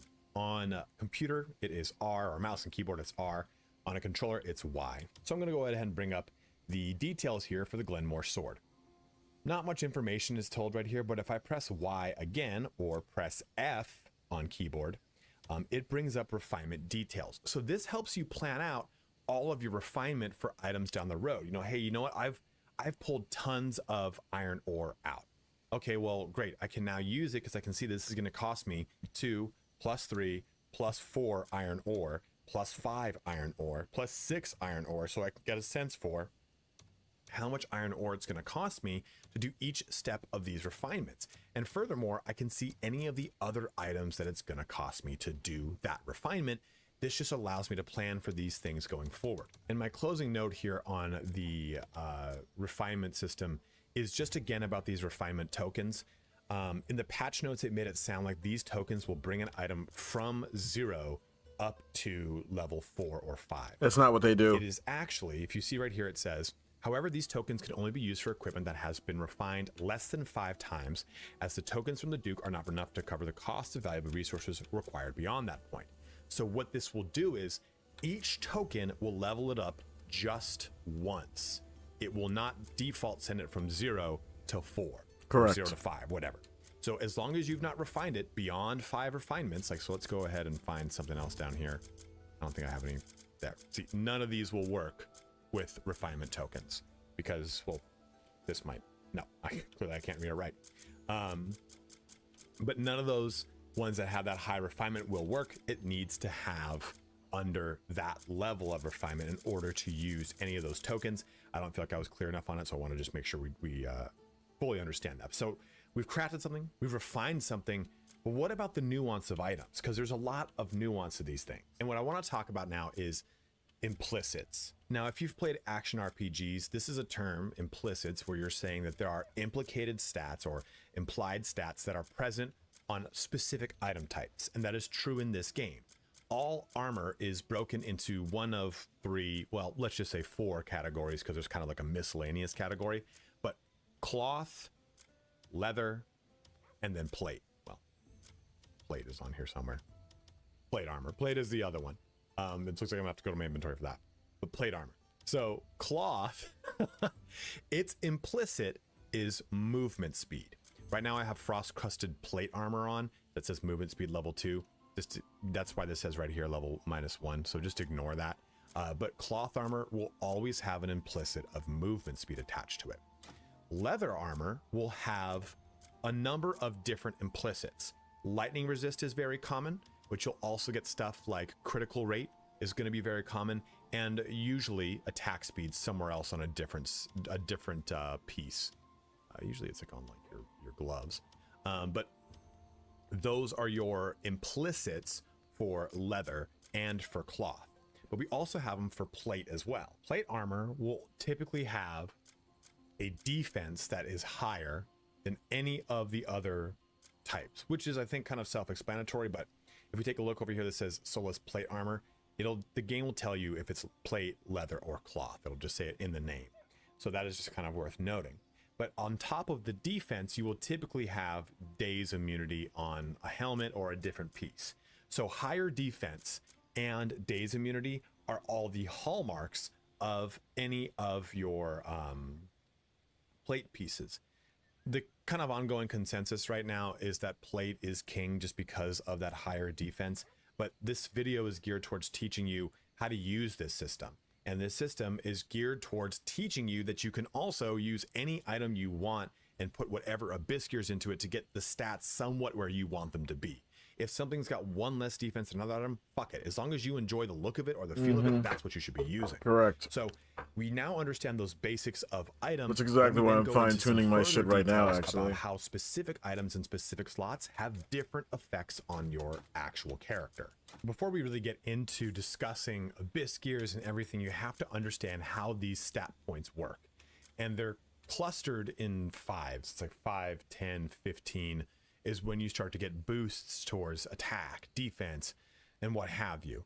I don't know the actual set numbers of crit rates and attack speeds and movement speeds and all that, but you also have to understand how your items play into these stats below, because items have stats on them, right? Attack and defense, attack and defense, defense, defense, attack, defense. Those are all present. Well, they're not always applied. So what do I mean by that?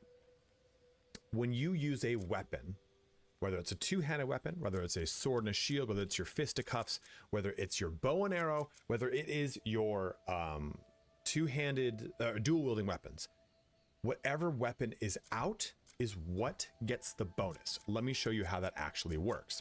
And further, your amulet will get double whatever it has here, depending on the situation.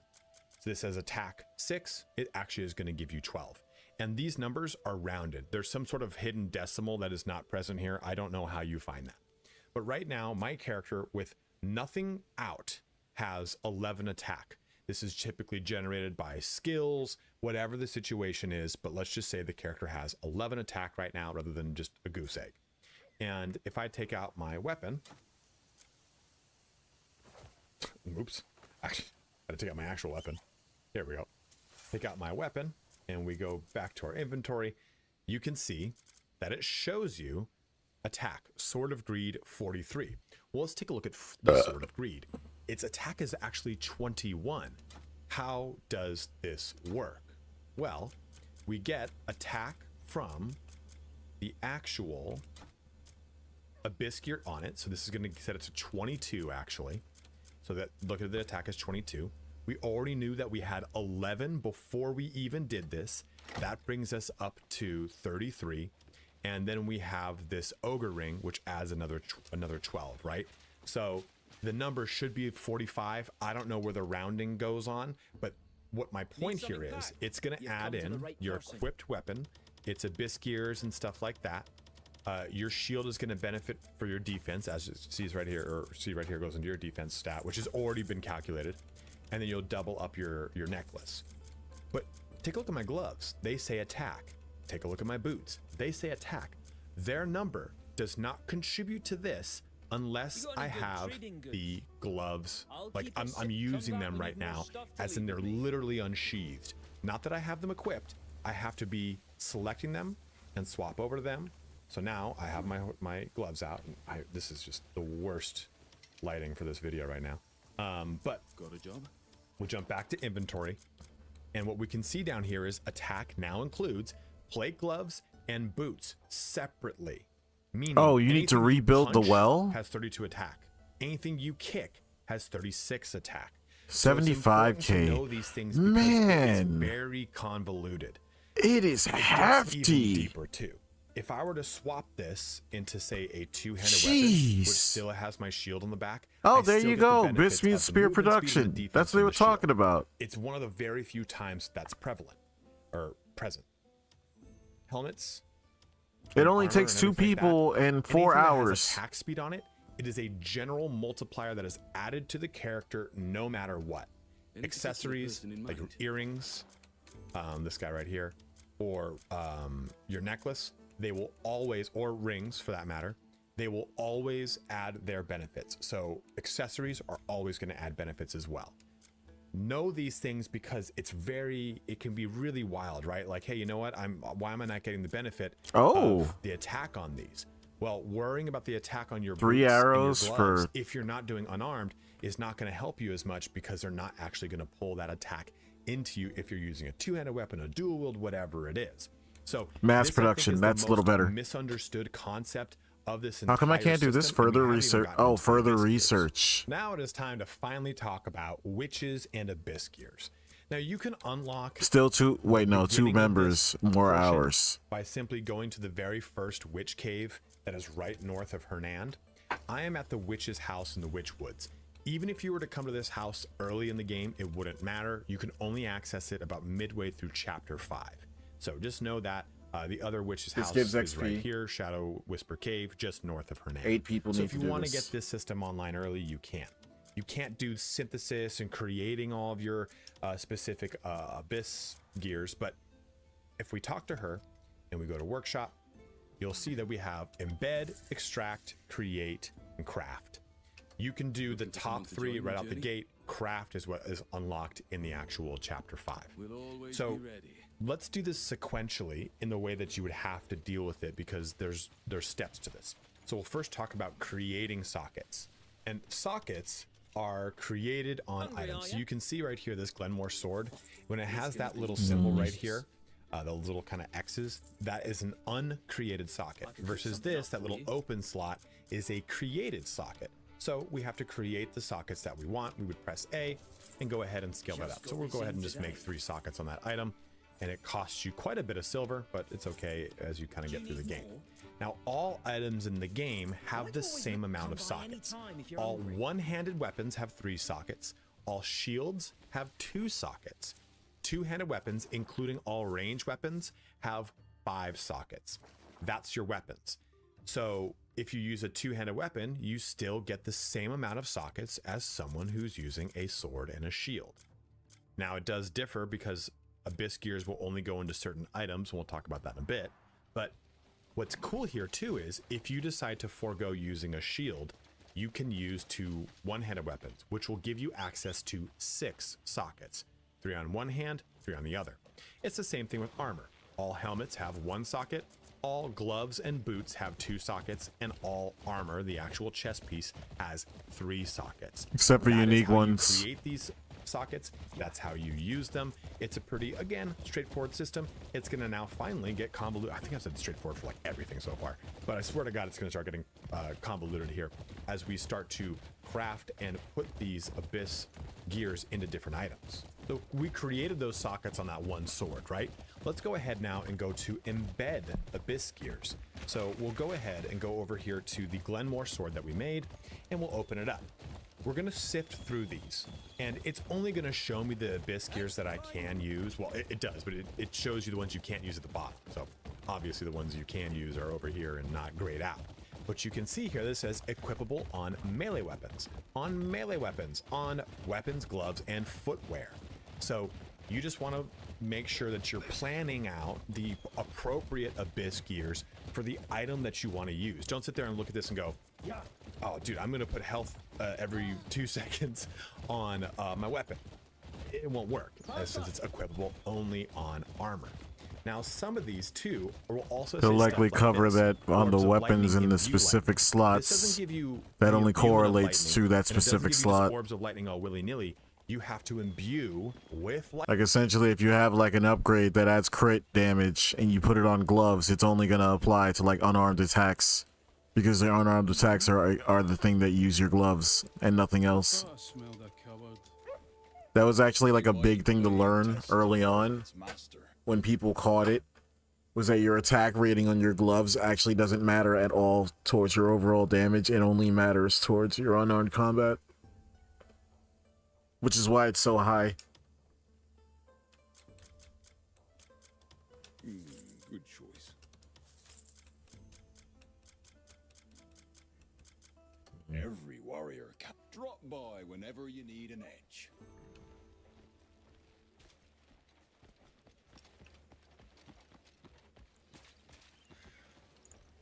lightning to then get the orbs of lightning. It even says it right there for you. Some of these will just be resistances, some will be pet trust gain, some will be passive stuff all the way around. There's lots of different things here. And it's worth noting, like I said, attack speed is going to be prevalent or present on any item you want, and it will always be active regardless if the weapon is equipped or not. So that is one of the, I'm sorry, on everything. Yes, sorry, I got confused in even the saying of that sentence. So that is one of those things. But sometimes this will say stuff like 2% crit rate against cloth armor. That means on targets that have cloth armor. But you'll also see, maybe I don't have any of them. Oh, here, cool, this one, ground surge. Obviously that's going to be used for melee weapons, but you'll see too some that say this is going to give you X percentage bonus damage to rounding slash. No matter what that's on, that will always be active as well. So those are examples of things that will carry over into other items. I don't think any of them are on here right now, but why does your loyalty always fall off? I don't understand kind of this. Skill-based bonuses, those will always be prevalent as long as they are. Oh, you are not getting those. So socketing them, embedding them, Sorry. creating them. But now that you found all these really cool items in the game, what do? Like, I don't want to use the Darkbringer because I really like my weapon, or I don't want to use Maeve's axe because I'm not using one-handed weapons, I'm using two-handed. What can we do about that? We can take the system a step further and extract Abyss gears. So I'm going to go over here to this Delesian longsword.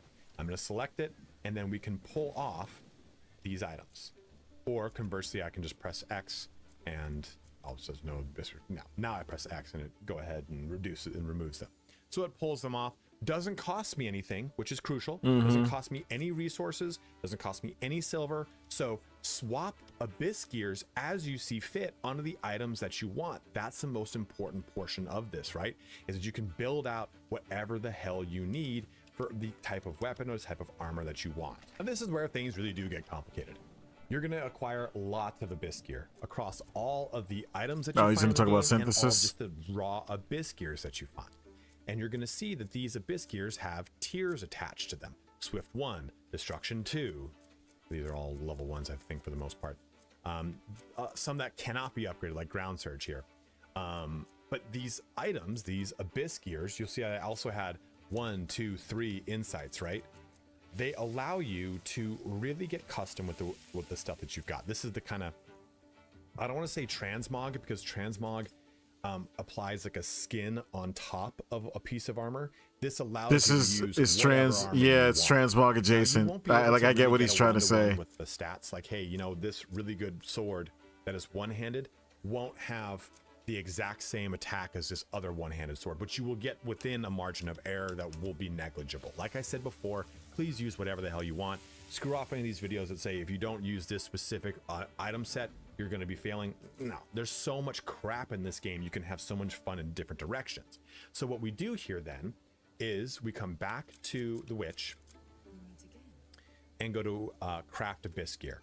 From here, we can actually craft a raw single abyss item. This is a destruction tier 1, and we can use marigold, abyss cells, which you can actually grow in your farm on your camp, or plenty of other things here, right? Here's plenty of other ones. You have That to one find I haven't recipes learned how to for do them, yet. have them get taught to you by other people, whatever the situation is. So you can simply craft them.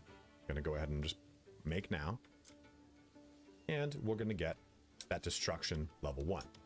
But we also can synthesize them, much like we could with refinement. Remember refinement, we could take 2 of the same item and put them together. Well, I can take 2 of these destructions that are tier 1 and put them together to make a tier 2 destruction.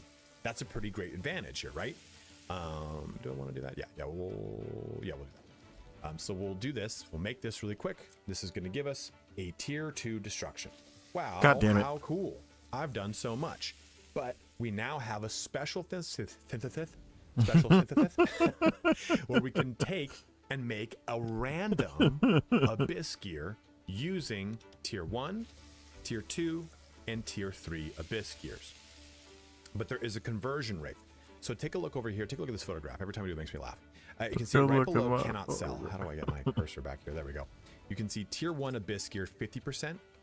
It's a 46% chance this rolls as a tier 2. It is a 4% chance it is a greater abyss gear. This I haven't messed you can with. see how this system graduates, right? Tier 1 abyss gears can make 1 and 2 with a greater chance. Tier 2 abyss gears can make only 2 and 3, no longer tier 1 with a greater abyss chance. And tier 3 will only be tier 3 with that 4% greater abyss gear chance. So if you want greater abyss gears, it doesn't matter if you do tier 1, 2, or 3, it's the same 4% chance.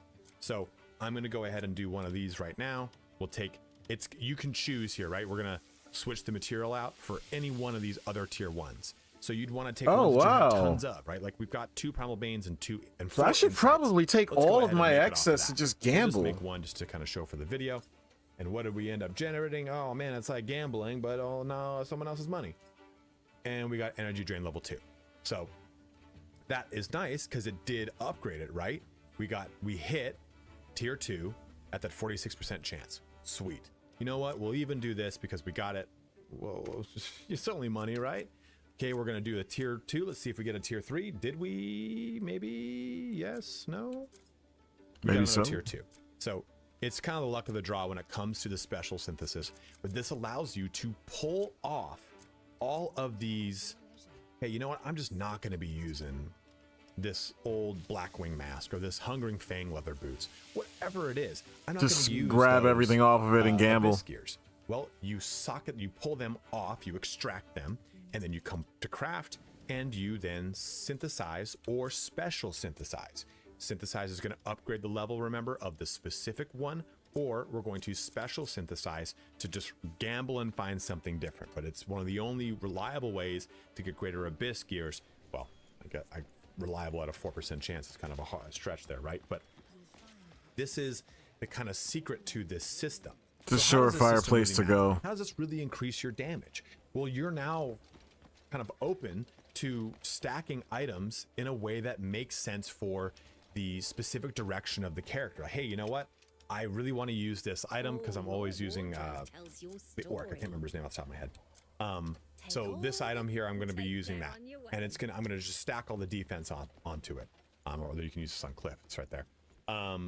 Whatever it is, you kind of have to determine for yourself what approach you want to take with this. But I think at the same time, amplifying, hey, you know what? I want to use order from the above because if I press the details on my weapon, I can then see that this is a specific finisher that has spears of light rain down from the sky, damaging nearby enemies. I want that AoE kind of really cool aspect to the game. Well, great. Go ahead and pop into those and start using some of those. There is so much nuance to this system, and I really spent a lot of time kind of slamming my head against it to try to learn as much of it, and still kept finding more and more things to discover. So if you've been really using this system a lot, and there's some things that I maybe that I left out, or there's some pitfalls that are really important to know, go ahead and let it be known in the comment section below. This is what allows you to really unlock a lot of damage for your character, but at the same time, it allows you to swap into weapons, items, and armor pieces that you like the look of over other ones. Hey, I'm gonna just use this set because I like it, and that's the one I want to spend the most time. You can take the pre-order armor that you got from the deluxe edition or whatever, and just have that be the main set you want. If you just fill it with you technically could. And speaking of that, I actually using the refinement system. I'm gonna go grab an item As always, right guys, now thank you so much because for I watching saw here it and I today. liked If the way you that it found the looked. information in this video helpful, please don't forget to like, comment, or subscribe. You know, each one of those things helps me out in a huge You know, I'm gonna way. see if I could Also, actually power it if up you've a not bit. picked up the game, you can use my link to Fanatical below. You get a 15% discount right now if it's still in stock. And my dog Roman gets to 7% commission because he gets all the money that I ever make. Why wouldn't he, right? Also, you can find a link to my Twitch in the Here we go. description below. Go ahead and check me out. I stream this game and plenty of other ones on Tuesdays, Thursdays, and Saturdays at 10 a.m. Pacific Standard Time. But as always, again, guys, thank you so much for watching here. And then we'll Everyone hit have the a good witch one, up and take care. afterwards. It's funny. It's something that I've considered, but I just I did not process fully that you really can't just take any item you want. You should be just running whatever it is, with small exceptions of like areas where you need maxed out resistance because of the weather. Those would be the only other exceptions, but outside of that, you should really be just using whatever you want. In terms of armor, just use whatever you think looks cool.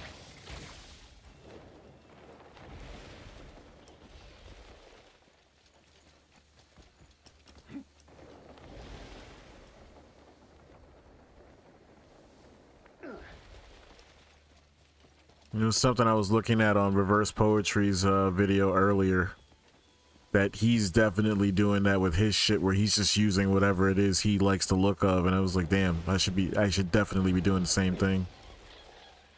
Not that I don't like my current look, but there's certain aspects I kind of wish looked a little different. That detail where the bottom of the cape is wet and the top half is not, because that was the only part that actually hit the water, is crazy.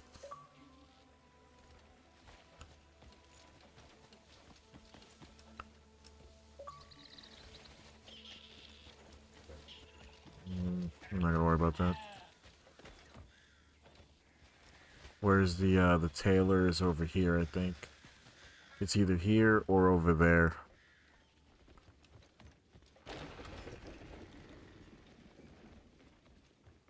No.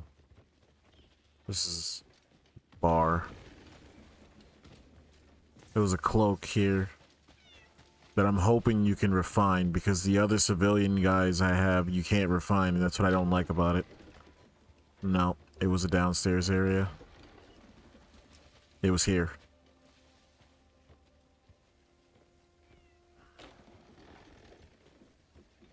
Good day to you, handsome. You're See if she still has it. fitting here. Not this necessarily. This. Ice resistance. Interesting. It's lower than what I typically have.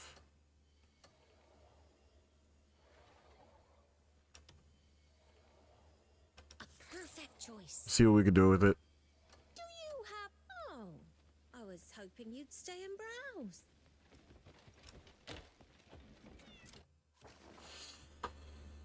Let's go back.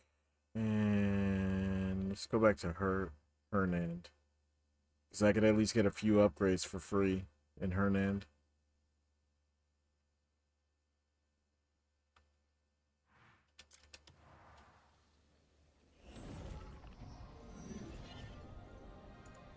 Yeah, we have Slot Tuber and Drinker.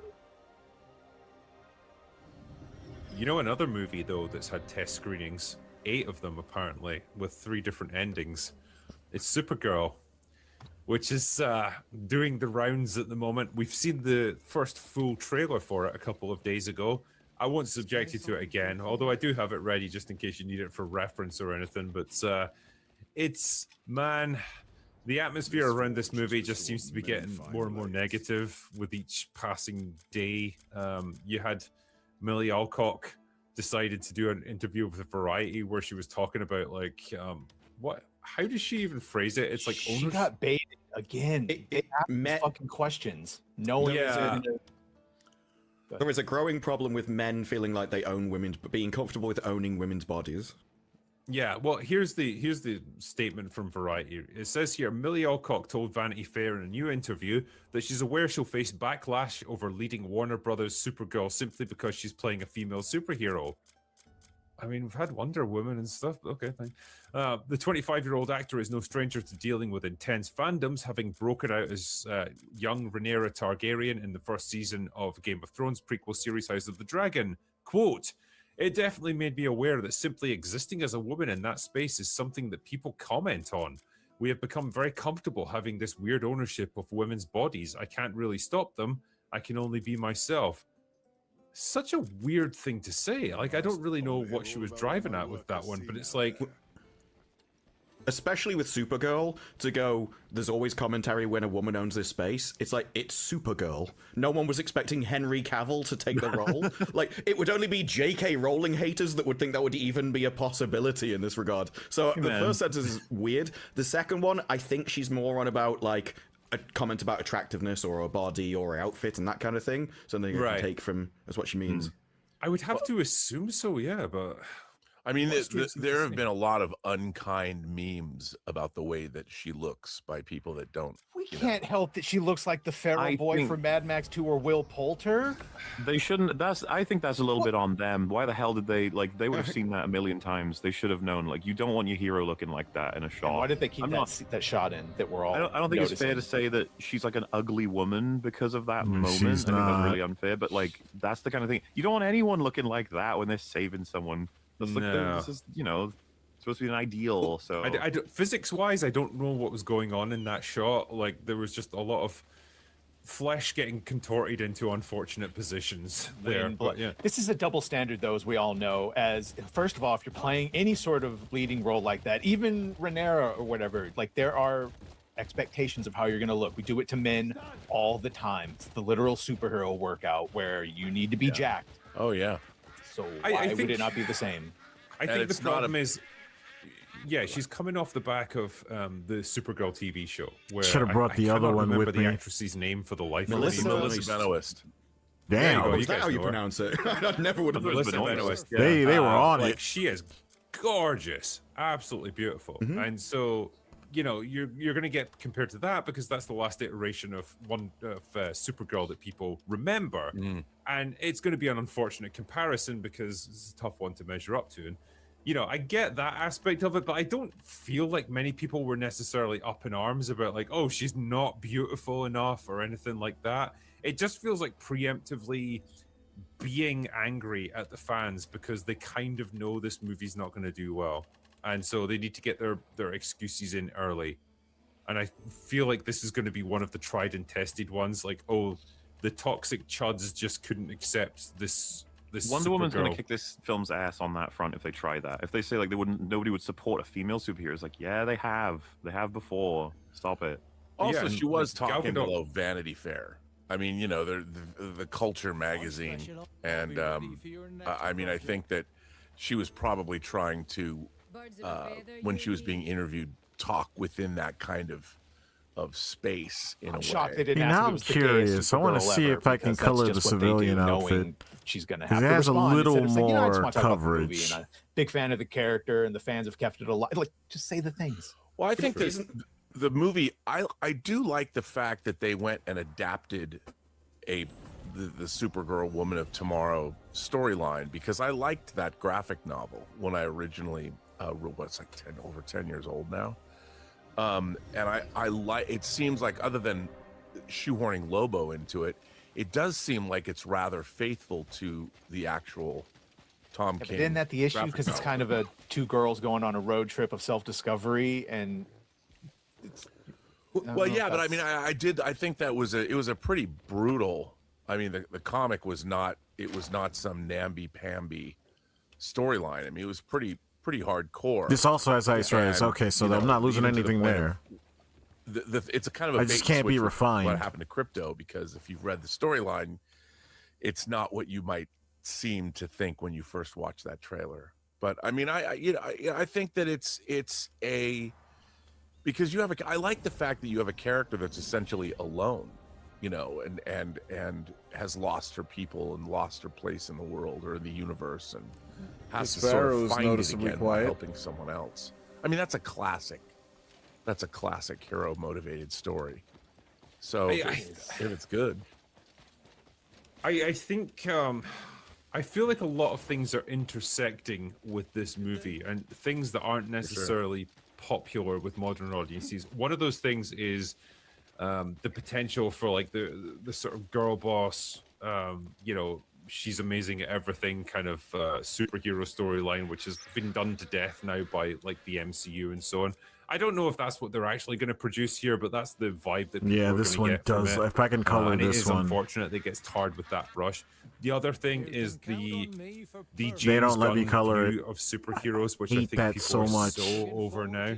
Like I get that his philosophy is kind of like heroism through cynicism. You know, where it's like he doesn't like the idea of someone who's just inherently heroic and wants to do the right thing, like Superman. You can tell how uncomfortable he was working with Superman as a character.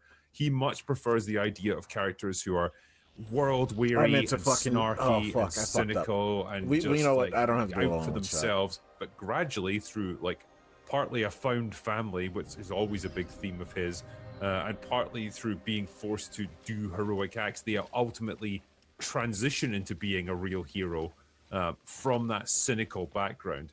Yeah, but that's the confusion. He didn't write or direct this. This is Anna Nobera but and Greg Gillespie, and yet it seems like he both wrote and directed it. Well, yeah, that's what I was kind of building up to here, because I feel like what they've then taken is the essence of what they understand what James Gunn wants, essentially, from his superhero stories. And so much like you got a lot of the later Marvel movies that tried to replicate Joss Whedon's style of quippy dialogue and shit, and it was garbage because they didn't have the same skill as he did, I feel like you're almost getting a lesser James Gunn knockoff with this movie, because they're trying to impress James Gunn, who is ultimately the creative director of the whole of the DCU at this point. And so like we're somehow getting a worse version of James Gunn than James Gunn himself can produce. And we know from Superman, James Gunn can produce some pretty shitty movies. We're on the way to gun fatigue for sure. Let's see, can he say James Gunn anymore? Welcome back to a series so ghostly. Even King Boo subscribed. In today's video, Hassan has finally given his speech at Stanford University, and it is bad. His speech is introduced by another Hassan Glazer, who is facing 3 years in prison for multiple felonies. Sounds like a Hassan fan. The NPCs in the audience are loving Hassan's cosplay. Hassan gives his classic Diddy Piker spiel about America bad and tries to make a shock collar joke. Absolutely nobody cares. He talks about his Cuba trip again and claims to care about US veterans. Omega Cap. Go enjoy your fucking PTSD, asshole. Fuck you.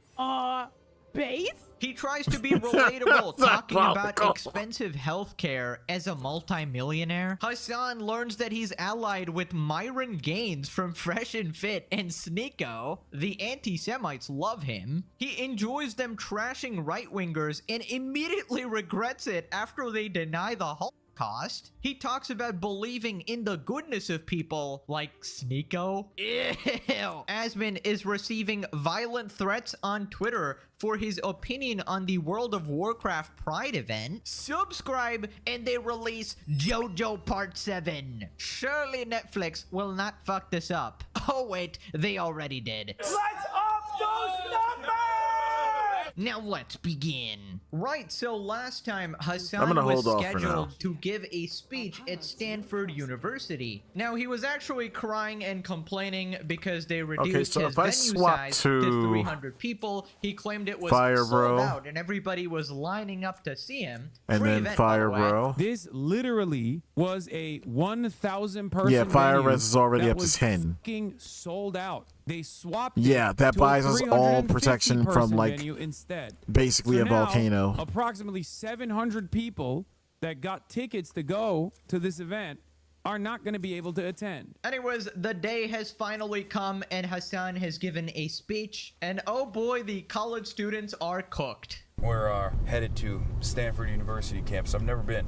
I can already feel the evil energy in the air as soon as we enter the campus premises. The next war criminal is currently going to a class right now at this university. The next big Peter Thiel is going to be here. Yeah, Hassan, what you're talking about is the dark energy evil aura, which is actually just you walking onto campus, right? Yep. We all know Hassan has got demon vibes. If Hassan was a cartoon character, there would be like a thunderstorm following him around at all times. That guy's not He's safe kinda from the like rain. Dio from JoJo because, you know, he abuses dogs. But instead of being intimidating and formidable, he's just sort of a clown. Anyway, so it turns out there's actually another guy who gave a speech before Hassan in order to like set him up or introduce him or whatever. And apparently this dude is facing 3 years in prison for his college protests or whatever. So let's just go through this real quick. Working families are struggling to afford rent. We in the Bay Area are facing the worst affordability crisis for housing in the whole nation. Each year, healthcare becomes more and more expensive. Millions of working people are struggling to meet their basic needs, all while the billionaires, the ones who always put their hand on the scale of our legislature, are only getting wealthier. I mean, true, I agree. I think Hassan should actually redistribute his wealth as well. And you know who else should help out? Fucking Stanford, dude. Lower their damn fees. Have you guys seen how much they charge? Here's Google I'm for gonna the take everything. 2026-2027 academic If I'm year. not absolutely the total estimated cost using of it, attendance for undergraduate American students gonna go. is approximately like $100K annually before financial aid. Now they say they have like a robust financial aid program, but let's be honest, most people are not getting that. Now, for example, if I wanted to attend, right, international students exceed $100K annually. So this shit would be like $400-500K for a degree, bro. Absolutely diabolical. How do they do this? This is literally daylight robbery. They expect students to pay $500K, bro. You can't make this shit up. And sorry for a little bit of a tangent, but oh my god, this is the biggest waste of money you'll ever make in your life, right? If you're actually contemplating, if you're like a student watching this and you're contemplating going to one of these expensive universities, please don't. Just pick a cheap one. Education is something you give yourself, all right? Through YouTube videos, all right? These damn institutions ain't teaching you shit, let's be honest. They're teaching you to become Hassan Piker fans, all right? Look at these fucking NPC bots in the audience, which we'll look at, right? Now, of course, if you're getting a useful degree that isn't gender studies, whatever, you can go for it, but still, I wouldn't recommend spending 500 fucking K. And the thing is, you're not making 500K after you graduate, right? People cope so hard, like, you know, actually, after 10 years after I graduate, I will probably break even. Congrats, you spent 15 years of your life to break even and then maybe start earning. Like, education should not cost that much, okay? This is probably the biggest scam in history and everybody falls for it. It's actually crazy. No, but you're just a YouTuber. Okay, man. Okay, go ahead. Go spend 500K, all right? Don't cry in 10 years when Pegasus warned you, all right? Also, just to clarify, I'm not saying don't go to university. Obviously, you need to get a job. Not everybody can be a fucking YouTuber, obviously, but just don't waste all your money on it. Like, you can probably get a degree from like a cheaper institution, right? Anyway, so then this guy talks about his charges. He's facing 3 years in prison because of something. I'm assuming this is like college protests or whatever. And I find it hilarious. They're just allowing this guy to speak and essentially inspire more of these protests or whatever. We have seen Stanford cut funding from grad programs, disciplining progressive protesters for standing for justice, and perhaps most critically, criminalizing pro-Palestine students and systematically attempting to repress our voices. I myself I'm one of 11 students and alumni of Stanford University who are currently facing 3 years in prison on 2 felony counts for a sit-in at the university president's office in 2024. I appreciate the support, y'all. This is all while the district attorney of Santa Clara County has raised thousands of dollars through campaign events where he flaunts our unjustifiable prosecution and persecution. Right, so I don't really know anything about this guy. Felony charges for peaceful protest sounds pretty ridiculous, so I'm assuming there was like trespassing What or else do something. I have like, that I'm if not he was going to in an use? Let me office that he swap wasn't this out supposed to be, or for. occupying a building. I But don't really this is a follow the tax- news this too is a well, tax but at feed, right? Other universities, I think there was stuff like this going on where people were chanting open support for like Hamas terrorists or whatever. So Klein, that could this one probably could I- get this one you I a could card, absolutely you know, get the and they were fuck rid saying of. that they were being funded as well by foreign influences. Yeah, but if anybody knows, just let me know, like, why this dude got arrested, right? But he's a Hassan Piker fan, so he probably does belong in prison. So then he introduces Hassan, and Hassan does love criminals, and he's dressed up as Chairman Mao again. To our speaker for the Destruction evening. and Swift. He is a streamer. He is a content God, creator. I got he is a nothing on that one. writer, He is an anti-Zionist. He is a socialist. And maybe by listening to the progressive perspectives he holds, perspectives that have Mighty Foes. Yeah, I don't historically care been about this. marginalized, we can have a couple answers to our big question of what is to be done. So I ask you all, with your hands, with your voices, make some noise and welcome Hassan Piker, everyone. Man, I'm not getting nothing.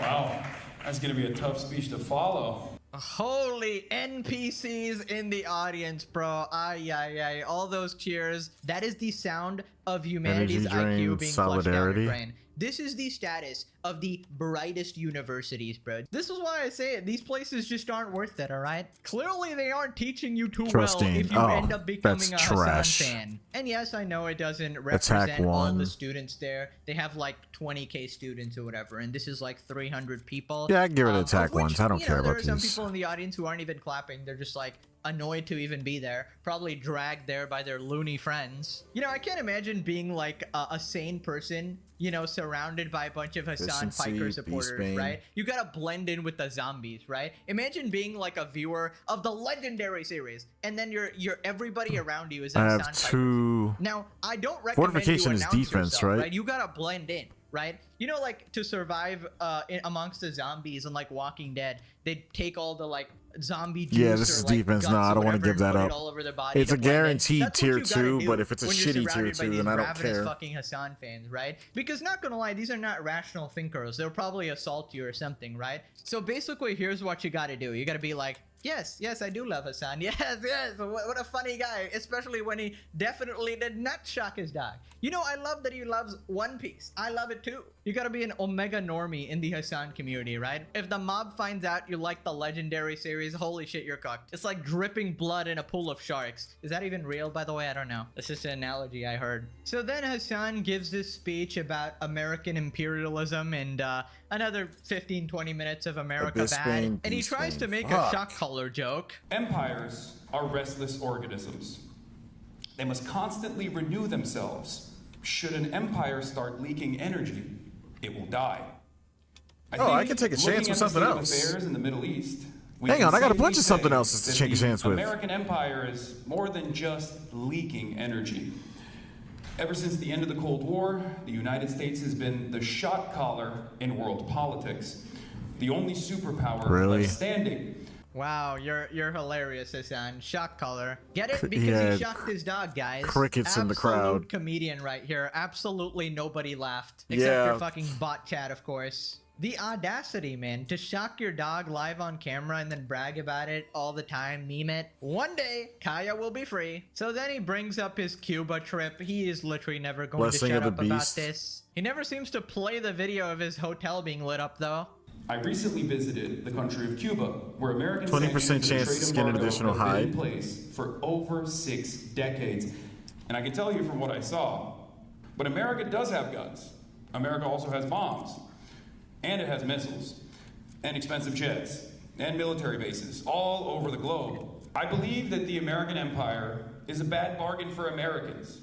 A lot of people might get mad at me and say, well, I'm a third worldist. As a matter of fact, it's actually pretty good in comparison to the third world, but it is. Now, it's objectively true that we do benefit in the imperial core, but our empire has a tax. Periodically, we send our own people off to other countries that die in a mission with no real strategic purpose. We have a limited and very expensive form of socialism for veterans, and even that is lackluster. There's no fucking way this guy is talking about veterans. Bro, you are shameless. Didn't you literally have a clip recently about veterans? Play the recap. Do you even have your balls remaining, or did a fucking IED explode them for you, dumbass? Shut the fuck up. Go enjoy your fucking PTSD, asshole. Fuck you. Yeah, that's not very nice, Hassan. You and Froggen should never ever talk about veterans. Boo freaking oh, hope you get PTSD. That's your head mod. The producer of your stream. Someone you consistently defend and you approve of. Absolutely shameless. It's hilarious to see Hassan pretend that he gives a shit about any soldiers at all. If he had his way, he'd probably let America lose everything, get captured, turn into like a communist regime or whatever. He's explicitly said that is his goal. He wants to elect socialist, communist everywhere and start a revolution in America, right? Which is Vitality like, 3. bro's a traitor. Bro's a traitor. Lock him up. So then he tries to be relatable, talking about like healthcare costs, as if this guy has ever struggled in his life. I grew up in Turkey my whole life, and yet I sound American, I look American, I consumed American products my whole life growing up. I wanted to come here. I believed in the American dream until I got my first hospital bill, and then I was like, oh, this is yikes. Hassan, for the love of God, don't act like you ever had to struggle ever. We all remember Froggen-sized Hassan. You were always fat and well-fed and torturing horses, torturing animals. You with your billionaire dad, multi-millionaire uncle, landlord mom, and now multi-millionaire yourself. Like, shut the fuck up. When have you ever had to struggle with medical bills? This does not affect you at all. Okay, fine. Maybe you pay a bunch of money for the chemicals you're taking and the drugs you're injecting. Sure. But it's still probably a drop in the bucket, you know? When you're rinsing your audience dry with your streamers and merch, all these people donating to you. By the way, this guy's supposed to be the socialist, right? Literally taking money from brokies every single day of his life. Every single day he goes live and takes donations from 9-to-5 workers who earn significantly less than him. Never ask Hassan if he's a capitalist. He will absolutely crash out. So then he talks about people trying to cancel him. Obviously, the narcissist got to talk about himself.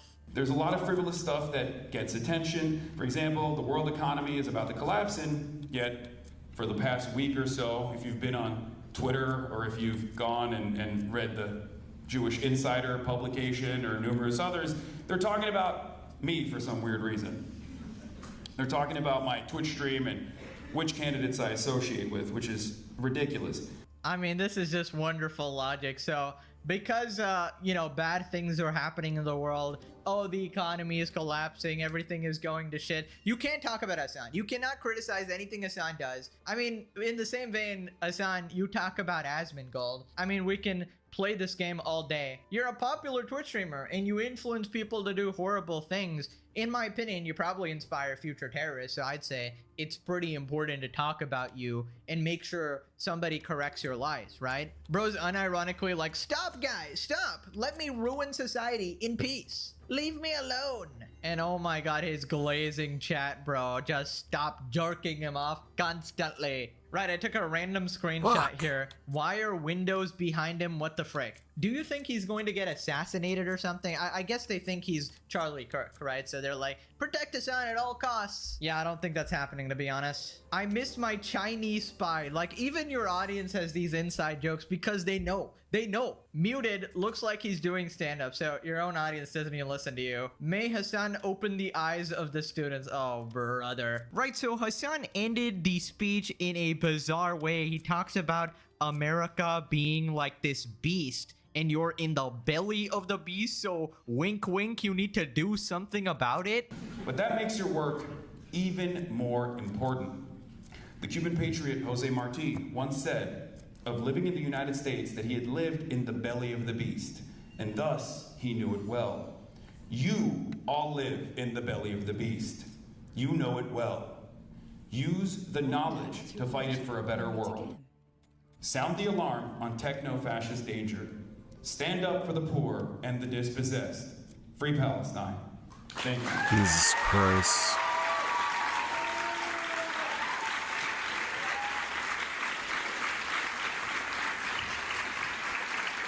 Oh my god, bro. Imagine being the NPC bot actually clapping for this moron. Those claps better be because he left the stage. But yeah, they really seem like complete dunces who just cheer anytime you say, America bad, guys. Oh my god, he said it. He said it again. It's time for revolution. Oh my god. No kings, take them down. I mean, that is essentially Hassan's message, right? Basically, start this revolution. We need to establish communism in the US, take down the system, support the terrorists who are trying to destroy the USA, literally chant it all the time. Absolutely insane. He's an op. He needs to be arrested, actually. All right, Hassan's comment section. Hassan going to be the first person to give a speech without a soundboard. Yeah, I find it really interesting that he managed to pull this off without spamming "fa."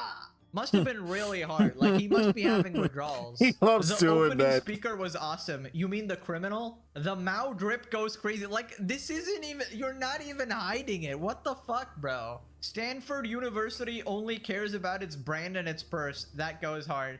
So they like invite these people over to shit talk their own university. That's funny as fuck because they know at the end of the day these people are still gonna be paying them, you know? So it's like hilarious. I'm old, over 50, and I love Hassan. My kids turned me on to this truth-telling, anti-imperialist dude, and I'm so freaking happy. All right, Grandma, back in the coffin. You know his finger is twitching bad. I need a socialist closet clothing video. Oh, just look up dictator outfits. I'm a recent Stanford alumni who went to this talk. This was a fantastic event. In my experience, a lot of people who attend seem mostly focused on chasing a bag, founding startups, without thinking about how the work they will end up doing impacts the world at large. Oh, you mean they're trying to fend for themselves, you know, earn a salary, take care of their future family? Wow, horrible. I can't believe they didn't think about the political and economic state of the world right now. Unfortunately, Bay Area culture seems to encourage this mindset, so it's especially important to have these discussions in such a place and at such an institution.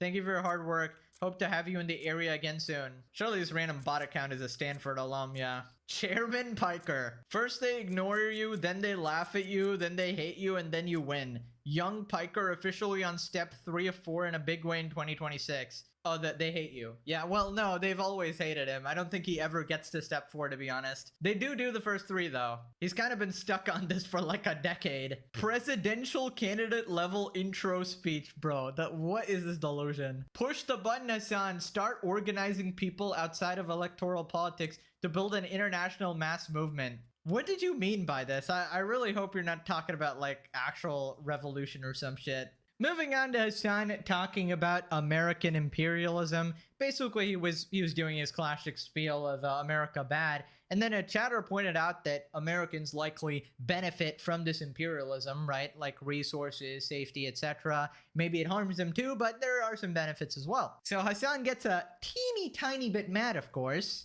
Western imperialism doesn't benefit those who we crush under our boot. It doesn't benefit those who are actually doing the crushing, and it doesn't benefit those in the imperial core. This was my take. I said Western imperialism doesn't serve the people it subjugates and destroys. It doesn't benefit the people carrying out the violence, and it doesn't benefit the people living in the imperial core. It only benefits capital. It's time to do away with empire and focus on ourselves. It's obviously inhumane and immoral, but even for the most self-interested Americans, the question remains. Each dollar spent on a bomb that hit a school overseas could have been spent building schools in my neighborhood. How does killing the children of the periphery benefit my children? Right? It does, though. There's no reason to lie. See, this is what I mean. A lot of you, I think, are unfortunately too autistic for your own good. And that's why I do what I do and you do what you do. Do you see what I mean? So, like, that's the, like, what's the argument? You want to go to like a random guy living in West Virginia and be like, actually, you are taking advantage of Imperial super profits, just so you know. I know you live in a trailer park and you haven't gotten like dental work ever. There's no hospital in your neighborhood. So God forbid something horrible happens to you. You might have to get medevac by helicopter. Okay. But you're actually literally eating the Imperial super profits. I'm from the third world, so it's just insulting. Okay, then shut the up. Okay. You know, then shut the up. This is my point. I'm trying to get Americans to be more restrained in terms of expansive Western empire so they don't come knocking down your door and rape your family members. But you're over here being like, no, actually, we have to be sincere about this. Whoa, whoa, whoa, Hassan. You can't be doing that. Hassan telling a person from the third world to shut up. Not very woke, Hassan. Not very woke. That one's definitely going in the Diddy Piker folder alongside classics like I don't care what black people think. Thank you, Hassan. Thank you. I don't give a fuck what black people care about. Oh, black people care about this. Black people care about that. Like, shut the fuck up. That's not how politics works. Thank you for the great analysis. Right, so then Hassan finds out that he's on the same side as Myron Gaines from Fresh and Fit, professional misogynist, and Sneeko as well. And he's very confused what to think here. You probably saw this. Dude, I hate to say it, like, how the f is it that someone like Hassan Piker I was about to say that. He's getting it right. Hassan Piker is on the right side of this issue. I like Osmongold. I don't know how to feel about this. I don't know how to feel about Myron Gaines being on my side on this issue. But yeah, it's just like strange that many right-wingers are now being like, yo, Hassan is actually kind of right about this stuff. It's crazy. Yeah, man, I'm actually anti-war. Welcome to hearing an actual anti-war perspective. That right-wing audience thinks you changed because they think you became anti-Semitic like them. They're completely misunderstanding it. Yeah, it's so funny that like their worldview is based on you know, voting for Republicans and just like arriving at maybe a correct conclusion about like being critical of American imperialism, but not on the basis of like death, destruction, violence, but more so because I don't know, they're just arriving at that like anti-Semitically somehow. I don't know. I don't know what the these guys are on. Oh my God, is my speech going to be streamed tonight? /S. Yes. I don't believe they are fully aware right-wingers. I think they're just amplifiers for the same propaganda most Americans fall for. Even edgelords have some self-reflection. I just thought it was interesting that like they were on Asmongold, where they're like, oh, I really like Asmongold. I still like Asmongold, but he's just like been kind of weird on this Iran stuff. Well, what do you know? It seems like the anti-Semites just absolutely love you, Hassan. Now, what does that mean? Right? I'm not saying correlation is causation or anything like that, but Hassan is seemingly perplexed. He's like, somehow, Sneeko, they arrived at this conclusion that I, Hassan Piker, am anti-Semitic. How would they do this? How did they come to that conclusion? I don't know, Hassan. I feel like they're pretty expert authorities on it, right? So I feel like they would have a pretty accurate assessment of who's an anti-Semite and who's not, considering they themselves are anti-Semitic. So they have welcomed you. They're like, my brother Hassan, yes, come. You have been welcomed to our cause. Dude, how absolutely insane is it that you have people on the opposite side of politics? This isn't centrist or right-wing. Okay, this isn't centrist right-wing Democrats, as Hassan would put it, right? These are actual, like, far-right people, right? Who essentially disagree with Hassan on basically everything. Every left-wing policy, they completely disagree with it. They're not progressive at all. But then after seeing Hassan and how much he doesn't like a certain group of people, they're like, you know what? This Hassan guy's kind of great. I kind of like him now. He really gets it in a way that other people just don't, you know? Also, of course, the thing he's actually mad about is Asmongold. Like, come on, man. You gotta get something new now. So then we have like the funniest part ever. Hassan is listening to Sneeko just trash a bunch of right-wingers, right? So he's like enjoying it. He's like, this is actually going pretty well. He's saying some base things right here. And then Sneeko goes ahead and says the most unhinged shit ever right after and denies the Holocaust. And then Hassan is just dumbfounded. He immediately regrets it. This reminds me of when they played him on Iranian TV and he's like, yes. And then, no, Sneeko, no. No! They put me with Sneeko. No, I didn't realize. No, turn it off. Turn that shit off. Trump just said on stage, he's saying that he likes to keep losers around him because it makes him feel better about himself to see losers. He doesn't want successful people so that he could talk about his success. How can you still support him? And you're right, the right wing is completely subverted. This is why I think it makes there's a good argument to vote for Gavin Newsom in 28. But again, this supports I've been saying this the whole year, that it's not about right and left, it's about right and wrong. Aligning with these sort of ideologies where they can say like, oh, are you like a liberal who like loves Iran? This is how people become brainwashed and become part of a mental cult to prevent themselves from seeing the bigger picture. Almost everybody in the right wing is incorrect. Like there's no alignment I find with these people. This is the biggest issue. And to think that we have something in common because, you know, we both talk about transgender issues or LGBT is incoherent. I don't think that there's any sort of basis in saying I'm right wing, I'm left wing, because why is it now that Hassan Piker is on the right side of this more than anybody in the right wing? We've been ideologically against him for so long on many issues, but on this he's correct. And I called him out. I said, like, look, you're calling me a Holocaust denier, even though you know they're lying about the 30,000. It's just like, this is what I mean. It's like, I'm not, and I will never be a denier of real events, okay? Oh my god, absolute gold right there. Hassan thinking like, wait a minute, wait a minute, I actually like these guys. Wait, Sneeko is trashing Trump? Oh my god, I love this. He's trashing the right-wing freaks. This is absolutely great. Maybe he isn't so bad. Proceeds to deny the Holocaust. Like, oh my fucking god, bro. You cannot make this shit up. Yeah, congratulations, Hassan. This is where you've ended up with, right? This is your associates now. These are your friends. This is actually who you've aligned with now, right? Your Iranian regime buddies. Both on TV together. Best friends forever. You know, I never thought I'd see the day where Hassan was so colossally regarded that he found himself agreeing with Sneeko, right? Like, it really is the horseshoe theory of where, like, you've somehow come around the other side now. So then he talks about the true numbers of how many people died in the Iranian protests, and Hassan knows, of course, right? He was there in person. The government of Iran obviously messaged him personally, right? And that's how he knows, right? Sarcasm for any brain-dead Hassan fans that didn't get the joke. Don't slander him, bro. It's not even because like, oh, the Holocaust has like special status or anything. It's just like objectively stupid to look at one of the most well-documented atrocities of all time and just to deny its existence, right?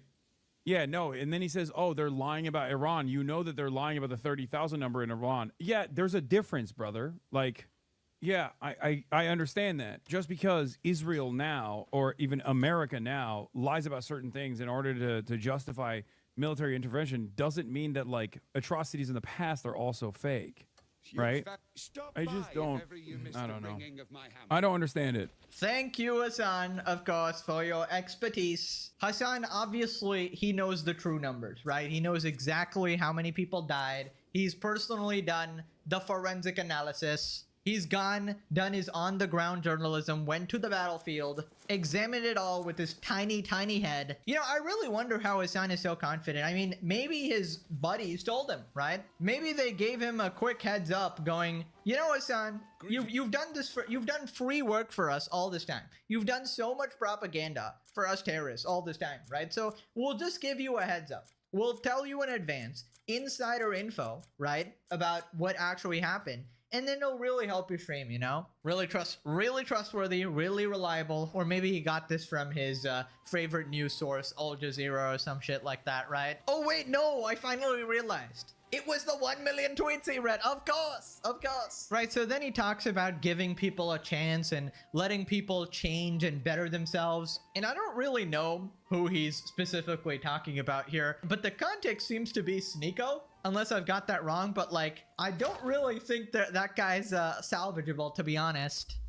Like, a fundamental worldview that I have that I think many people misunderstand is that I believe that ideologies, no matter how dangerous, can be changed, okay? I believe in rehabilitation. This is the attitude that I have consistently across the board, even if someone is a Zionist, even if someone is a Nazi, right? I believe that people can change. I believe that people can better themselves. I believe that people have that capacity, okay? If I didn't believe in that, I wouldn't be doing what I'm doing. Brother, he just denied the Holocaust. Like, I don't think he's really getting any better, dude, as the years go by. In fact, I feel like he's only getting more and more regarded as more years go by, right? At a certain point, you gotta give up on people, right? Like, I'm all for change. I believe in the goodness. I've watched a bunch of anime, you know, always believe in the good-heartedness of every individual. But sometimes people just show you who they are. I mean, Sneeko argues against the age of consent, right? He wants to change the age of consent. He supports child marriage, and Hassan goes, you know what? I think I like this guy. He's anti-Semitic like me, you know, he might have a point. He's learning from me. Absolutely insane, bro. You know, for your sake, Hassan, I do hope that people change, because then maybe you can change, right? Maybe one day you can get better and stop being this evil force in the world, this evil piece of shit. We can all dream. Phil responded, why has he got Mao drip? Looks so good in his jacket. High colors really work for him. Yeah, Hassan really good. Looks good in the dictator outfit, of course. Sneeko will end up on every side eventually.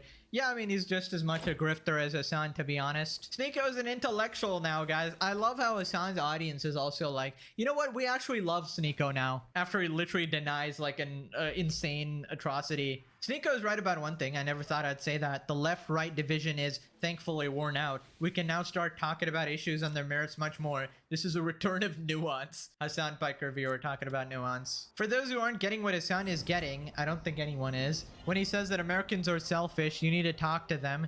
He means structuring your points or discussions around a way that puts them in the center. May not sound good to others, more effective to get them on their side. Yeah, basically hide your power level and lie to them. Be like, we love LGBT, and then say you love Hezbollah, right? Just wait a bit and then get to it. Hassan is on the right side of this issue. I also like ass man mode. Sneako's another capitalist grunt grifting with his mouth to climb up. Great, that's what opened their eyes. There's no solid evidence, and it's the most well-documented event in history. They're literally children who, when presented with evidence that refutes their crazy worldview, close their eyes and go la la la. You mean like fucking Hassan fans when you show them that he shocked his dog? You mean literally you guys? Moving on to Asmongold being cancelled by Twitter again. Apparently he's getting a bunch of like violent threats because he commented on the World of Warcraft Pride event. But Asmongold would expand on his thoughts about the World of Warcraft Pride event for this month, and well, a lot of people are talking about it and a lot of people are very angry. Let's hear what he had to say about the event. I think that it is so insufferably fucking annoying that gay people, trans people, and everybody inside of the LGBT umbrella, not everybody, but the outspoken, pathological, narcissistic, self-obsessed, self-referential, attention whores inside of these communities can't stop talking about themselves. And because of that, they need every piece of media to reaffirm their identity. It is fucking exhausting for me to have to see every single thing has some sort of gay pride, trans pride, some variation of this. And this is coming from somebody, I support gay rights. I support trans rights for adults. I support a lot of these things, but I don't want to see it in every single piece of media constantly. It is this overcorrection where they want to put their sexuality front and center and basically force people into interfacing with and acknowledging that they are what they are. This is exhausting, it's confrontational, it's unnecessary, and it's insecure. You want to suck a dude's dick? Go ahead. Shut the fuck up. Shut the fuck up about it. Right. I mean, I don't really know much about WoW. I don't play that game. But to be honest, if it's just like one event, I don't really see the problem. But apparently they've been sort of inserting this type of like woke stuff all the time. Is Pegasus and in some being out of cases touch it can get again? annoying. For me, as long as the content's good, I never care. For example, TV shows, suddenly the past few years, they've been ruining a bunch of... This is another one of the outsiders that doesn't understand that it doesn't matter the quality. What matters, this is a rare case where it's the opposite, where the intent actually does matter than the result. Because if they sneak this shit in and they sneak it in something that you enjoy, they're just gonna keep doing it, and then eventually the intent is gonna overrule everything, and by then when you notice it, it'll be too late. It's essentially like putting putting like an ingredient that you have an allergic reaction to in like the thing you eat, like eating the most, where you won't even notice that it's in there, and then by the time it has the negative effect on your body, it's too late. It's the same thing. Stories by inserting a bunch of characters that don't fit the story at all or plot, just for some, you know, woke points or agenda points or whatever. Bunch of different narratives about political stuff, and if you just put it in for no reason, obviously it's going to ruin the story. Everybody's going to hate it. But if you do it in like a tasteful way, in a way that it's actually supposed to be there, it's part of it, it's natural, then everybody's going to love it, right? And the main point is to keep it entertaining, keep it good. Like some shows, Brooklyn Nine-Nine, right? The show is funny and entertaining, right? Nobody's going to complain about like a gay black guy or anything like that. But then there's other shows where it just goes a bit too crazy.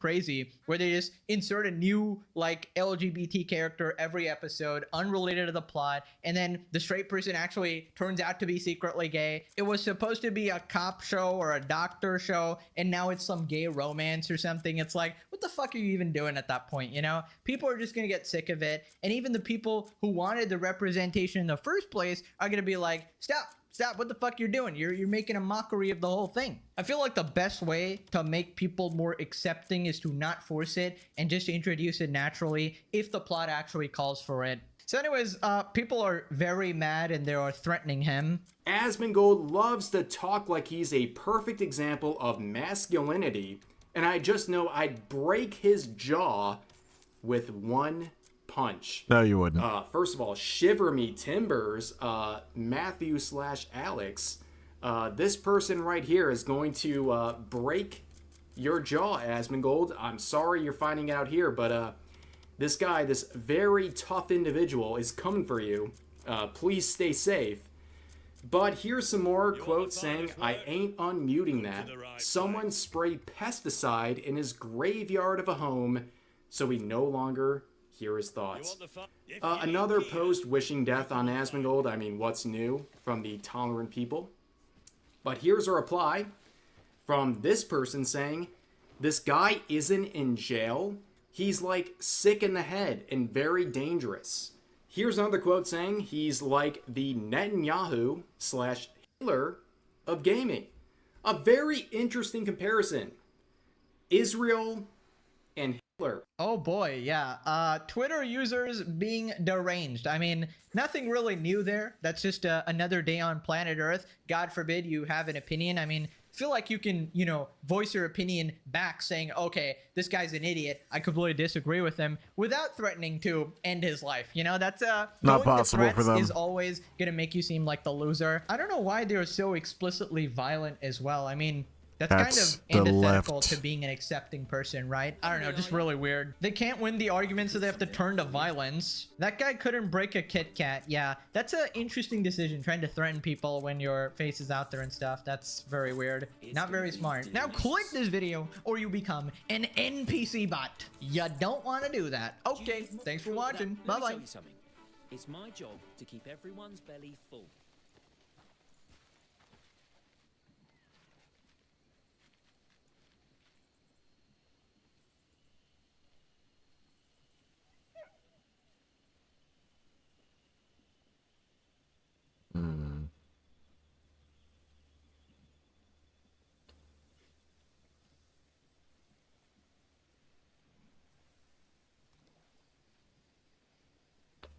Oh, I bet he couldn't wait. He put it on the thumbnail. He could not wait to slam this shit.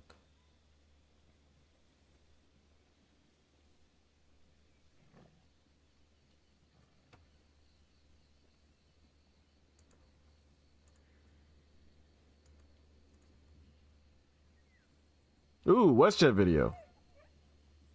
Massive day for the unemployed.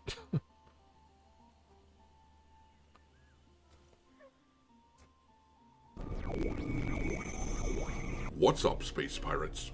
This is your Admiral, the effortlessly entertaining Dr. Disaster, and it's actually incredible how Naughty Dog believes they can shove Intergalactic, the Heretic Prophet, down our throats whether we want it or not. So yeah, and I feel like those same people that were hating are gonna play that game, and guess what? They're gonna love it. So... sheer fucking hubris. The crazy thing is that the interview which I just showed you there, where the actress of the main character in Intergalactic is acting like people are going to love their game no matter what, that happened after this absolute calamity right here. For anyone who doesn't remember, when Intergalactic, the Heretic Prophet, was first revealed at the Game Awards dude. Back in 2024, it was Let me fucking fast travel. God damn. As you see down at the bottom there, they were I'm not ratioed fucking. really Oh my god. badly because people could not stand how damned ugly the character was. That's disgusting. With that sort of backlash that they saw towards this game, Naughty Dog has been extremely quiet about it ever since. There's been very little talk about the game at all, as they presumably try to figure out a good way to market this game to an audience that seems primed and ready to reject it. They recently had an eye-opening experience with The Last of Us TV show, where the story for the second game had the first part of it adapted onto television, and the normies, who aren't gamers but who watched the show, were completely turned off from it, causing the ratings to collapse. The whole project made Naughty Dog's priorities quite evident even to the normies. Whom do you serve? Wokeness. So, the show failed, illustrating just how much people despise the current iteration of Naughty Dog, and Intergalactic seems ready to follow suit and underperform. But an interview with a former game director from Naughty Dog has been making the rounds on social media this past day, suggesting that actually there is a tremendous amount of pressure on this new game to perform.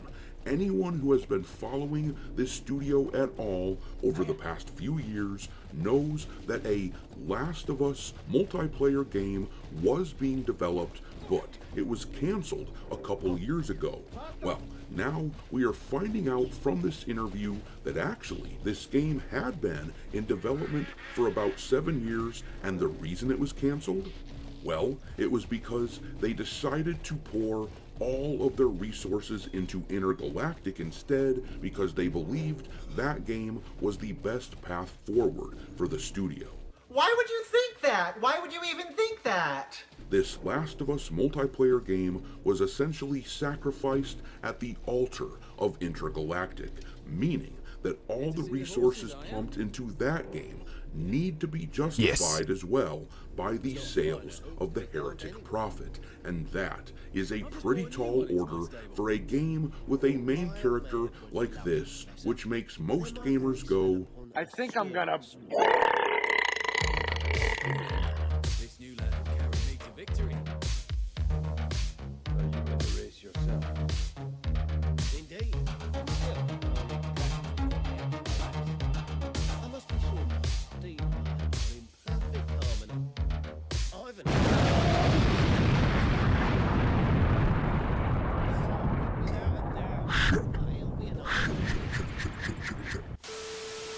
Alright, me hearties, we are going to watch this interview from the director of The Last of Us multiplayer game, which was being made because I find it fascinating what he has to say. He is very candid about what the people at Naughty Dog were thinking, and he is explicit in describing why they decided to cancel his game. This is actually oh my god, you fucking asshole. Because in a few years, when the Heretic Prophet finally fucking Roiler, releases, man, always there will trolling me and undoubtedly shit. be conversations about how well it performed. We all know the script ahead of time. We know how it will play out based on how the unveiling of Intergalactic was received. Unless they are able to turn things around dramatically, this game is going to underperform, and Sony will refuse to announce any sales numbers for it because they'll be embarrassed by it. Analysts will provide us tidbits of data which show that the game did not meet expectations.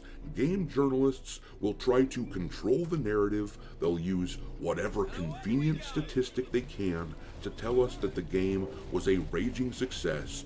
Those of us who actually pay attention to what's happening will point out that based on what we are seeing at the time, there is no way that Intergalactic will be able to recoup its massive development budget, keeping in mind that by the time that game releases, it sounds like it will have been around 7 years or more that it was worked on. It would not shock me at all if the development costs for the game were north of $300 million.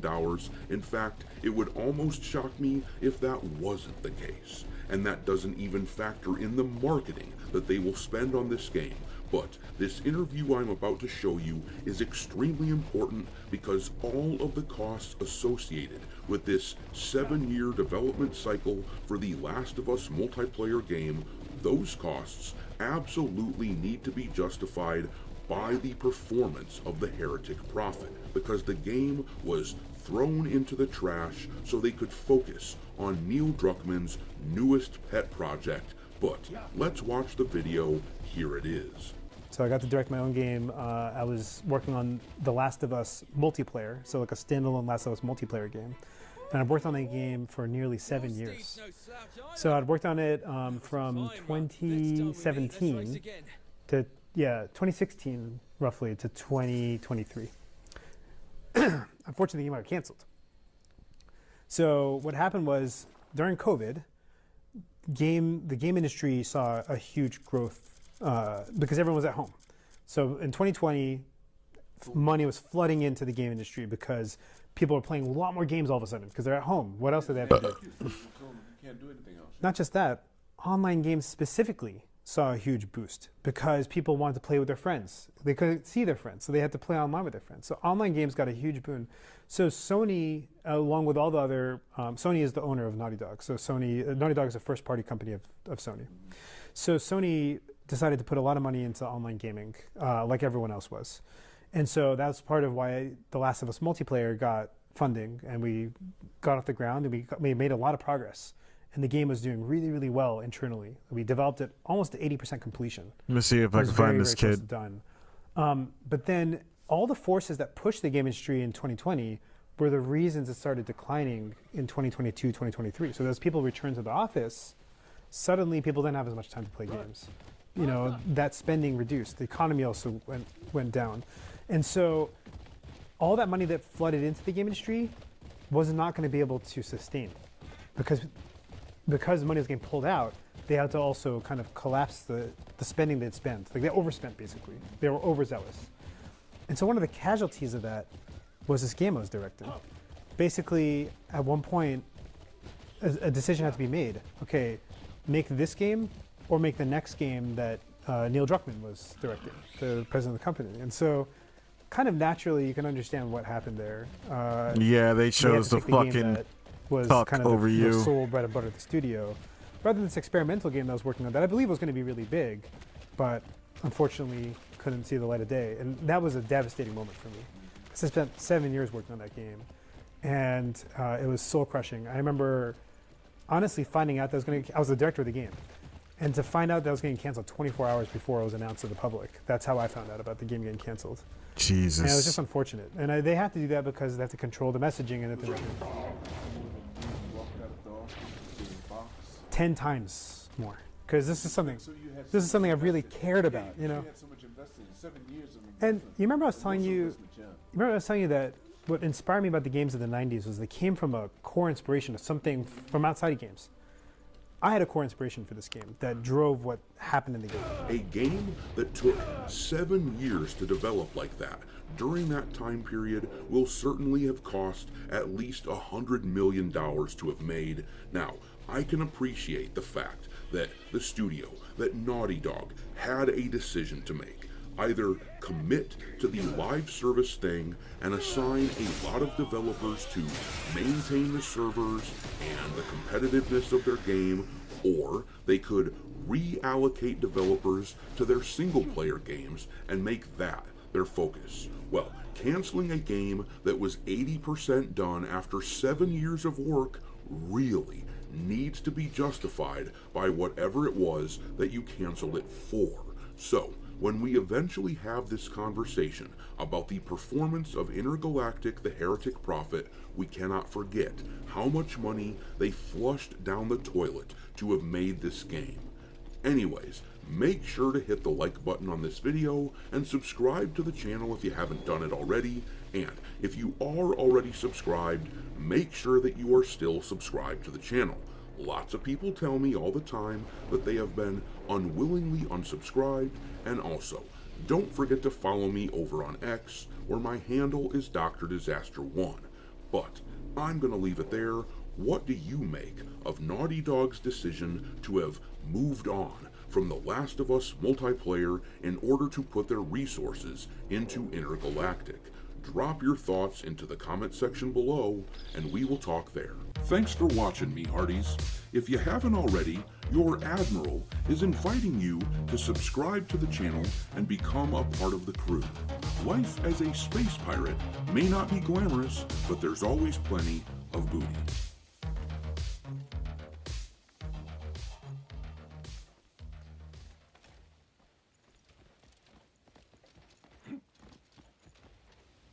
Have I been here before? Oh, Sanctuary. Yeah, I've been here before. Now, those of you who frequent X may have noticed that there is a lot of antagonism right now between average Europeans and Americans. I mean, they're at each other's throats in many threads that appear on my timeline. And as you can see here, there's this lady as well pointing out that there's been a lot of loathing towards Europeans for the last 2 weeks. The reaction to us discussing our energy issue has been even worse. Sargon of Akkad himself has recently criticized America's foreign policy to the point where people have accused him of being a leftist because on international global affairs, he doesn't seem to be any different than Hassan Piker or Destiny Stakes. And so how exactly did we get to this point? Why is it that Europeans and Americans, who just 2 years ago were finding common ground among party affiliations, like right-wingers in Europe and right-wingers in America, were very close to each other, to where now people are, again, at each other's throats, and it seems that most Europeans agree with progressives on foreign policy.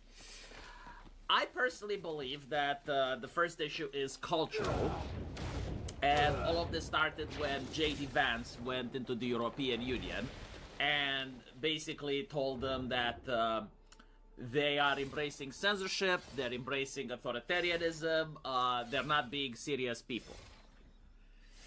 And this genuinely shook the establishment at Brussels. And in one way, I kind of see their point of view to an extent, and I do need to be honest with this, because the previous administration, the Biden administration, was constantly pushing for Brussels to censor and to embrace safetyism and woke culture. Especially if you look at USAID, you would notice that a lot of American NGOs flat out would refuse to build a bridge anywhere on planet Earth unless someone signed something about giving homosexuals more rights. I'm not kidding, like it was actually exposed that they did this in Africa. And so the people at Brussels were all of a sudden confused by this. It's like, well, look, we can set our foreign policy based on American leadership, but you guys need to be consistent. You can't have an administration that for 4 years pushes us one way, and then another administration comes in and shames us for doing the stuff that your previous administration was forcing us to do. So at that level, I kind of understand their frustration. But again, J.D. Vance comes in, and he has his speech, and the people at Brussels aren't happy. And when the people at Brussels aren't happy, they order their gigantic, colossal industrial propaganda apparatus that the European Union has to write constant hit pieces about Trump. And I gotta say, as a guy from Romania, I have never seen the press this antagonistic towards America that I have seen in the last couple of years. The one in Iran is just like one of the things, but you look at the articles and they're unhinged. They're demented. Like, I think only during communism did we see so much poison and bile poured on ink towards our American allies. And it started with Brussels. I definitely think that was the moment when J.D. Vance went in and shamed the European Union. That's when all of the antagonism started. And so you gotta understand, the average European, he doesn't follow American politics. He doesn't actually know what's happening in the United States. He knows what his press is telling him, and what his press is telling him is only bad things. Just non-stop, extremely bad things about America. And so this is like one of the reasons why you have the antagonism, because the American press is also doing something different. The American press is only saying good things about America, and it's only saying good things about how America is helping Ukraine, for example, right?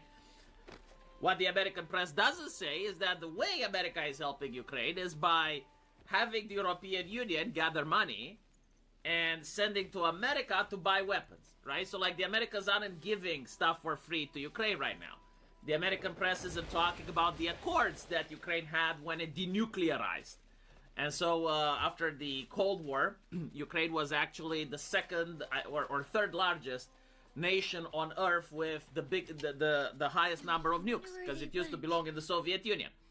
And so they made a deal with Russia and America saying that we're going to give our nukes away, but you guys defend our territorial integrity. And so now that it was time for America to defend Ukraine's territorial integrity as per agreement, America goes like, yeah, we'll do it, but like, what else you got?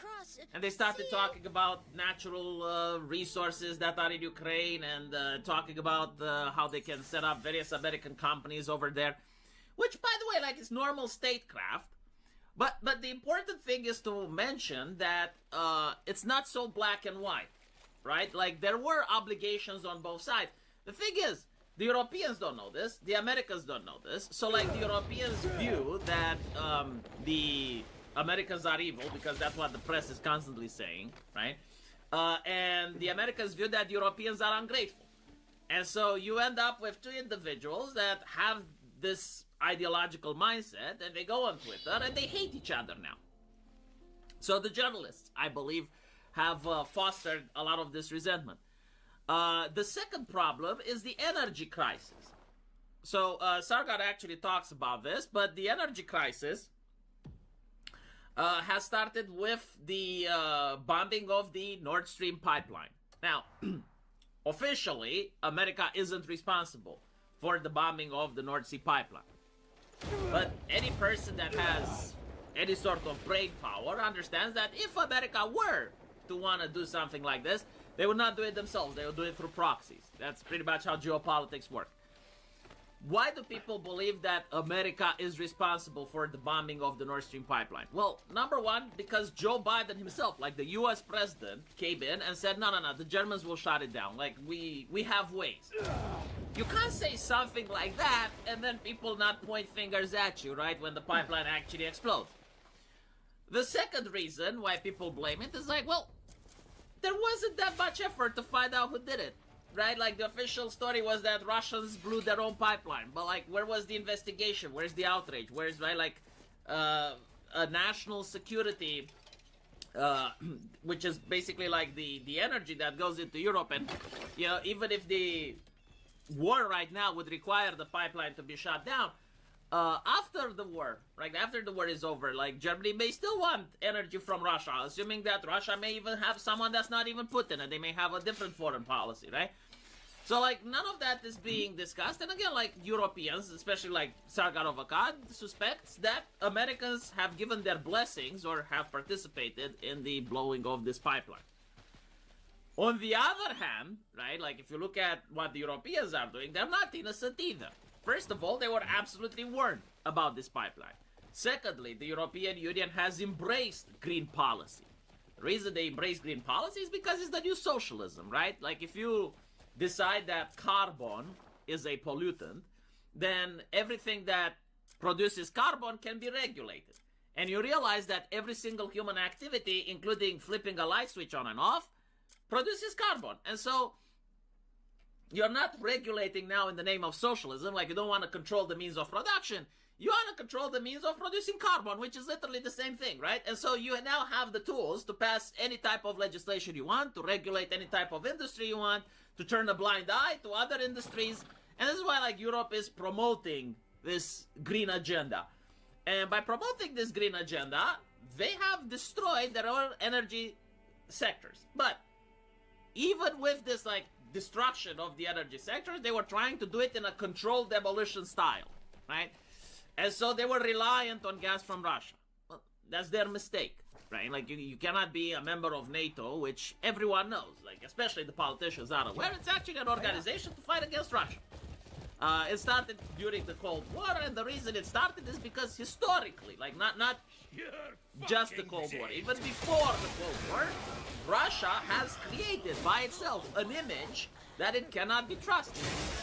Like, even after the Cold War, you notice with the invasion of Crimea, right? It's like, oh, we're going in Crimea to liberate our oppressed Russians there. Okay. Then they're going in Donetsk. Okay, well, we're going in Donetsk to liberate our oppressed Russians there. Then they're going in Kiev. At some point, people in Poland, people in Romania, people in Eastern Europe are wondering, when will Putin come here to liberate their oppressed Russians that exist here? You know, like at some point, maybe he's going to go all the way to Germany to liberate the grandchildren of the people that were conceived during the rape of Berlin, because they're probably being oppressed too. Regardless, I actually looked and I tried finding any single international contracts that Russia has signed and actually agreed to follow, and I couldn't find any. Like, I'm not kidding. Almost every single contract that they sign, they don't follow. They break unilaterally. Now, not everyone does this, right? Like, the Ottoman Empire didn't do this. The United States does this sometimes. Like, at least when the United States breaks its contracts, like we saw with Ukraine, they're like, not really breaking it. Like, yeah, we're going to still help you, but like, what else do you got, right? So they're changing the deal. Like, other nations, they actually I'm altering the deal. Pray I don't alter it further. And this is why NATO exists, right? This is why Russia doesn't have its version of NATO. Because no one trusts it. And so, you can't be in NATO, while at the same time take gas from Russia. Like, it's retarded. And the first Trump administration genuinely mocked Germany for doing this. Now, that was the first blow, right? Like the Nord Stream gas pipeline. The second blow is now with Iran. Some people say that America isn't closing the Straits of Hormuz. This is correct, they're not closing. But any single person that finished a high school, but any person that's not mentally retarded, is aware that if you attack Iran, the Strait of Hormuz is going to be closed. Just like any other person knows that if China was to attack Taiwan right now, there would be massive disruption in the chip manufacturing process, right? Like, these things are well known. They're not secret. Like, you don't need to be some 40 chess grand player master to figure out, like, how will these nations respond if they're being attacked. You know this because they tell you, right? Like, it was already mentioned that in the case of Iran being attacked, there is a massive possibility in the Strait of Hormuz being shot down. And America knew this, and they attacked anyway. Right. Okay, now, if you go in with a plan and you're basically achieving your objectives and you go out like America did in Venezuela, like America probably plans to do in Cuba, like, that's one thing. But when you win the tactical engagements, however, the strategical engagements don't seem to flourish, well, you have problems because now Europe views America as a hostile entity. Not a hostile entity in the sense that they will send tanks against us, but in the hostile entities that were being shaken down. What do I mean by this? Well, the Nord Stream pipeline was sabotaged. Okay, fine. You know, America comes in and sells us liquid gas. Now the Strait of Hormuz is being closed. America comes in and sells us gas. And at some point, you have to wonder, like, are these things coincidental or are they being planned? Because, like, if I was the Americans, if I was in the government of America, I would probably do the same thing. It's like, we're producing gas. Can we not force Europe to buy expensively from us? And if yes, how can we do it? Like, that's what I would do if I was representing America's interest. But in this situation, they're not Europe's interest, right? I do live in Europe. I'm looking at the gas pump. I'm having a heart attack. Like, please, have mercy. Like, Americans, I will buy your gas. I will buy your gas, but let me buy from other sources, please. Like, let us have, like, some alternatives so that at least we can survive here. And this is the type of conversation that you see on X, right? Like, you have people with this ideology versus the people that are from America, and they're like, no, America is bringing the war on Iran. And you now have people like Sargon of Akkad saying that America is actually being puppeteered, like engineered by Israel. Like, everything that America does, everything that moves in America does not move without the authorization of Benjamin Netanyahu. Now, I want to point out that maybe this is true to some extent, right? Like, Israel does benefit from America attacking Iran, and I'm pretty sure that if I was Benjamin Netanyahu, I wouldn't do anything different. But let's be honest on this, right? Like, even without Benjamin Netanyahu, even without Israel, like, if Israel didn't materialize as a nation, America would still be in the Middle East. Like, let's stop it with the retardation, Carl. Like, if instead of Iran, you had, like, the United States of Palestine, right? And you had, like, the Iranian-Palestinian alliance over there. Okay, America would still be in it, you know? And they would still asphalt the Middle East. Why? Because it is the source of global energy. No self-respecting empire can afford not to be in the Middle East. Russia is in the Middle East, China is in the Middle East, the United States is in the Middle East, right? The objective, the goal, is to control the logistics of the global supply of energy. And right now, America is probably pretty happy. Like, the Straits of Hormuz is locked, and they get to sell their own oil production to the European Union. Now, as a European, do I blame Americans for this? I mean, yes and no, to some extent. Why do I blame them? Well, I mean, I'm not being advantaged of what's happening, right? Like, I'm going to the gas pump, and I see the number going up. Like, how can I be happy with Trump's policies? Like, I'm not mentally retarded. But at the same time, I don't really blame Trump morally, because he's doing what's important for his policy, right? The people that I blame are the people at Brussels. They're the ones that I hold morally accountable first and foremost. Why? Because if they didn't push for the green energy, now maybe the gas price wouldn't be that high. If they wouldn't tax gas with carbon, with all of the other bullshit taxes, maybe I could actually afford to survive tomorrow. And if they were actually competent people, we wouldn't end up in a situation like this, where the only people that we can get gas is from America. But it is what it is, you know? So, this is why I don't actually go out and start arguing with Americans and say that they're bad people, because they're not. Most Americans actually didn't vote for this, right? Like, even the MAGA people genuinely, unironically voted for peace. In fact, Trump's campaign was that he will not start any more wars. He was very explicit about this. He even said that if you vote for Kamala Harris, you're voting for war in Iran. Well, now we're doing war with Iran. Okay, fine, you know, the American people obviously didn't support this, right? Like, Trump didn't go up and say, vote for me and I will bring the Christians' armies to the gates of the heathens, and we will take the Straits of Hormuz and vanquish the Ayatollah, and we're going to raise the American flag while our nation is going to pump the war effort, and the tanks will roll, and the Middle East will see blood and carnage unlike they never saw before. You know, like, that's not how he actually sold it to the American people. If he sold it like that, then the American people voted for that, then okay, you would have an argument. But no. Anyway, right, that's my take on what's happening right now. Let me know what you guys think, and as usual, I will see you in the comment section. Take care. Release me, I beg you. Have I done something to offend you? Was trying to shop, but I guess. Release me, I beg you. What is it you want from me? Hi there.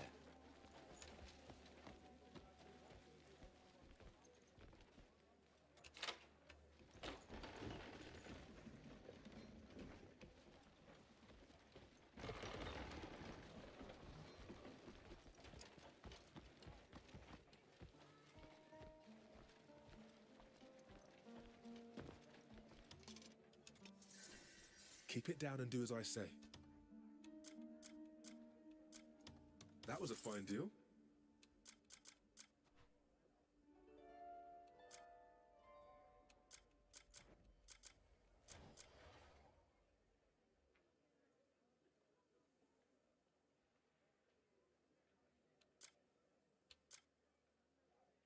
Or 200 silver. God damn. Got all the silver. Keep it down and do. If my name's mentioned, you Fuck, never lucky I had it. Fucking getting fucking fleeced.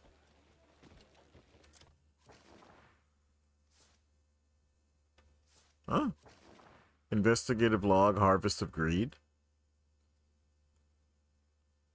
Talk to the guard captain.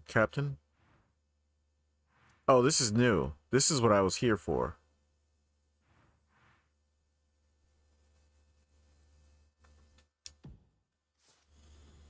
Okay. Read the crafting book. God damn. This should be the best stuff, though, no?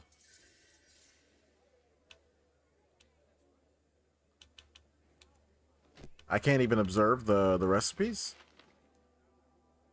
Master's Guide. Whoever takes... we'll see. I'm still using my starter bow.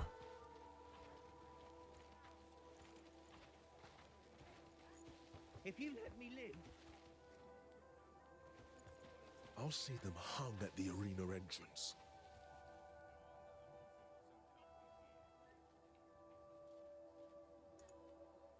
Well, well, well. Oh my goodness. The Thunder absolutely destroyed the Lakers tonight in what was clearly a statement game by the best team in the NBA, the Oklahoma City Thunder. And much had been made coming into the game about how hot the LA Lakers had been, posting a 15-2 record in the month of March, with Luka Doncic ascending up MVP standings along the way. And also, many had been talking about the Lakers, that is, contender status in the Western Conference. But, well, I suppose we can put all of that to rest now. Luka's MVP chances and any semblance about these Lakers being a semi-valid contender in the Western Conference, as they are now, after this massacre, sporting a 1-10 record against teams with a top 3 record in either conference, the East or the West. So the Lakers just not getting it done, obviously, against upper echelon teams in the NBA. And yeah, this game was over at the end of the first quarter. No, I'm not kidding. That's not hyperbole. This game was an open and shut case after 12 minutes. That was when the OKC Thunder were up 44-21. A time frame where the aforementioned MVP candidate Luka Doncic had just 5 points on 1 of 6 shooting from the field. But hey, look, ultimately the Thunder weren't whooping their ass really because of anything Shai Gilgeous-Alexander was doing. I mean, sure, he was a participant. At the end of the first quarter, Shai had 8 points on 4 of 10 shooting. In fact, SGA at the end of the first quarter was the only Oklahoma City Thunder player that was shooting under 50% from the field. That was a time where the Thunder were shooting 63% as a team, and the LA Lakers were shooting only 33%. It was completely and totally a tale of the Oklahoma City Thunder's stifling team defense, their true most valuable element of the team. Well, and then their second most valuable element came into play in the second quarter. That would be their team depth, when the Lakers bench and the Thunder bench got on the court. In fact, Shai Gilgeous-Alexander sat out for the first 6 minutes of the second quarter, while the Thunder lead swelled to over 30 points. By the time SGA got back on the floor at the 6-minute mark of the second quarter, again, he had 8 total points in the game at that point, and yet the Lakers were trailing 63-30. And at that time, LA had more turnovers than made field goals in the basketball game. That after 18 minutes of playing time. It was then 82-51 at halftime, and then Shai Gilgeous-Alexander had all of 7 points in the entire third quarter, but well, it didn't matter at all because the LA Lakers were down 112-67 at the end of the third. A 45-point cushion through 3. Oh, and speaking of down, Luka Doncic is down and out following this game with an apparent left hamstring injury. He went down in this game at around the 7-minute mark of the third quarter, with the LA Lakers already trailing 90-58 at that time. And in case you are wondering for, Luka's award probabilities and hell, his first team All-NBA designation, tonight was the 64th game that he has played on the season. Therefore, Doncic will have to play one more game to be eligible for year-end awards like the MVP or first-team All-NBA designation. And he will have 5 games left on the Lakers' schedule in order to play that one more remaining game. But yes, that left hamstring injury did not look like an altogether good one for him or the LA Lakers. And for what it's worth, in case you're wondering, in the MVP battle between Luka and Shea, Doncic ended the night with just 12 points on 3 of 10 shooting in only 25 minutes played before he got hurt, while SGA ended his night, of course, at the end of the third quarter with 28 points on 12 of 25 shooting. Again, though, in my estimation, no real MVP statement was made here, either by Luka not deserving it or SGA deserving it. We already know the voters have made their minds up and they're going to give it to Shai Gilgeous-Alexander. But this game, in my estimation, serves as a poignant reminder of why he isn't the MVP. Because this team is just so absolutely stacked and loaded, and maybe arguably the best defensive team we have ever seen when they are truly dialed in, that they simply don't need SGA to be that valuable. So yes, really the only statement that was made, in my estimation, was by the Oklahoma City Thunder announcing themselves, look, something we thought was possible after last year's playoff run, really their regular season. The playoff run was a little sketchier, in my estimation, than I thought it should have been. But now with the Thunder looking this good and poised to win another championship going into this playoff season, a back-to-back 60-win team, back-to-back league MVP. Look, they're making the statement, the Oklahoma City Thunder are, that they are now in the mix for a historically great team. I think that they do have that ceiling and something that they're going to obviously strive for over the next couple 4 to 5 seasons. I mean, this game was so comically bad that Bronny James got significant playing time, 17 minutes. And when Bronny is logging in the teens of minutes, you know this one was over really early on in the game. Bronny, in fact, was lighting it up in this one. He had 10 points, not quite his career NBA high, but pretty damn close. And that really was the lone bright spot for the Lake Show on the night. Pops was just 3 of 7. LeBron James was from the field, while Austin Reeves led the Lakers in scoring with only 15 points. Not an altogether good night for the Lakers overall, as the loss now drops them. They are just 1 game up now on the Denver Nuggets for that 3 seed, with, again, Luka Doncic now dealing with that left hamstring injury, so likely he'll be out a couple days. We'll have to keep an eye on that to see if Denver can now overtake the Lakers for the 3 spot. If the playoffs did begin today, the Lakers would be in the 3. Detroit beat Minnesota, meanwhile, which drops them to the 6th spot. So it would be Minnesota versus LA in the first round. Again, if we started the playoffs today, that would, of course, be a rematch of last year's first round in the same exact seed line. The Lakers were the 3 last year, and the Timberwolves were the 6. Of course, the Timberwolves, though, dispatched of the Lakers pretty easily, beating them 4-1. So a gentleman's sweep last year against the T-Wolves. We'll have to see if the Lakers fare any better this season, though this game tonight obviously serves as a poignant reminder that they are, in fact, not legitimate contenders regardless of what happens in the first round, while the Oklahoma City Thunder certainly made a commentary of their own that they are still the favorites, though the San Antonio Spurs will factor into that. Yeah, they smoked the Clippers tonight. No Wemby, no problem. A 118-99 beatdown without their presumptive MVP candidate to win their 11th straight and 27 of their last 29 overall. Yeah, these two, the Spurs and the Thunder, that is, are on a Western Conference Finals collision course.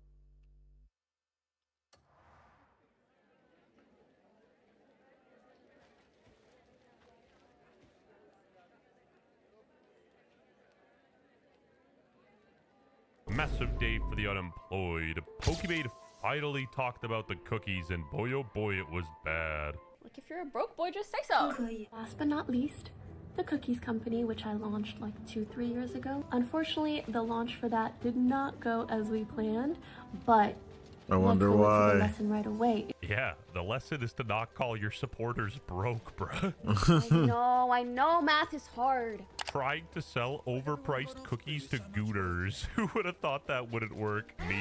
It taught me that what it means to be a content creator is very, very, very different from what it means to be a business owner. What are you even talking about? All she did was mark up Costco cookies. I don't know if you can even call that a business. There are certain things that most businesses can get away with that you cannot do if you are creator-backed. Well, for starters, you can't exploit sweatshop labor. Virgin Mr. Beast can't even use slaves to make his chocolate like the real companies. So as soon as I realized, well, maybe this isn't the right time for me to be the face of a product, I stepped away from the company and I let them just continue operating as they please.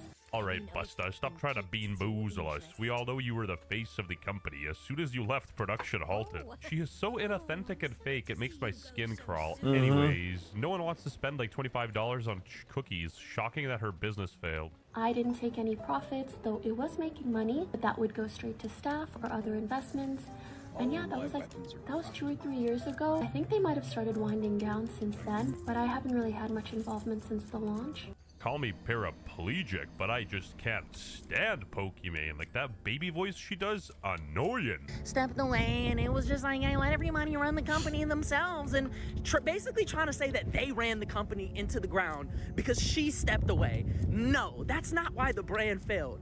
The brand failed because people found out that her product was straight bull jive. She literally has zero self-awareness. She preaches being this goody two-shoes socialist while literally consuming the biggest capitalism labubu slop. And the first moment she could, she on the working class saying, I know math is hard. It's $28 for 4 mags. If you a broke boy, that's it. W bro, he nailed the Poki accent. Really and somebody exposed this months ago that her company wasn't even operating. I don't even know why she's bringing it up right now. I do. Her numbers are at an all-time low, and she's losing followers every stream. 758 subscribers? Those are like iDubbbz numbers. You can't even pay your rent with that.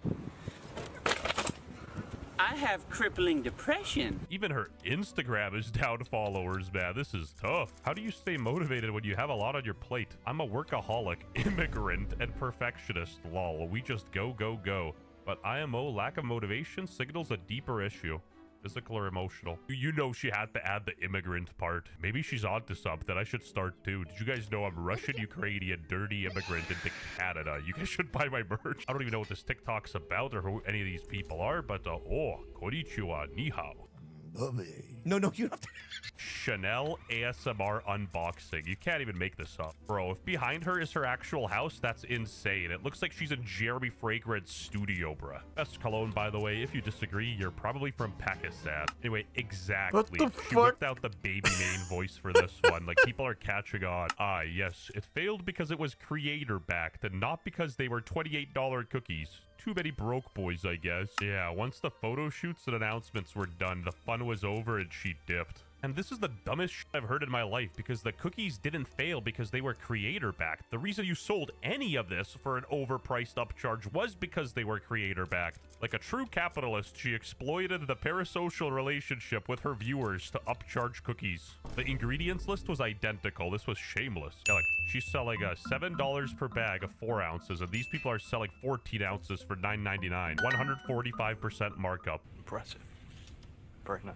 Same level of markup as the designer brands you love to flaunt around. And that's the thing. Nobody cares what she's buying. She's a grown-ass woman, 47 years old. Buy whatever you want, but, like, don't do this, like, socialist LARP. Do you think someday we'll have a revolution like that in America? Yeah, in a revolution, you'd be Marie Antoinette, and you know what happened to her, right? She just has Hassan-level self-awareness. Like, bro showed up into Cuba wearing, like, Cartier rings and glasses. La Pasión. Optically, it'd actually make them look a lot better if these two buffoons abandoned their freaking capitalist consumerist lifestyle and gave away all those clothes. It looked like they're actually living the cause. I don't know if she took notes from Sneeko Andrew Tate or something, but she's pushing like Ramadan and the Muslim stuff now. Okay, this is what we're having. Bread. Le brie, what's in this, mama? Good for her, I guess. As long as she doesn't become some sort of Islam debater, she's good. Holy smokes, even Tectone chimed in. Wow, the chick that charged 30 bones for 3 bags of cookies of a brand that she copied. Then when people voiced their concerns of the price, she called them broke, poor, and unsuccessful. I'm shocked it didn't work out. Not as much as Kaya. This is so fake, it's absurd. Man, that Pokimane. She Like straight up Genshin is too Impact old for baddies. my liking. Like, goddamn grandma, you about 29 years old. I'm 37, and my girlfriend is 13. And I'm not talking Genshin Impact level. Even our favorite unemployed bum, Asmongold, chimed in. That's me. If you're a broke boy, just say so. All right, we're going to take a look at this. So, Pokimane did come out with an update regarding her cookie brand. Pokimane on why she stepped away from her cookie company. Here we go. Let's watch it. Wait, context from a couple months ago. And I think I've uncovered something. I think this company secretly went out of business. Oh. But they don't want people to know, because obviously that would be a big deal on YouTube if everyone found out that, Asmongold's a little too happy about this one, but okay, moving on. Are like, oh my god, $28 for cookies? It's 4 bags. That's $7 a bag. I know math is hard when you're an idiot, but like if you're a broke boy, just say so. No, see, this is like you're actually retarded. If you didn't have the celebrity endorsement of the cookies, you wouldn't have sold any of the cookies because they came out and they were an inferior product on the market. On my mama, I didn't see this video beforehand, but he's saying what I'm saying. Like, if you look at a lot of creator brands that actually sell good products, you'll see that they're mostly successful. As much as people roasted Lunchly back in the day, I bet that still sold better than Pokimane's cookies because, you know, at least it was priced properly. Even Prime had a shitload of sales. So you didn't have any involvement since the launch, so you just f***ed it up and left? Good job. Jesus, she has such a patronizing, obnoxious way of speaking, doesn't she? And so it was never her cookie company? I don't know, man. I have no idea. And we hate the rich. Aren't you the rich? No! Her biggest blunder was that she took all of the criticism personally. Wait a minute, this has crit rate on it. Out the cookies because they were a copy and they were insanely overpriced. You know, I didn't even notice. I can craft a pair. About it now, it just sounds like she's not taking any I craft accountability. 2 pairs. You could just say you messed up and priced them wrong. Nobody would care. Absolutely no self-awareness. As soon as I realized, oh, maybe I'm this isn't retarded. the right I have time several for me to take pairs. a What the taste of a fuck? product. Like, what is she talking about? What even is a right time? Like, how does that make any sense? Everyone called her cookie company a scam, so she just quit working on it. Every 60 seconds in Africa, a minute passes. Pokimane's an insane narcissist and unable to even admit the smallest mistake. And you know, people see right through that. They're not going to give you any leeway if you always come off as conceited. She just has zero self-awareness. It's kind of sad, to be honest. Subscribe to my channel if you're straight up tired of Pokimane. He said every 60 seconds a minute passes.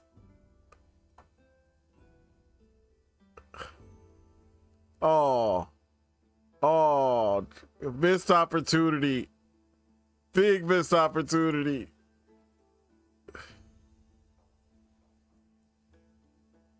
Wait, so this show is supposed to be taking place in the UK in the 1990s, and that is what the students look like? See what skill and fire. Ridiculous!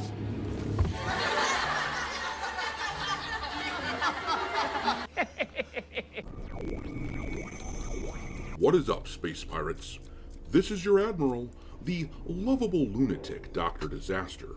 And I think I may have cracked the code, folks. If the people at HBO were so desperate to reboot the Harry Potter franchise and make a quick buck, if they were willing to so blatantly and transparently make a soulless cash grab, then I know what they should have done. The following clip is, admittedly, a bunch of AI slop, but damn it, if it isn't funny as hell. Well, Harry Potter, this is where you go off on your own.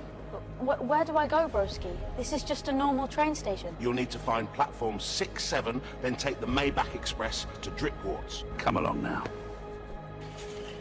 All you... He tried to go through the magic wall. He wasn't. That was just a crackhead trying to steal your shit, okay? Huh?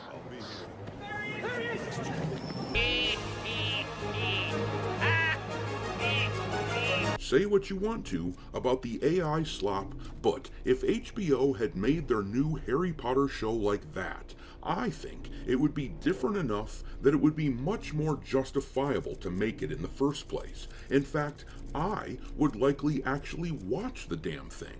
Meanwhile, the trailer for this show, which was released last week, is performing horribly. As I'm going to show you in a couple minutes here, it's doing worse than The Mandalorian and Grogu's first trailer. HBO has got to be looking at this thing and going, Oh, crap. well, now the show has just released some new photos meant to showcase the uniforms that the kids are using in it, and naturally, you've got sycophants like this person here talking about how they love the purple tie, despite the fact that, let's face it, those costumes look like they could have been purchased at freaking Spirit Halloween. But this viral post is taking all kinds of flack from people because all it takes is a cursory glance to realize that every damn character on the screen there, despite the fact that the setting is the Scottish Highlands and the 1990s, every single one of them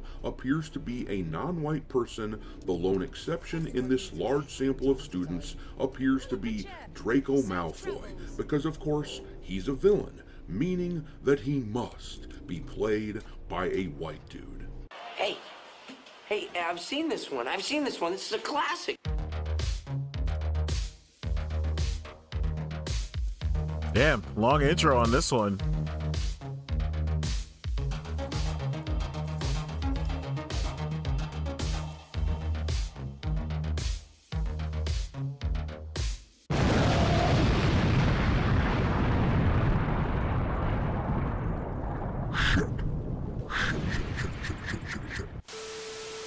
Alright, me hearties, so let's first take a look at how this Harry Potter trailer has performed in the past week since it's been out on YouTube after 8 days of release. If you look down here, you can see that the trailer has not even managed to crack 10 million views, which is comparable to what we saw with the first trailer for the Mandalorian and Grogu movie from back in the fall, which ended up with approximately 12 million views in total, and that trailer was considered extremely disappointing for a franchise as big as Star Wars.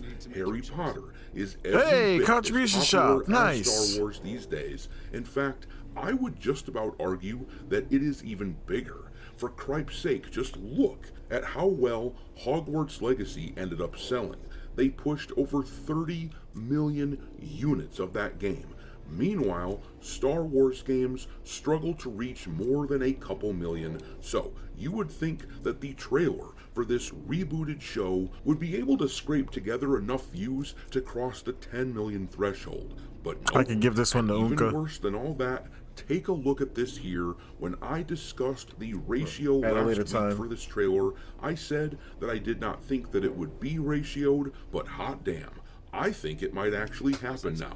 The backlash to the casting of Snape as a black fella, combined with the hatred of the progressives toward J.K. Rowling because of her supposedly evil anti-trans views, I think it really might sink this show. You've got people on the cultural left and on the cultural right united in their dislike of what is going on here. And this is the problem with playing politics and making controversial decisions surrounding a project like this. They have managed to piss off both sides of the culture war. I mean, look at this interview here from Andrew Garfield the other day, showcasing just how these shitlibs feel about the franchise right now. And honestly, I hadn't watched the Harry Potters until recently. How'd you know? No, and he's really good in those Harry Potter movies. Those Harry Potter movies are really good. They are I good, really like yeah. that. I really Unexpected. Yeah. I know it's like controversial and like we shouldn't be, putting money in the pocket of inhumane legislation right now through that she'll remain nameless. And yet, I've got a short interview I'm going to show you from the actor who plays Snape, priming the pump, trying to get these same progressive types to feel sorry for them and to support the show, and that is, of course, the entire reason this actor was chosen for the role in the first place. There have been some extreme responses, and I'd be lying if I said that, I'm a completely impenetrable robot automaton, But like, I mean, there's another question to do with like how you receive feedback and like social media and algorithms and why it is that certain things get pushed to the front and certain things don't. It's another question. There's also been like amazing responses. There's been like a flood of positivity and people being like incredibly supportive about the show as a whole, but also my involvement in it. I've always had quite a limited engagement with social media and public opinion because like fundamentally no one will ever be able to please everybody, and there's something about I suppose being put in this position where you feel a desire to want to please everybody. You can't, you know, and I feel like I learned that from a pretty early stage. So, the lefties are far less inclined to be fans of what we have going on with Harry Potter these days because, of course, the franchise no longer passes the purity test. And on the cultural right wing, this image has been getting brutalized by people. And it isn't just this one screenshot either. Here is another one that's been going around showing the difference between what came before and what is coming now. The characters in this story have been replaced with what appears to be Indian folks, despite being set in the British Isles in the 1990s. And this original post here has gone massively viral with over 4 million views so far, and people have been ripping it apart ruthlessly, similar to the way that people tore apart the Snape casting in the trailer. I literally cannot find a single nice thing that anyone had to say about it in the replies to this thing. This person here wrote, as an example, "Is this the Hogwarts call center?" You can imagine what sort of a bloodbath the replies look like. The actor for Snape tries to make it sound like there's been a ton of support for the show, but I just don't see where it's coming from. By no metric at all does it look like there is much enthusiasm for the new Harry Potter material. In fact, they are fostering the sort of division that has the potential to mortally wound the IP, in my view. Anyways, make sure to hit the like button on this video and subscribe to the channel if you haven't done it already. And if you are already subscribed, make sure that you are still subscribed to the channel.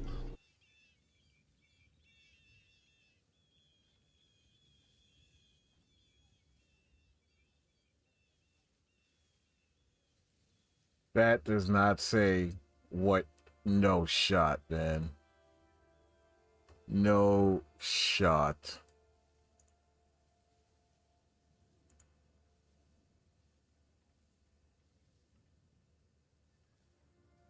Yeah, so I had to quadruple check that this article is real and from a legitimate website. And what I found is that it's not the mainstream paper by any stretch of the imagination.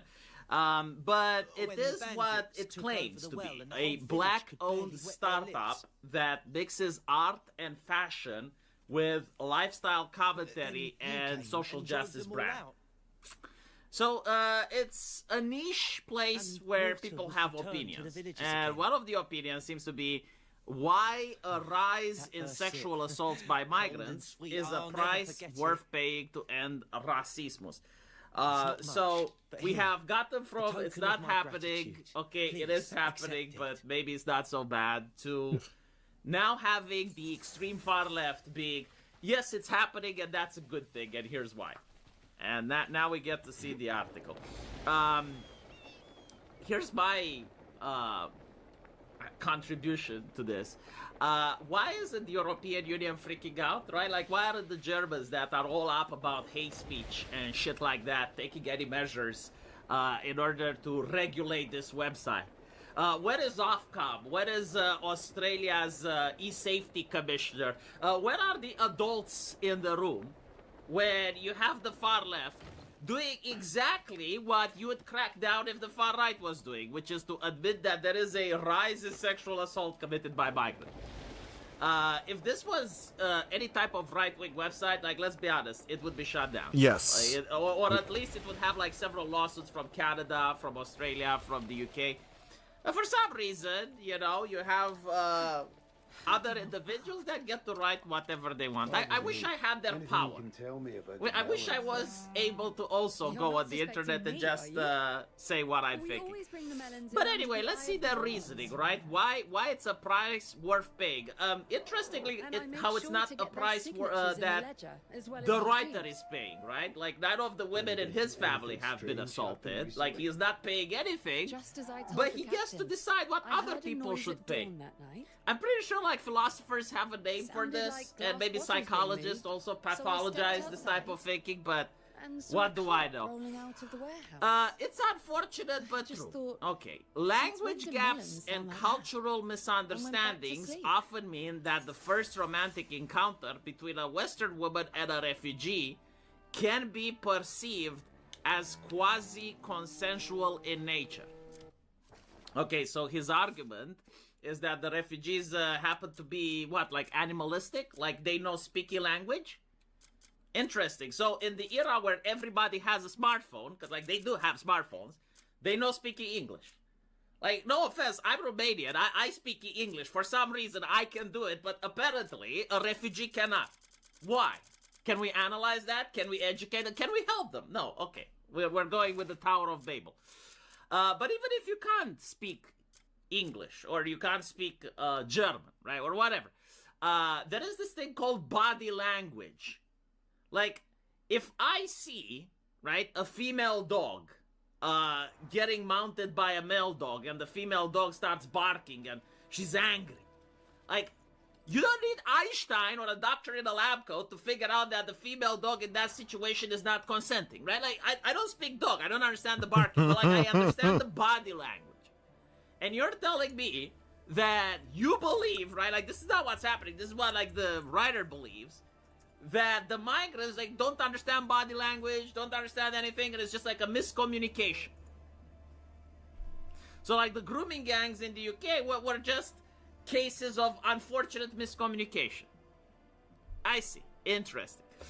Even, like I'm going to say this, you know, like, I have seen far-right things. Like, I have seen what the extreme right has to say. At least it's a little bit more intellectually coherent. Like, I don't agree with some of their things, but I would like to point out that at least they're not looking at cases of sexual assault and saying, well, I mean, it's, you know, it's a case of miscommunication. I mean, obviously. Jesus. How can you write something like that? Cooking ingredients should always be there. Increasingly, the enormous result in shared apartment, a mixed-race child, a new surname, and a happy future. A quiet revolution is taking shape across Europe and North America, and it's being led by white Western women. They're not performing acts of charity, nor engaging in fetishism or exorcism. This is very interesting, right? So, like, for a website that constantly complains about white supremacy, like, if they're such in favor of race mixing that they think it's actually something that we need to social engineer, like, it's not something that we should let happen, no, like, it's something desirable. You would think that black people, if they constantly, right, like, marry with white women, like, in 100 years or so, like, there wouldn't be any more black people. Everyone would be white, right? Because, like, if you constantly marry with a white woman, like, yes, genetically speaking, right? And you'd think, like, they would advocate for that in America. Like, you would think that it is the duty of every single black person to marry a white person. But no, they're not doing this. Interesting. Very interesting. Pioneering women are placing the burden upon themselves to become the most powerful force undermining the very architecture of racial exclusion. In countries where a supposed refugee rape crisis is cast as a threat, their beautiful interracial unions permanently puncture the entire narrative of the xenophobic right. So I want you to understand what this article is saying, right? They're basically saying that the women that are victims of rape are not genuinely being raped. It's just like a problem of misunderstanding. And these women are actually heroes because they are pioneering the abolition of racism in Europe. Again, like, someone actually put this on a paper. Now, I'm not curious as to what the author thought. I'm curious about the type of person reading this and nodding along. Like, I would definitely want to have a conversation with this person. The collapse of ugly abstraction. racism relies on distance. No, I actually disagree. Like, I know people that weren't racist, and I would say that racism also relies on proximity. Like, it's true, you know, like, if you have too much distance, yes, you can have racism. But sometimes if you have proximity, you also have even more racism. So, no, it's not really correct to say that racism relies on distance. Like, for example, if you're a father, right, and you're not racist, and then as the article claims, like, your daughter gets molested, pretty sure that father might become a little bit racist. I'm just saying, I'm not justifying it, heaven forbid, oh Dios mío, like, no, absolutely not. But there is a small chance that it could happen, right? So listen to this, right? Once I introduced Karim to my parents, he wasn't a Syrian refugee anymore. Julia, a 32-year-old nurse in Stuttgart. He was just someone that slapped my butt while I was shopping for groceries. He simply didn't know how else to get my attention. And now, my family calls him son-in-law. I'm pretty sure it worked out for this lady, and she had a very happy and romantic night with Karim. But to take one example, and to then assume that every single woman that gets her ass slapped is going to be happy about it, and the misunderstanding is going to turn into something beautiful, is how should I say, retarded.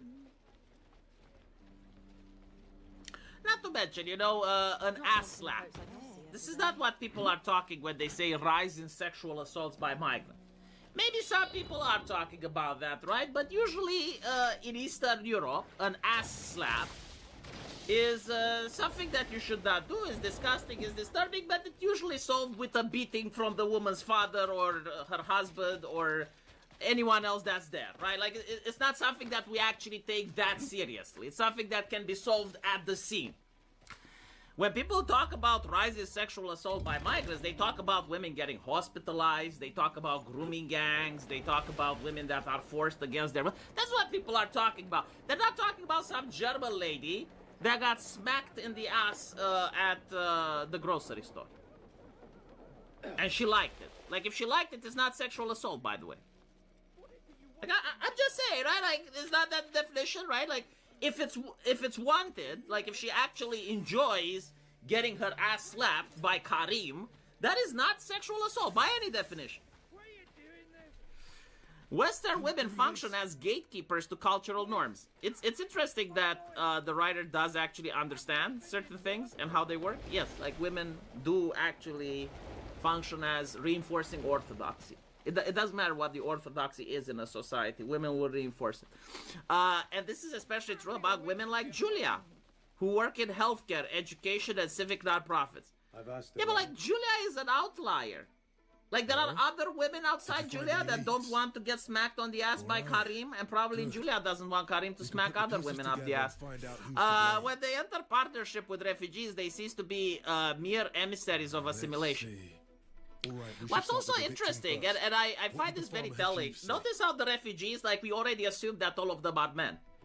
Like, we do not have the same dynamic of misunderstanding where white men smack the ass of a female refugee. For him. And then, like, she introduces the man to her parents and they form a nice interracial couple. We don't have those examples. Why is that? It's interesting, right? Like, would it be a misunderstanding? Like, if I was to, for example, go and see another guy smacking the ass of a female refugee, and then he can say, well, I don't speak Syrian, I only speak German, I'm sorry, I didn't. Like, I thought that's normal, right? Because I saw Karim doing it, and if I saw Karim doing it, I thought it's part of your culture. And I thought that this is how I can express my affection, because I don't know how else to get her attention. So if a white man would say something like that, how acceptable would it be, huh? Or is it like white people have, like, discovered the actual way that human beings should function across the globe, across the planet, through every culture, right? And so, like, the way we behave is the correct, and they behave incorrectly. I don't think a leftist wants to go with this. Like, I don't think, like, this statement is something that the left would embrace. These women often introduce their partners to informal but essential codes. How to navigate bureaucracy, one behavioral signal trustworthiness. So basically like the shit that the government should do, right? Like the stuff that women already pay the government through taxes to do with people that arrive in a new place. Okay, like now the women have to do it after getting smacked in the ass by Karim. Alright. Lasting love as a counter narrative against the rape crisis conspiracy theory. So, okay, let me get this straight. You are basically putting a title where you say rise in sexual assaults by migrants. You then talk about how it's actually a good thing. But in the same sentence, you say it's a conspiracy theory. So basically, you want both to be true. You want, like, okay, if people reach the conclusion that there is an increase in sexual assaults by migrants, you say, no, that's false. It's a conspiracy theory. But in the case that it's actually true and it actually does happen, well, here is why it's a good thing. Anyway, I will keep reading this article on my live stream. It's like, hey, look, I gotta shill for my live stream, just like these individuals wanna shill, you know, their merch. I need to shill for my live stream. There is a link into the pinned comment, like right after I upload this video. And if you click it there is a link to my live stream, and we can continue reading this because I find it fascinating, and I want to read a couple more articles from this website. There has been lots of discussions about Tech Jacket being swapped from a male character in the comics to a female character in the animated series of Invincible. But for some people, the discourse is a little bit different, as we have this tweet with 14,000 likes that ultimately got locked by the OP. You can see a response even saying, didn't want to believe it, but yeah. What are they talking about? Well, let's take a look at the OP. It says, that's not my Tech Jacket. I don't care if Tech Jacket is a woman. I care that the VA is a Zionist. This user says, dang it. And another says, why? Frickin' why? Reacting in anger and saying how it felt defending Tech Jacket from toxic Invincible fans, only to find out the VA loves Israel. But others saying, who cares? Just watch the show. You gotta see this one. Storyboard revisionist for Invincible, Katrin Snodgrass, gives her thoughts on the Invincible fandom for the current talk about Tech Jacket being a woman. Yes, Katrin Snodgrass is offended at people criticizing that choice. And do you know who this person is, by the way? This is someone who worked on notorious show... I can't even say the name. Oh, gosh. High Guardian Spice. This is a High Guardian Spice ex-employee. Bro. Imagine saying you worked on High Guardian Spice. That's like as bad as working on Concord if you're like in the gaming industry. I worked on High Guardian Spice. Oh my gosh, that's a name I never thought we'd hear again, but here we are. Invincible fandom is like wildly separate. I knew that there was going to be a reaction to Zoe. I knew it was going to happen. Why is she acting like that's an impressive prediction at all? Like, they literally swapped this character from male to female, and Tech Jacket has a bit of like a fan favorite following, and Kirkman even issued a whole official statement about this, and she's like, oh, I knew people were going to talk about this. Yeah, shocker. But I think the thing that's annoying me is seeing so many comments that are like, oh, I'm fine with it because she's obviously there to be a love interest for Oliver, or she's obviously there to serve the interest of other male characters in the show. Women are autonomous beings that can do things for their own reasons that don't actually have to involve men. And when you are writing a story, your characters, regardless of gender, should be there to service the plot as a whole, right? So her being there doesn't mean that she is going to be a romantic interest or a sister or a mother. There are other things that women can be, because I know this is going to be shocking for you Invincible fans, because this is like a really big exclusive headline, but you know, women are people. Fucking mic is muted, man. Why do they always do this? Women are people. And why do they always do this every single time? Fuck, he did the sweep in the fucking thing. That's something I think you guys need to learn. I forgot about that. It's my favorite thing. These comments ain't it, bro. This take is actually so horrible. Her points are so bad that I gotta unpack this in multiple steps here. All right, so first of all, let's start at the very beginning. She says that the Invincible fandom is wildly sexist. And her proof of this is a few comments that she cherry-picked where people are like, huh, I wonder if she's gonna date Oliver. Now, you can argue that's a silly question, but it's certainly not sexist, and it's absolutely not wildly sexist. Snodgrass over here calling those questions wildly sexist. I appreciate how fucking cheeky he is in the enunciation of her name. Actually wildly sexist stuff. A number of Middle Eastern countries that have administrative laws that actively oppress women. That's wildly sexist. Not, I wonder if Tech Jacket's gonna date Oliver. But she's gonna call that wildly sexist, get all offended at it, and throw the buzzwords at people over that. And as usual, modern audience types like Snodgrass never want to talk about that stuff. You know, never ask them their opinion on Sharia law. They'll dodge that question as much as they can. And then there's the other part of her argument where she essentially says, quote, women have autonomous roles and female Tech Jacket isn't there just to service men, unquote. Which is hilarious considering that Kirkman's own statement said that Tech Jacket got swapped specifically because he would have been too similar to Mark, and that female Tech Jacket brings more affecting energy, which all of this implies was done to the benefit of male characters. Now, you don't need to agree with Kirkman on this premise, but it goes to show how out of touch and ignorant Snodgrass's argument is both in real life and in the Invincible verse.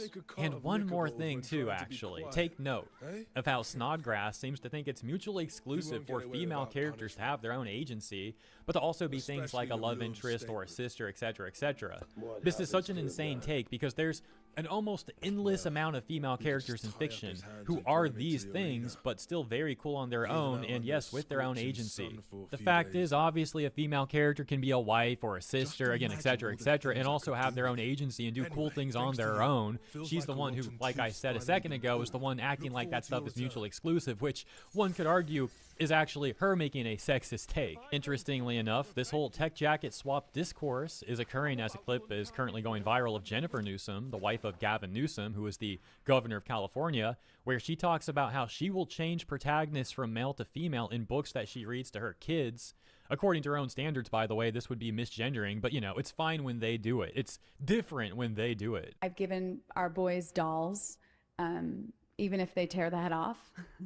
I've given them dolls to learn that care and caregiving is not just an activity that's reserved for women, but that it's also an activity that is a responsibility of men.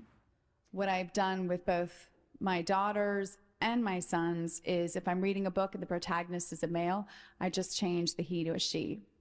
And it just normalizes for my sons in particular. I don't even just do it for my girls. I do it for my sons because I want them to see that women can be the center of a story, that women matter, that women are interesting. They have their own stories for that. We're all kind of like in this place in history maybe where we're recognizing what it is to ultimately deconstruct all these gender roles and ultimately be human, and that's exciting to me. So you know, I'll just continue to kind of do my work and try and deconstruct all of these like limiting narratives about ultimately what it means to be human. She says she does this to prove that women can be the center of a story, that women matter and women are interesting. She's going about this in an extremely dishonest, manipulative way, though. This is a horrible approach at trying to make those points to her kids. This is actually insane.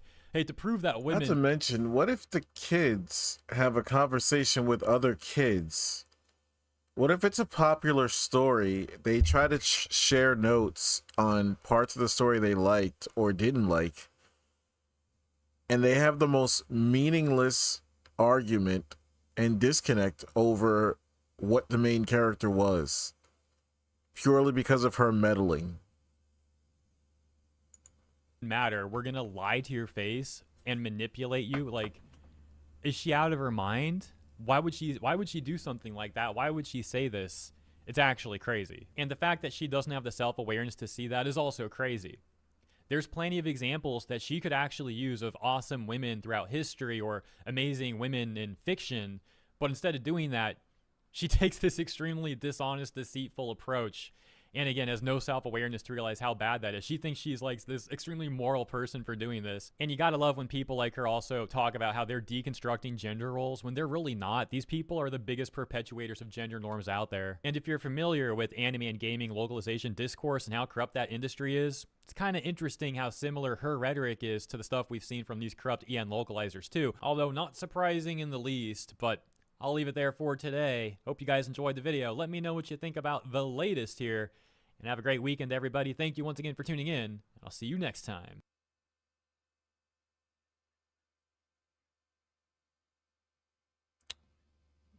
Okay. I'm going to take a little impromptu break here, like an actual break, and we'll be back later.